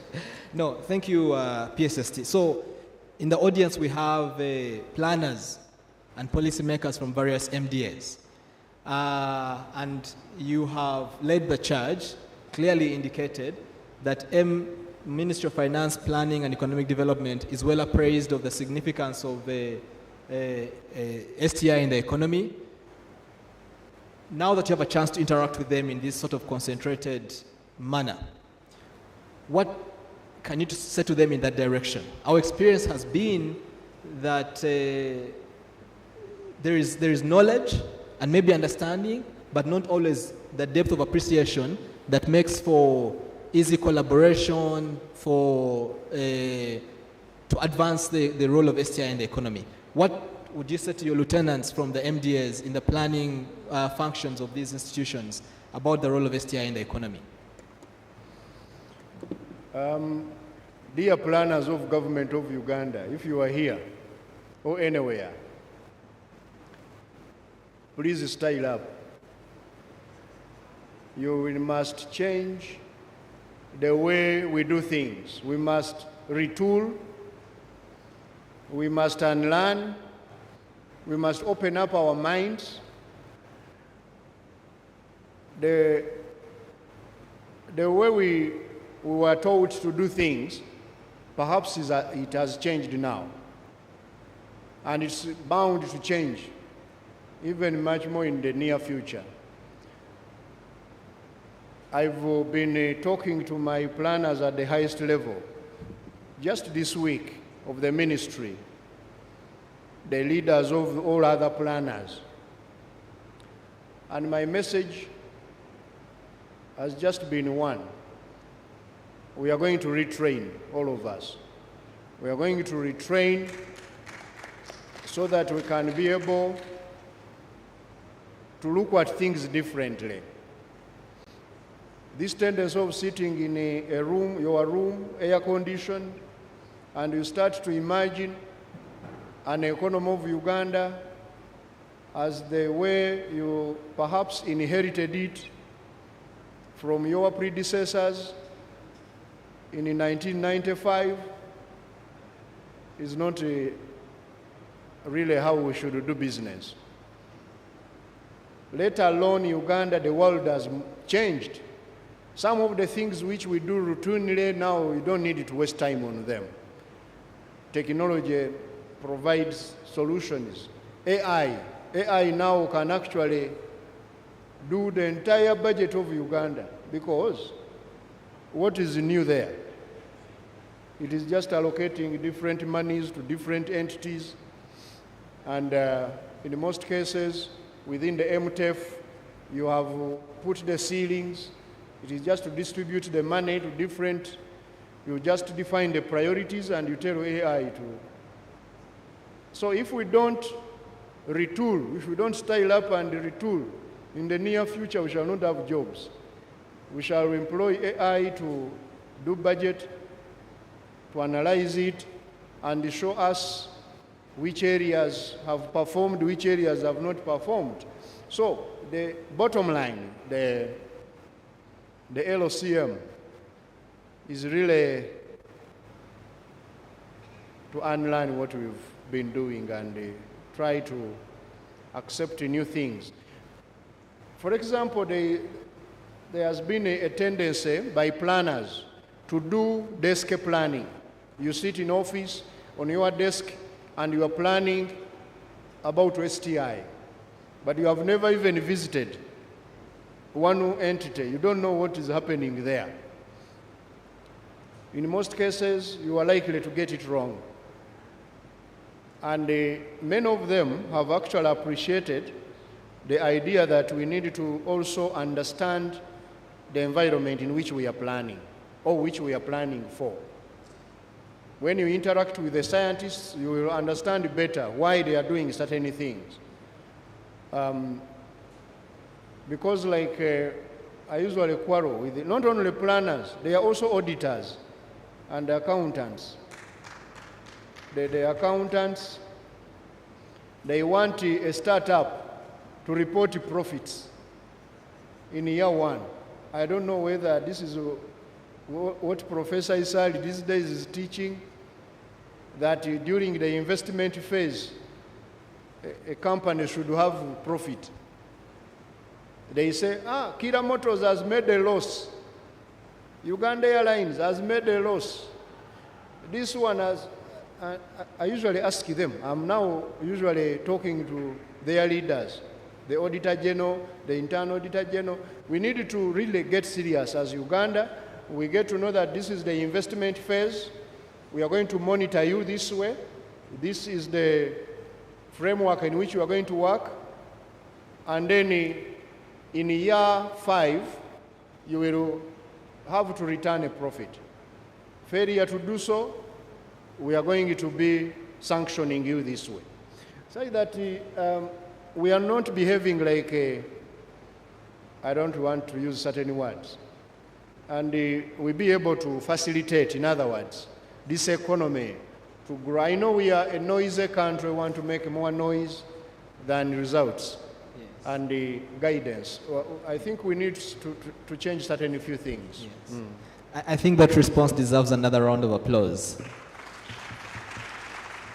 Because exactly what you've said, Mr. Pierce, is what our scientists on the previous panel, the point they were making, that innovation is a protracted process that requires patience, that cannot be forced to short-circuit the scientific process. And so we are very encouraged to know that you're also well appraised of that fact about the nature of the scientific process. But just 2 more questions to close us off this fireside chat, Mr. Pierce. We've been talking about finance. Now you've talked about one aspect of innovation. It's protracted, it takes time, it's risky, won't give returns in the immediate short term. That means we need patient capital to invest in our innovations. Have you given thought to what some of the ways beyond the budget allocations that go to the STI OP docket? Now, when we start to, in the investment phase of the startups that we have in the country, what are some of the different ways we can mobilize funding for our startups within this economy? I think our time has run out. I see someone joining us. I will be quick. Number one, before even I go into the direct answer to your question, even scientists, you need to style up in certain ways, not only planners. You need to realize that Adam Smith, our grandfather of economics, modern economics, taught us one key lesson. Amongst so many things he taught us, there's nobody who's good at everything, at doing everything. We are good at doing something, but somebody else is good at doing something else. And what we call productivity comes when you concentrate on what you know best and you leave those other things you don't know to those who know them better. I've also seen one key weakness in STI, which in a way affects the ability of STI to attract certain other opportunities. That is the weakness of wanting to do everything. You are an innovator who wants to commercialize and manage your own business, perhaps with yourself not even your wife or husband. You don't want partnerships. You don't want even to be regulated. You don't want to be checked on whether what you are doing is right or wrong. At the end of the day, you make a lot of mistakes. And then you say, oh, after all, this is research. Research is about experimentation. Yours is not an experiment. You are doing an experiment whose results you already have. That, it's like saying you are going to pierce a balloon and you see whether it will burst. Definitely it will burst. So my view, my host here and the Honorable Minister, kindly let scientists learn to specialize and also to do business with others. When they are good at innovation, do innovation. Concentrate on innovation. If you have somebody else who knows how to structure business, hire them or partner with them, and they structure your business. We all praise this telephone called iPhone, that it is a good phone. But the gentleman whom we praise a lot for having invented the Apple, Steve Jobs. Steve Jobs was not actually the innovator. Steve Jobs was good at getting others, smart people together. He was good at designing things and then getting people to actually actualize them. That's how we worked with the teams of innovators, and they came up with the cool products. That's why Apple now is the richest company in the world with a net worth of nearly $3 trillion. But in Uganda, you want to be the innovator, the person who is even hawking your innovation, who is keeping the books of accounts, who is even building the civil works of your facility. I've seen it with my naked eyes on some of the innovations which would be far. Therefore, if you want to attract patient capital comes in the form of equity. If they are going to partner with you, equity, private equities, or in terms of patient debt, a good debt.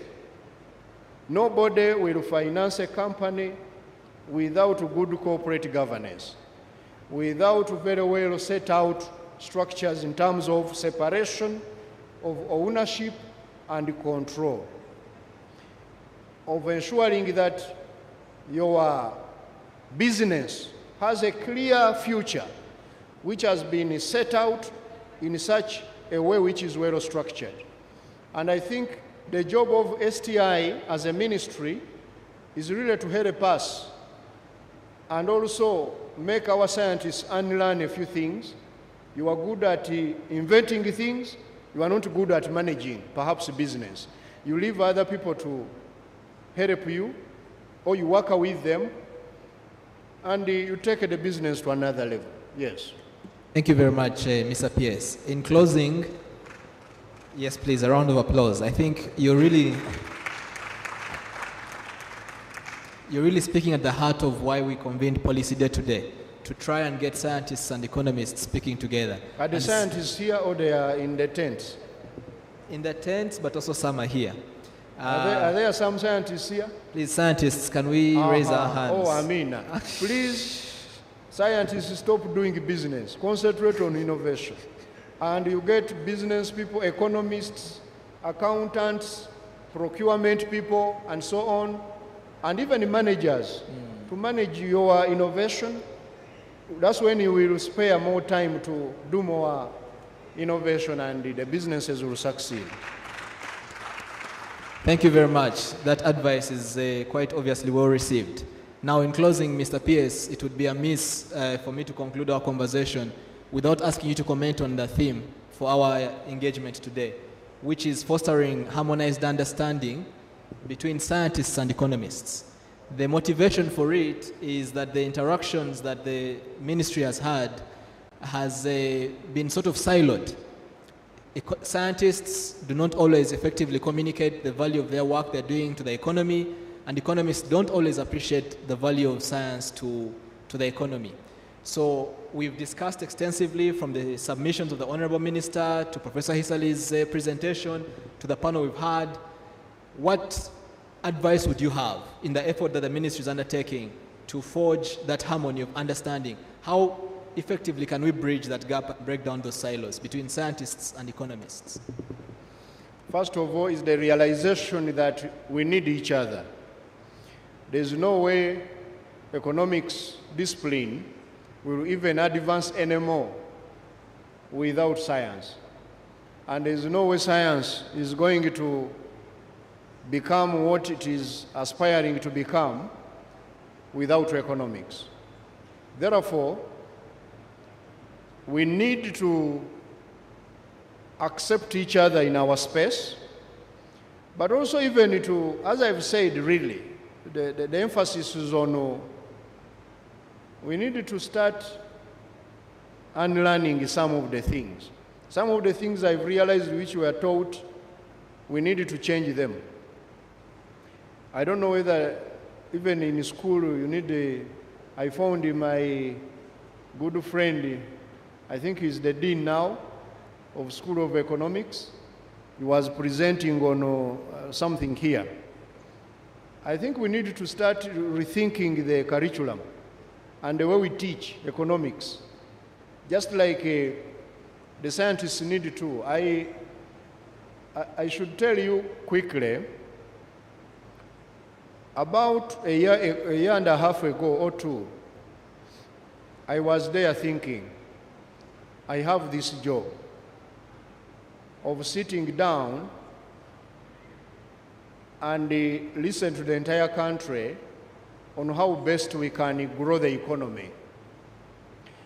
Okay, I know some economics. They taught me some economics in Makerere. They have taught me some economics in different universities.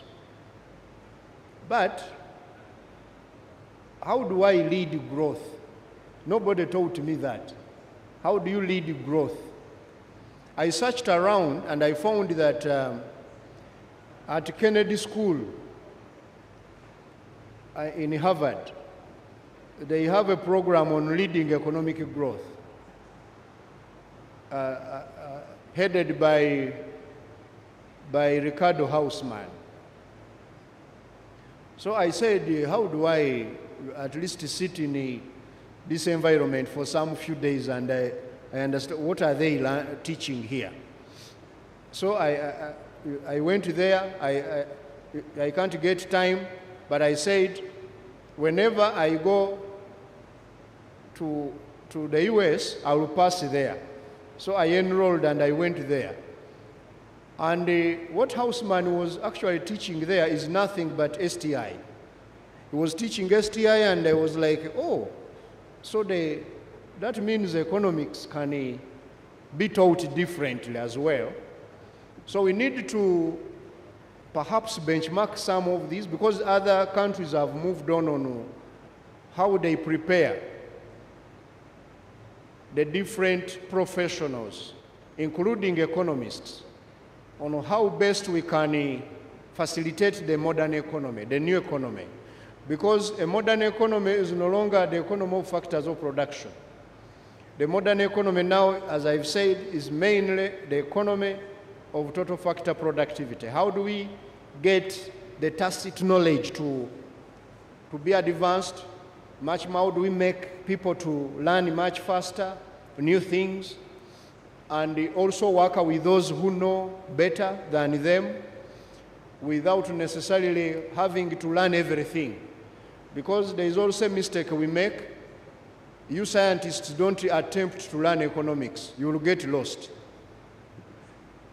Economists, you shouldn't attempt to learn innovation. and science, we shall get lost.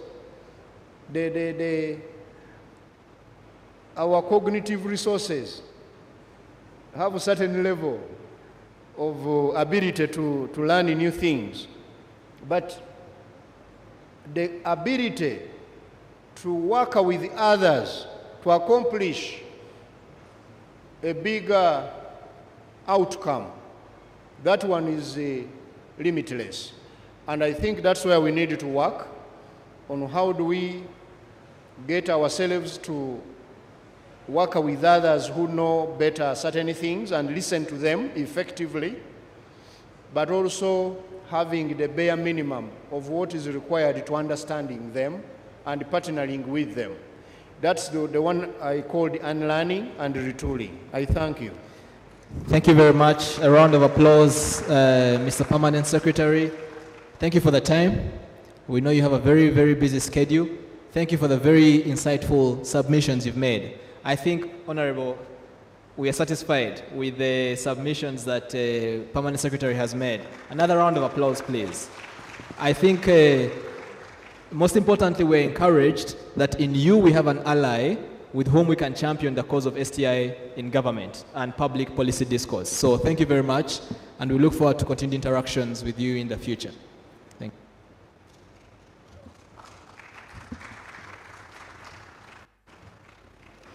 you. Why don't we give the PSST a standing ovation? A round of applause for the PSST. Thank you so much for that excellent fireside chat. And Trevor, thank you so much for facilitating. It's been excellent.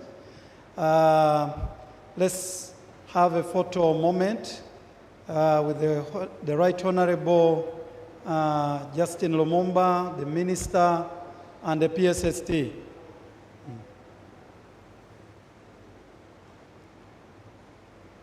Trevor, you can join as well.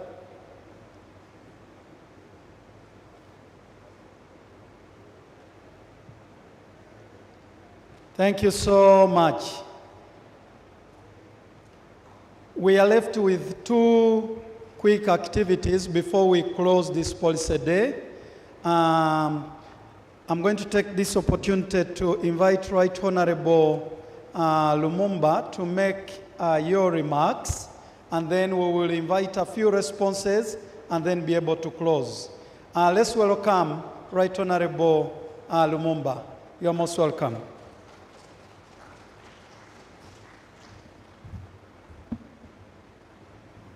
Thank you so much, Honorable Dr. Msenero, the Minister for STI, PSST, all people gathered here. Good afternoon. I'm a teacher by training. You put your point to people in the first 7 minutes in a summarized way. For them not to forget what you are to talk to them about. But also, within 15 minutes, you must have concluded everything if you want people to understand you and carry your message. I'm coming in at a time when we have sat for 3 hours consecutively. So chances of people not getting my message are so clear. But never give up was my school motto when I was in primary. It was instilled at that level, at that age. I want to take this opportunity, first of all, as somebody coming from the coordination office, to thank Dr. Msenero Monica and the team that she works with for consistently giving us the Science Week. Thank you. Let's clap for them. When I look at science, I've really started sympathizing with Dr. Msenero Monica. She has put in a lot of energy, setting up systems, and she has worked so hard, working herself out of the job, out of work, because I've seen her put in everything. That is good, but also dangerous. but good because she's putting in place systems that are sustainable. Let's clap for her and the team once again. I'm not a scientist, I'm a teacher, and a teacher on the arts side who are not happy with you scientists. But that is a discussion for another day. My work majorly is coordination, Office of the Prime Minister, but also as a politician, issues of strategy, administration. When you are talking about, I came by there with the attitude of learning. Whatever I've noted here, I've just been learning. I was also in a classroom. But what I want to say is that you as scientists, you must also put politics in what you are doing. Not the politics of vote and so, but the politics of, in addition to marketing, though the PSS has said leave that to those who are trained in that, but it will also be good for you to get that training so that you are wholesome, not only, so that even when it comes to reducing on the costs, you have also to look at that component. I was looking at the side of strategy. One, when Dr. Msenero was presenting here, I looked at a person who would come to cabinet and talk to herself, but then talk to us after. So I've told her that the best way for us to understand what you are doing and move with you and be part of you, you must also make this presentation in the cabinet so that the next time you come to present your issues, we will understand what you are presenting, because you have been presenting when we are looking at you. Her biggest advocate is the president. Even when I sit next to her, first word is so remove that and make sure we all clap and contribute and improve on your presentation or your issues at hand, especially the prayers at the end of it.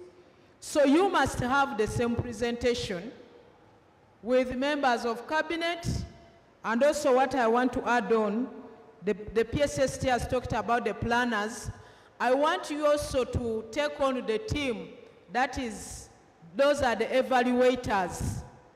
Because when you take on the team of the evaluators, and you use the language which I may use now, the language of science-nize everything, means bringing out figures and value for money.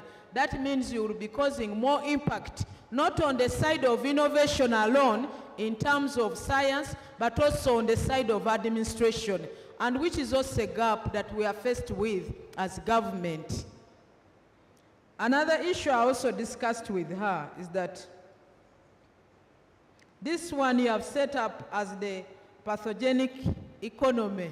By the way, the pathogenic economic park is so good, but she was able to convince us what it means. And that's when people said, yes, give money, give resources to the people who are doing research so that we can stand on our own. But what caused that? We were faced with an imminent fear of everybody dying of COVID because we were not accessing what was useful to save lives then, the vaccines, because those who have were not willing to give us. They were first fixing their own before they would come to us Africans. So when the PSST talks of sometimes fear is very important and danger makes you think hard. So it was danger that caused the incentive for us to invest in that. But before we get there, take us so that we see what you have been able to do, to be able to appreciate, especially in the area of saving life. Because that's when you touch everybody, and everybody will be very responsive to that. Another issue I want to raise is the issue of when you talk of innovation, innovativeness, whatever, inclusivity, there's the issue which we must also look at, the issue of whatever you've done, how do we market? There is still a gap. the issue of visibility studies, statistics and data.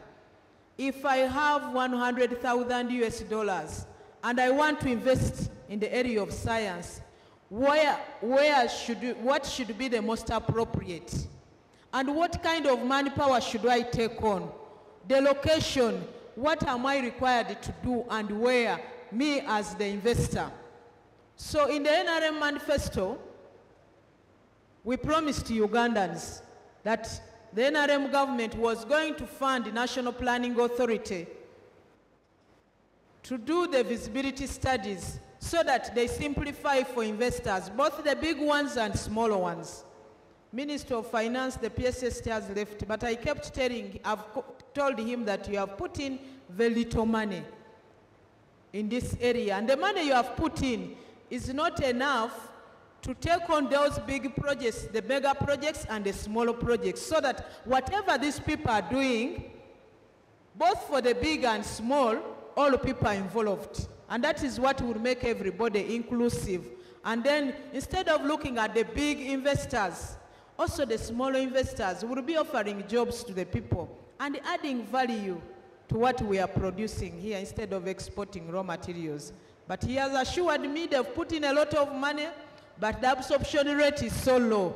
And I'm so happy that the Vice Chairperson of the National Planning Authority is here to come and defend himself because I brought out the secret. Please, if the issue is about absorption, and yet the challenge before us is big, how do we make the two meet? It is our challenge, Dr. Msenero, that we must work together with the economists, but also the scientists, because it helps us to be meaningful to the community much more than we are now. In science,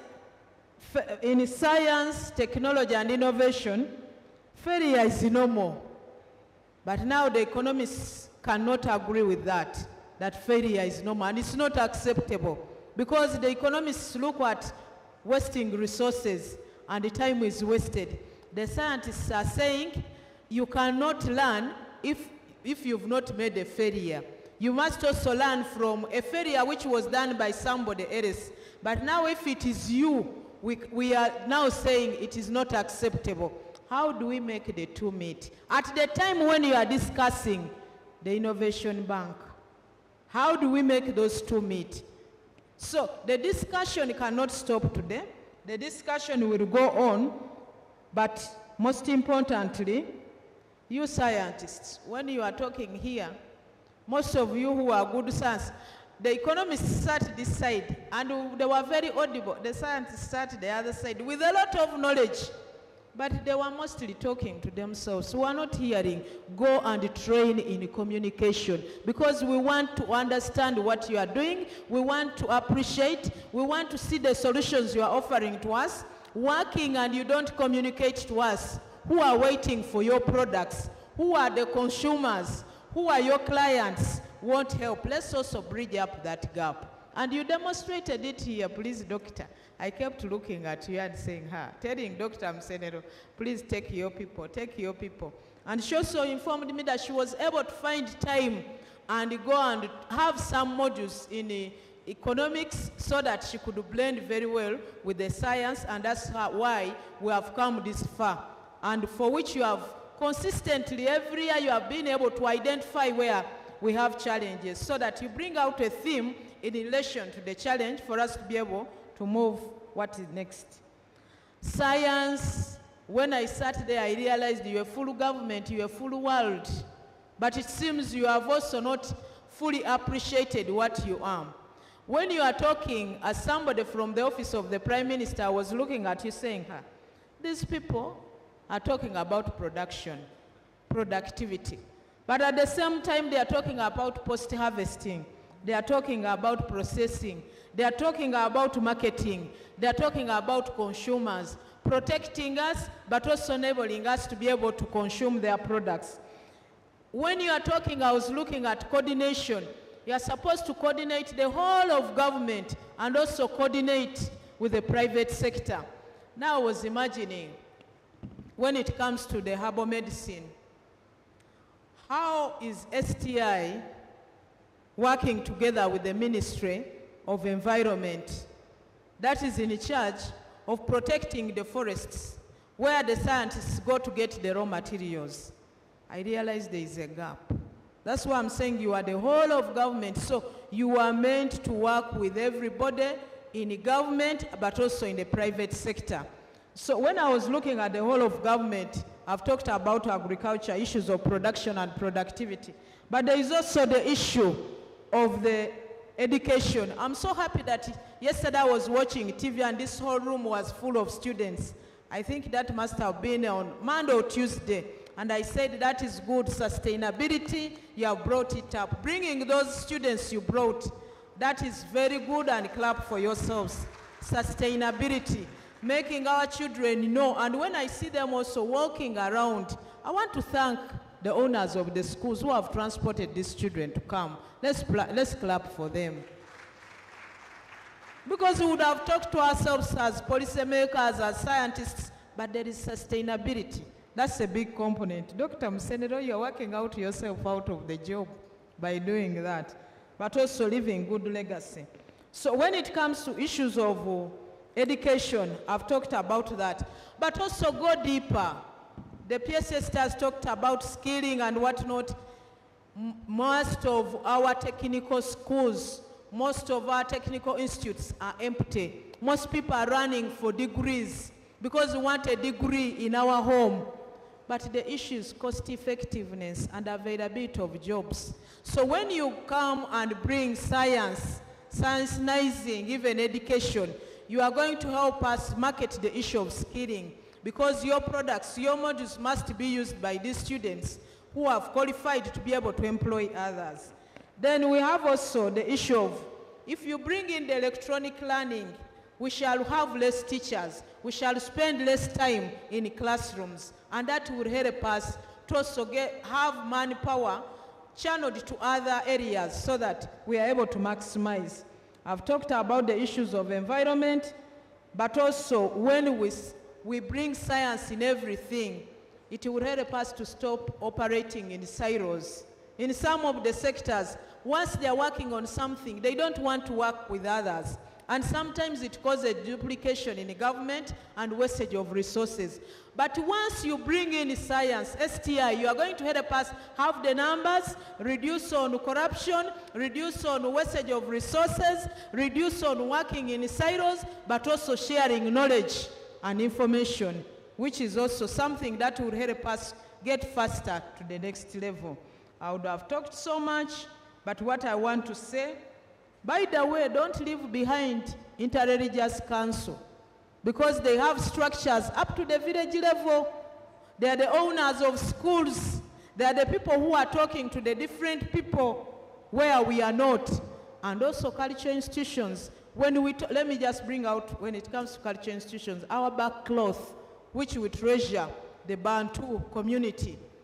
The trees are now gone, and they are going cut by the very people who use the baka cloth as part of their traditional regalia. Now, science will help us to simplify. How do we plant that tree? How do we keep it? How are we able to get the bark of the tree, but leave it growing?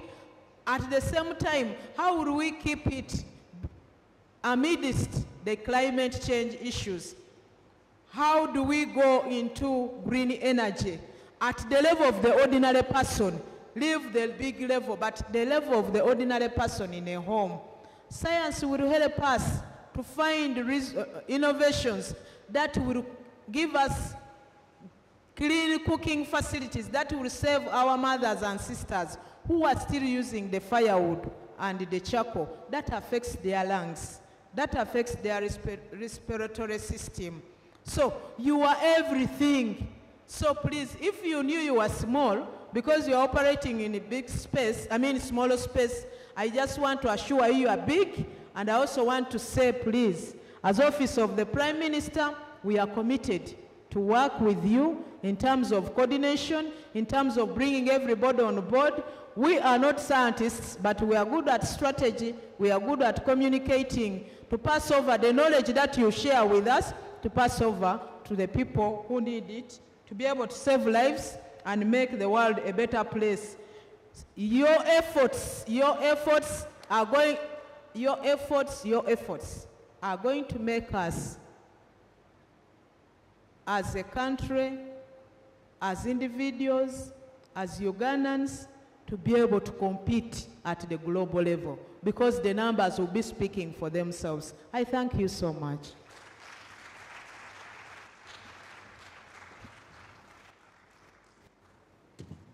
Another round of applause for the Right Honorable Lumumba. Thank you so much for that strategic overview on a number of things that STI needs to do.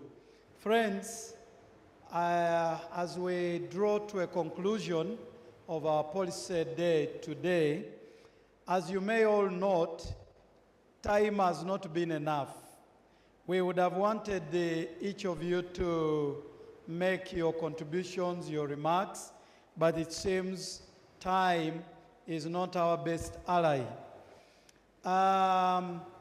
As I said earlier, one of the key objectives that we wanted to achieve today was to stimulate this conversation so that we can establish a platform whereby we will continue to have this public engagement on STI and the economy.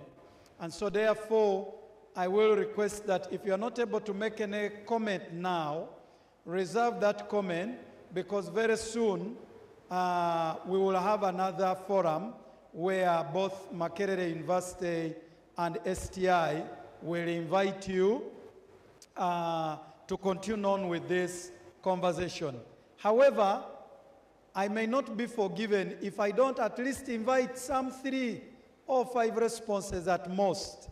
So let me do that quickly so that in the next 10 minutes we can close this. The first 5 people to put up their hands, I'll give each of you a minute to raise your comments. I can see a hand there, a hand behind there, and a hand here. So the 3 people, can I have the microphones so that they can be able to make their comments? There are some microphones there in front. Let's have that done quickly.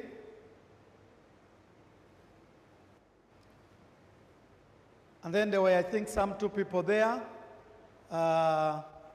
We can appreciate your remarks, your name, and then make your comments. We've had a rapporteur that has been taking note of all that has been discussed. Yes, sir. Can you put the microphone on?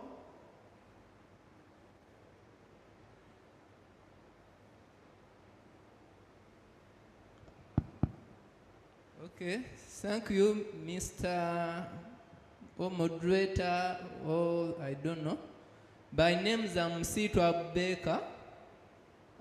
For me, I'm also science because by 2020, I was on a television. Baker, just go straight to your comment because we don't have time. Okay, my comment is that as scientists, you've not talked about patents or copyrights because we have that innovations as maybe our assets. But as in Uganda... Okay, we've taken note of that, Dr. Cosmas. I think take note of the issue of patents. Thank you so much. Another one? Yes. Good afternoon, ladies and gentlemen. Protocol observed. I'm Onesimus Yamukama, an independent investment advisor on ESG. My question is, as we invest billions into Uganda's science and innovation agenda, what concrete measures are being taken to ensure that these innovations don't just generate profits, but also tackle climate change, reduce inequality, and uphold transparency, so that every Ugandan sees a real, measurable value from this national innovation agenda? Thank you. Thank you, Biamukama. Dr. Cosmat has taken note of that. The last one, I think there was a lady here. in front. Excuse me, there is a lady here. I think she was the one.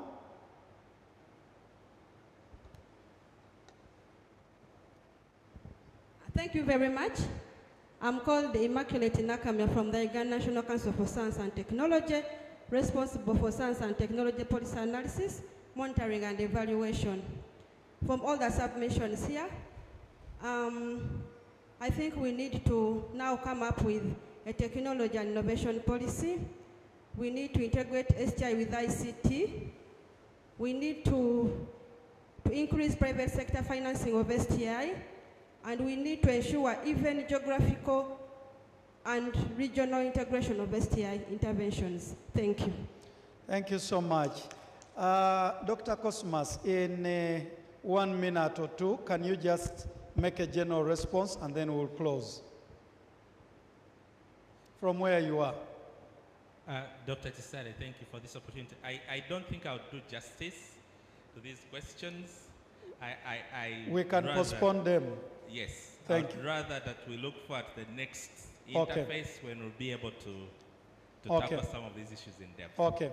Thank you. That's a brilliant response, and I do appreciate that. Ladies and gentlemen, please bear with us. Indeed, like he's saying, this is the beginning of a long journey where we are going to be organizing public engagements on the economy and science, technology, and innovation so that we can have more of these engagements. We will be inviting you very soon once we've agreed on the next public engagement.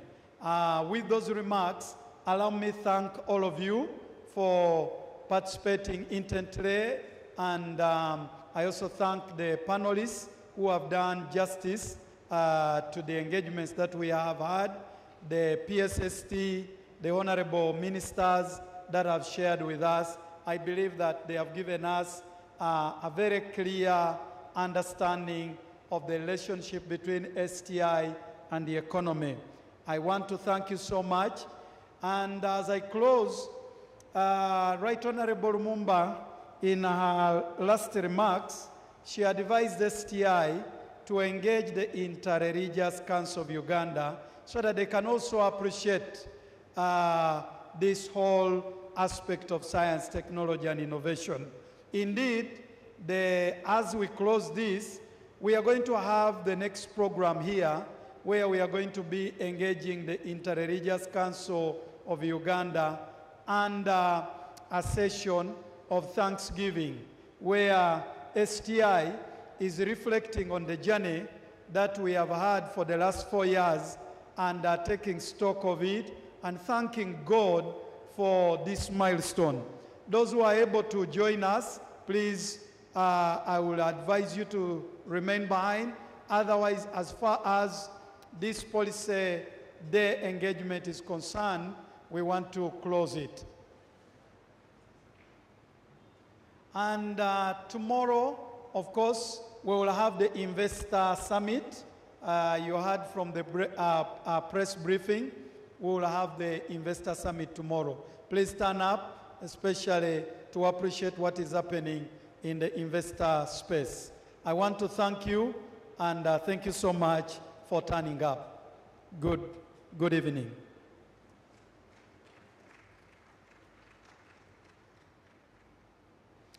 So our policy day is closed, and I want now to invite the organizers for the next activity, which is a Thanksgiving session, to come in and organize the stage so that we can get started. Thank you, thank you, thank you so much.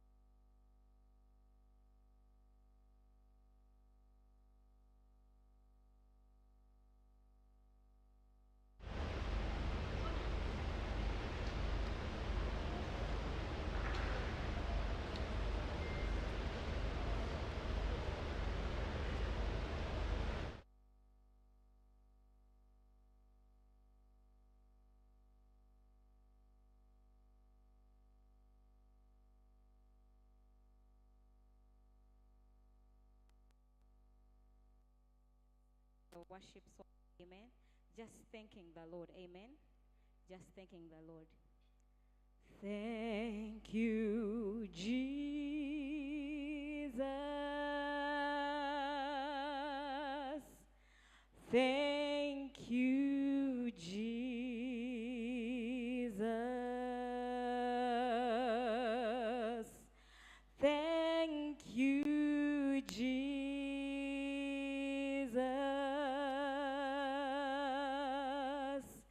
Thank you, Jesus.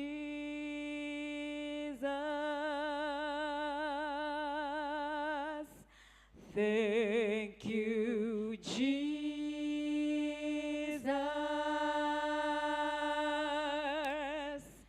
Thank you, Jesus.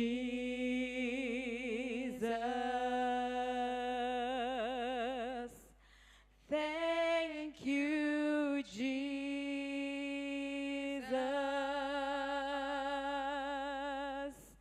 Thank you, Jesus.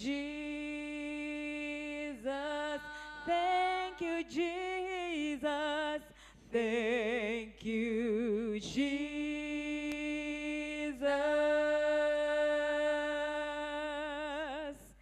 Thank you, Jesus.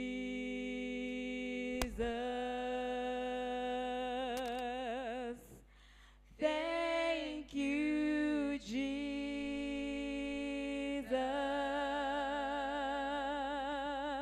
Kindly let's stand on our feet and join the worship team. Oh, thank you, Jesus.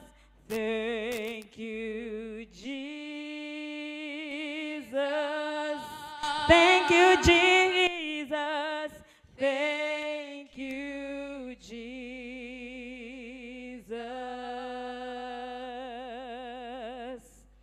Thank you, Jesus.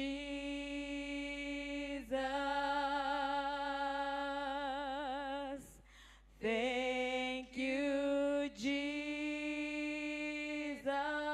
Webale Yesu, webale Yesu, webale Yesu, webale Yesu, webale Yesu, webale Yesu, webale Yesu, webale Yesu, webale Yesu, oh, webale Yesu, webale, webale Yesu, webale Yesu, webale Tata, webale Tata, webale, webale Tata, webale Tata, webale Tata,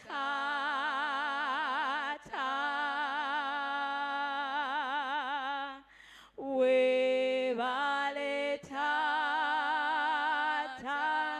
tukusinza, tukusinza, tukusinza, tukusinza, gwe musinze, tukusinza,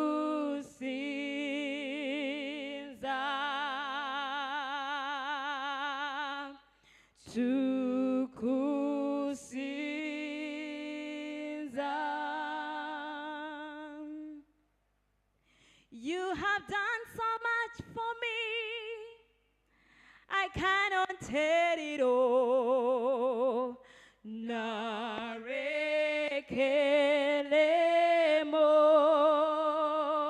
We say it again. You have done so much for me. I cannot tell it all. Narekelemo.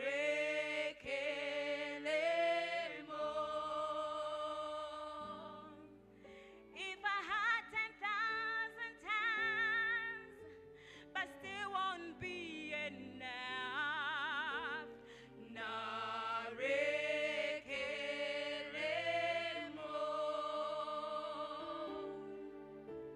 Shukuna Rabimo. Isi can you lay nara? Narekelemo. Nara, nara, nara, nara, narekele, narekelemo. Nara, nara, nara, nara, nara, nara, narekele, narekelemo.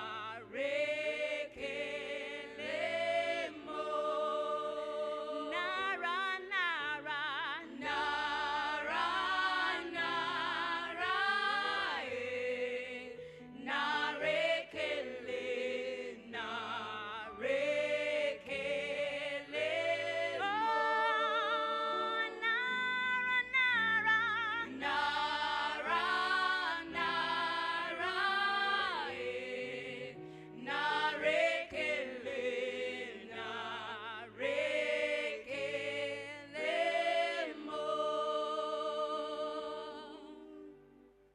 Father, you've done it again and you're going to do it again. Okay, thank you so much, worship team. Just hold it there. Let me welcome Pastor Oundo to give us the opening session. You're welcome, Pastor.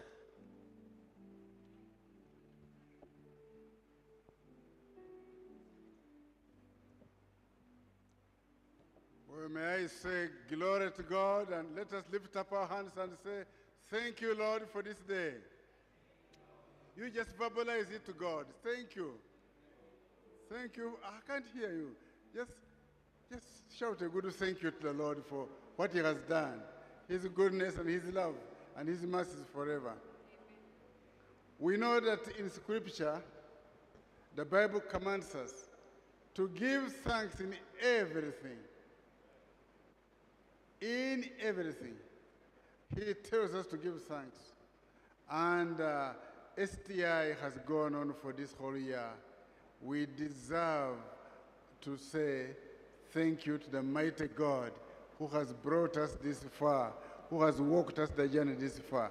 Secondly, I want us to also understand that the God that we come to and give thanks to him is the God who is the revealer of all the secrets. No scientist can be able to do any innovation without that God. The Bible tells us in Deuteronomy 29, the secret things belong to God, but all things that he has revealed belong to us and to our children forever, that we may keep all the words of this law. So let us lift up our hands and give him thanks, because we are opening the gate of thanksgiving for us this particular moment, that the Lord may do it again and again. Heavenly Father, we stand here in your presence because we, Lord of glory, thank you, you being the one that has made it possible for us to be here. We attribute everything, every good thing, all the success, all the discoveries, all the innovations unto you, Lord. We thank you, Father. It has been an uphill task for us to walk this far through this journey this year. Last year we were here on this ground, and we saw, Lord, what you did in terms of display. Today we come again, and we see greater things. We see good innovation. We see good cooperation. We see, Heavenly Father, even as the permanent secretary of finance was here, and he was speaking and giving us an assurance and saying, STI must get a good reward, must get good man allocation because of what they are doing. Lord, there are things which have made the world, the whole of Uganda, to see what is being done. We thank you for the Honorable Minister. Thank you, Father, that Lord of Glory, you have used her, you have kept her in good health, you have kept her innovative, you have kept her, Lord of Glory, searching out for more knowledge, you have enabled her to come this far. And Lord, we cannot stop but to say thank you. Human beings are limited. There's little that they can do. Many times, Lord of Glory, they fall short of your glory. But we want to thank you because you have kept the Honorable Minister and her family and all those that have been together, the team at STI, persevering and going through this far we have come. And so we stand here to say thank you, Lord.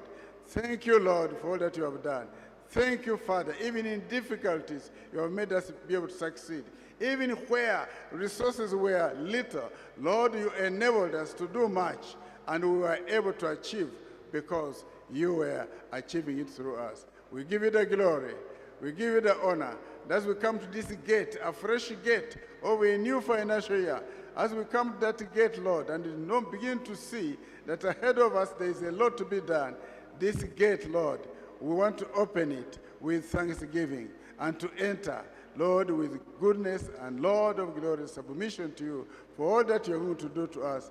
We thank you, we bless you, and we honor you, for we pray in that precious name of Jesus Christ, our Lord. Amen. Thank you so much, Pastor Oundo. Dear brethren, you are most welcome.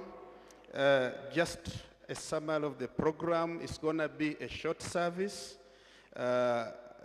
Before I invite my boss to make the opening remarks, we shall have testimonies from the STI-OP staff. We shall have an innovation scientist come to give testimony. Then we shall get remarks from the Honorable Minister. And then straight away we shall go into the word. We have a guest preacher already in the house. And then we shall wind it up with a prayer session, followed by an offertory. I hope you've carried something to give thanks to God.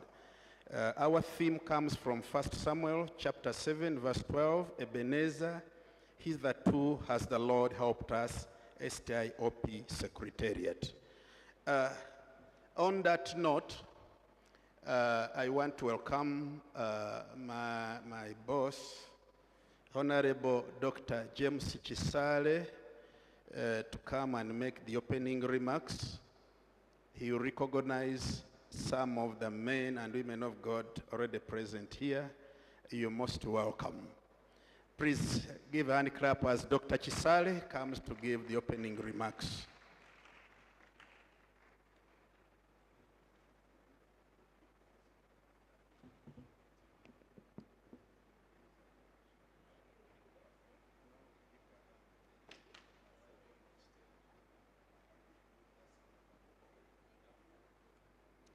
Thank you so much, Bishop Sechigongo Patrick. Allow me to recognize the Deputy General Overseer for the National Fellowship of Born Again Pentecostal Churches of Uganda, Bishop John Kawiye. You're most welcome. And I do recognize our regional overseer for Kampala region, Bishop Patrick Musoke, most welcome. I do recognize our elder who was overall team leader for Deliverance Churches of Uganda, Pastor Titus Oundo. You're most welcome. I do recognize Pastor Deo Musoke, who has participated in mobilizing us. I recognize your presence, and is also our minister in the National Fellowship. I recognize your presence. I do recognize the presence of our guest speaker this evening, Professor Vincent and Anigbogu. You're most welcome. Distinguished participants, pastors, reverends, our colleagues, the innovators and members of science, technology, innovation staff, you're all most welcome and a very good evening. We want to, first of all, I want to welcome you to this Thanksgiving service, and I will give a brief context to it so that we can appreciate why we are here this evening. I first of all want to thank all of you for quickly adjusting your time and being here with us. I want to take note that we invited you on a very short notice. We invited you on a very short notice, reason being that whereas we are having the National Science Week that is organized by the Science, Technology, Innovation Secretariat, Office of the President, this is our 4th annual engagement where we bring scientists together across the country and innovators to showcase what science is contributing to our economy as a country. Now, yesterday but one, which was I think Monday, the Honorable Minister felt that after having the policy day, which we've just ended a few minutes ago, she strongly felt it would be wise and in order to still spend a few minutes to corporately come together and take stock of the milestones that the Lord has done in the Secretariat of Science, Technology and Innovation by way of Thanksgiving. Now, we've never done this before. In reality, this is the first of its kind for this ministry within the Office of the President. We believe that going forward every year, we will be organizing this and we'll organize it in a better way. However, we still felt that let's do our best and invite you to come and be part of this Thanksgiving ceremony for two reasons. One, we really wanted that the religious sector begins to appreciate what science, technology, and innovation is doing in the nation as a whole, but specifically to see how do we involve you as a critical segment of the nation to begin to make your contribution in this space. We are aware that there are many faith-based schools, faith-based health centers, and even research institutions. The religious institutions corporately, historically, have been at the center of promoting science, technology, and innovation. Many of you will appreciate that many of our eminent scientists have really come from the religious sectors, especially the Catholic Church over the centuries has made a very great contribution in this area of science, technology, and innovation, together with the Anglican Church and the Islamic faith as a religious body, and of course also the Pentecostal movement. We have had famous scientists that have really acknowledged the role of God in the area of science, technology, and innovation. I'm made to understand that one of the famous scientists, Sir Isaac Newton, I'm told he was a Christian, and yet he made a huge contribution to science. The laws of gravity that today we talk about were discovered by a man that believed in God, but at the same time believed in science. The famous scientist that we all know about, Albert Einstein, once made a statement that science without religion is lame, and religion without science is blind. He further argued and said, God is a mystery, but a comprehensible mystery. I have nothing but awe when I observe the laws of nature. They are not laws without a lawgiver. So you can see he's really talking of science and God, that kind of relationship. So that's the reason why we felt that we need to tap into the religious constituency so that we begin to share with you how do we work together to take forward the agenda of science, technology, and innovation in the country. I therefore believe that this is a good beginning, and we will be organizing a better meeting, and I'm using the word better because here we really called you on short notice. And before I conclude my remarks, allow me especially thank Pastor Yunus Mutembe, our Public Relations Officer for Kampala region within the National Fellowship, who has really mobilized all of us. Thank you so much, Pastor Yunus. It has been a hard task, I know, for you to invite people in a few hours so that they are here, and I do really appreciate. Allow me also recognize the presence of our district overseer for Rubaga, Bishop Teo Mpima. We thank you for being in our midst. You are most welcome. Allow me also thank and recognize Bishop Kisa Michael for Kampala Central, our district overseer. You are most welcome. And then Bishop Frederick Wafula. We also recognize your presence. Is that for Kawempe? Come again? Central also? Okay, you're most welcome.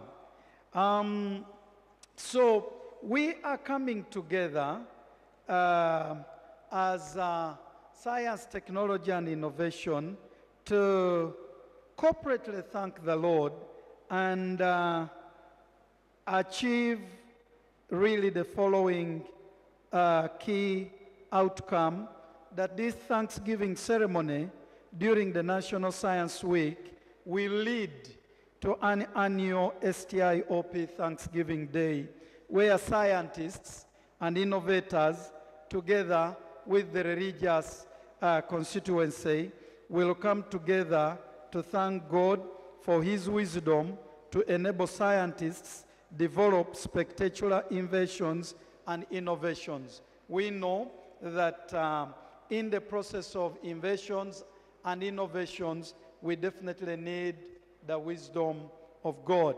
So we are so grateful and we welcome all of you.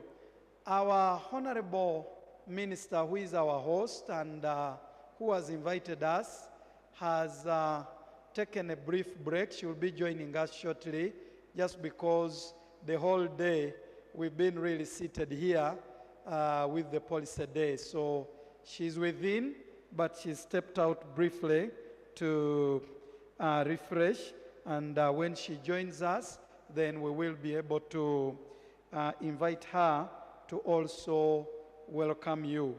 Thank you so much. God bless you.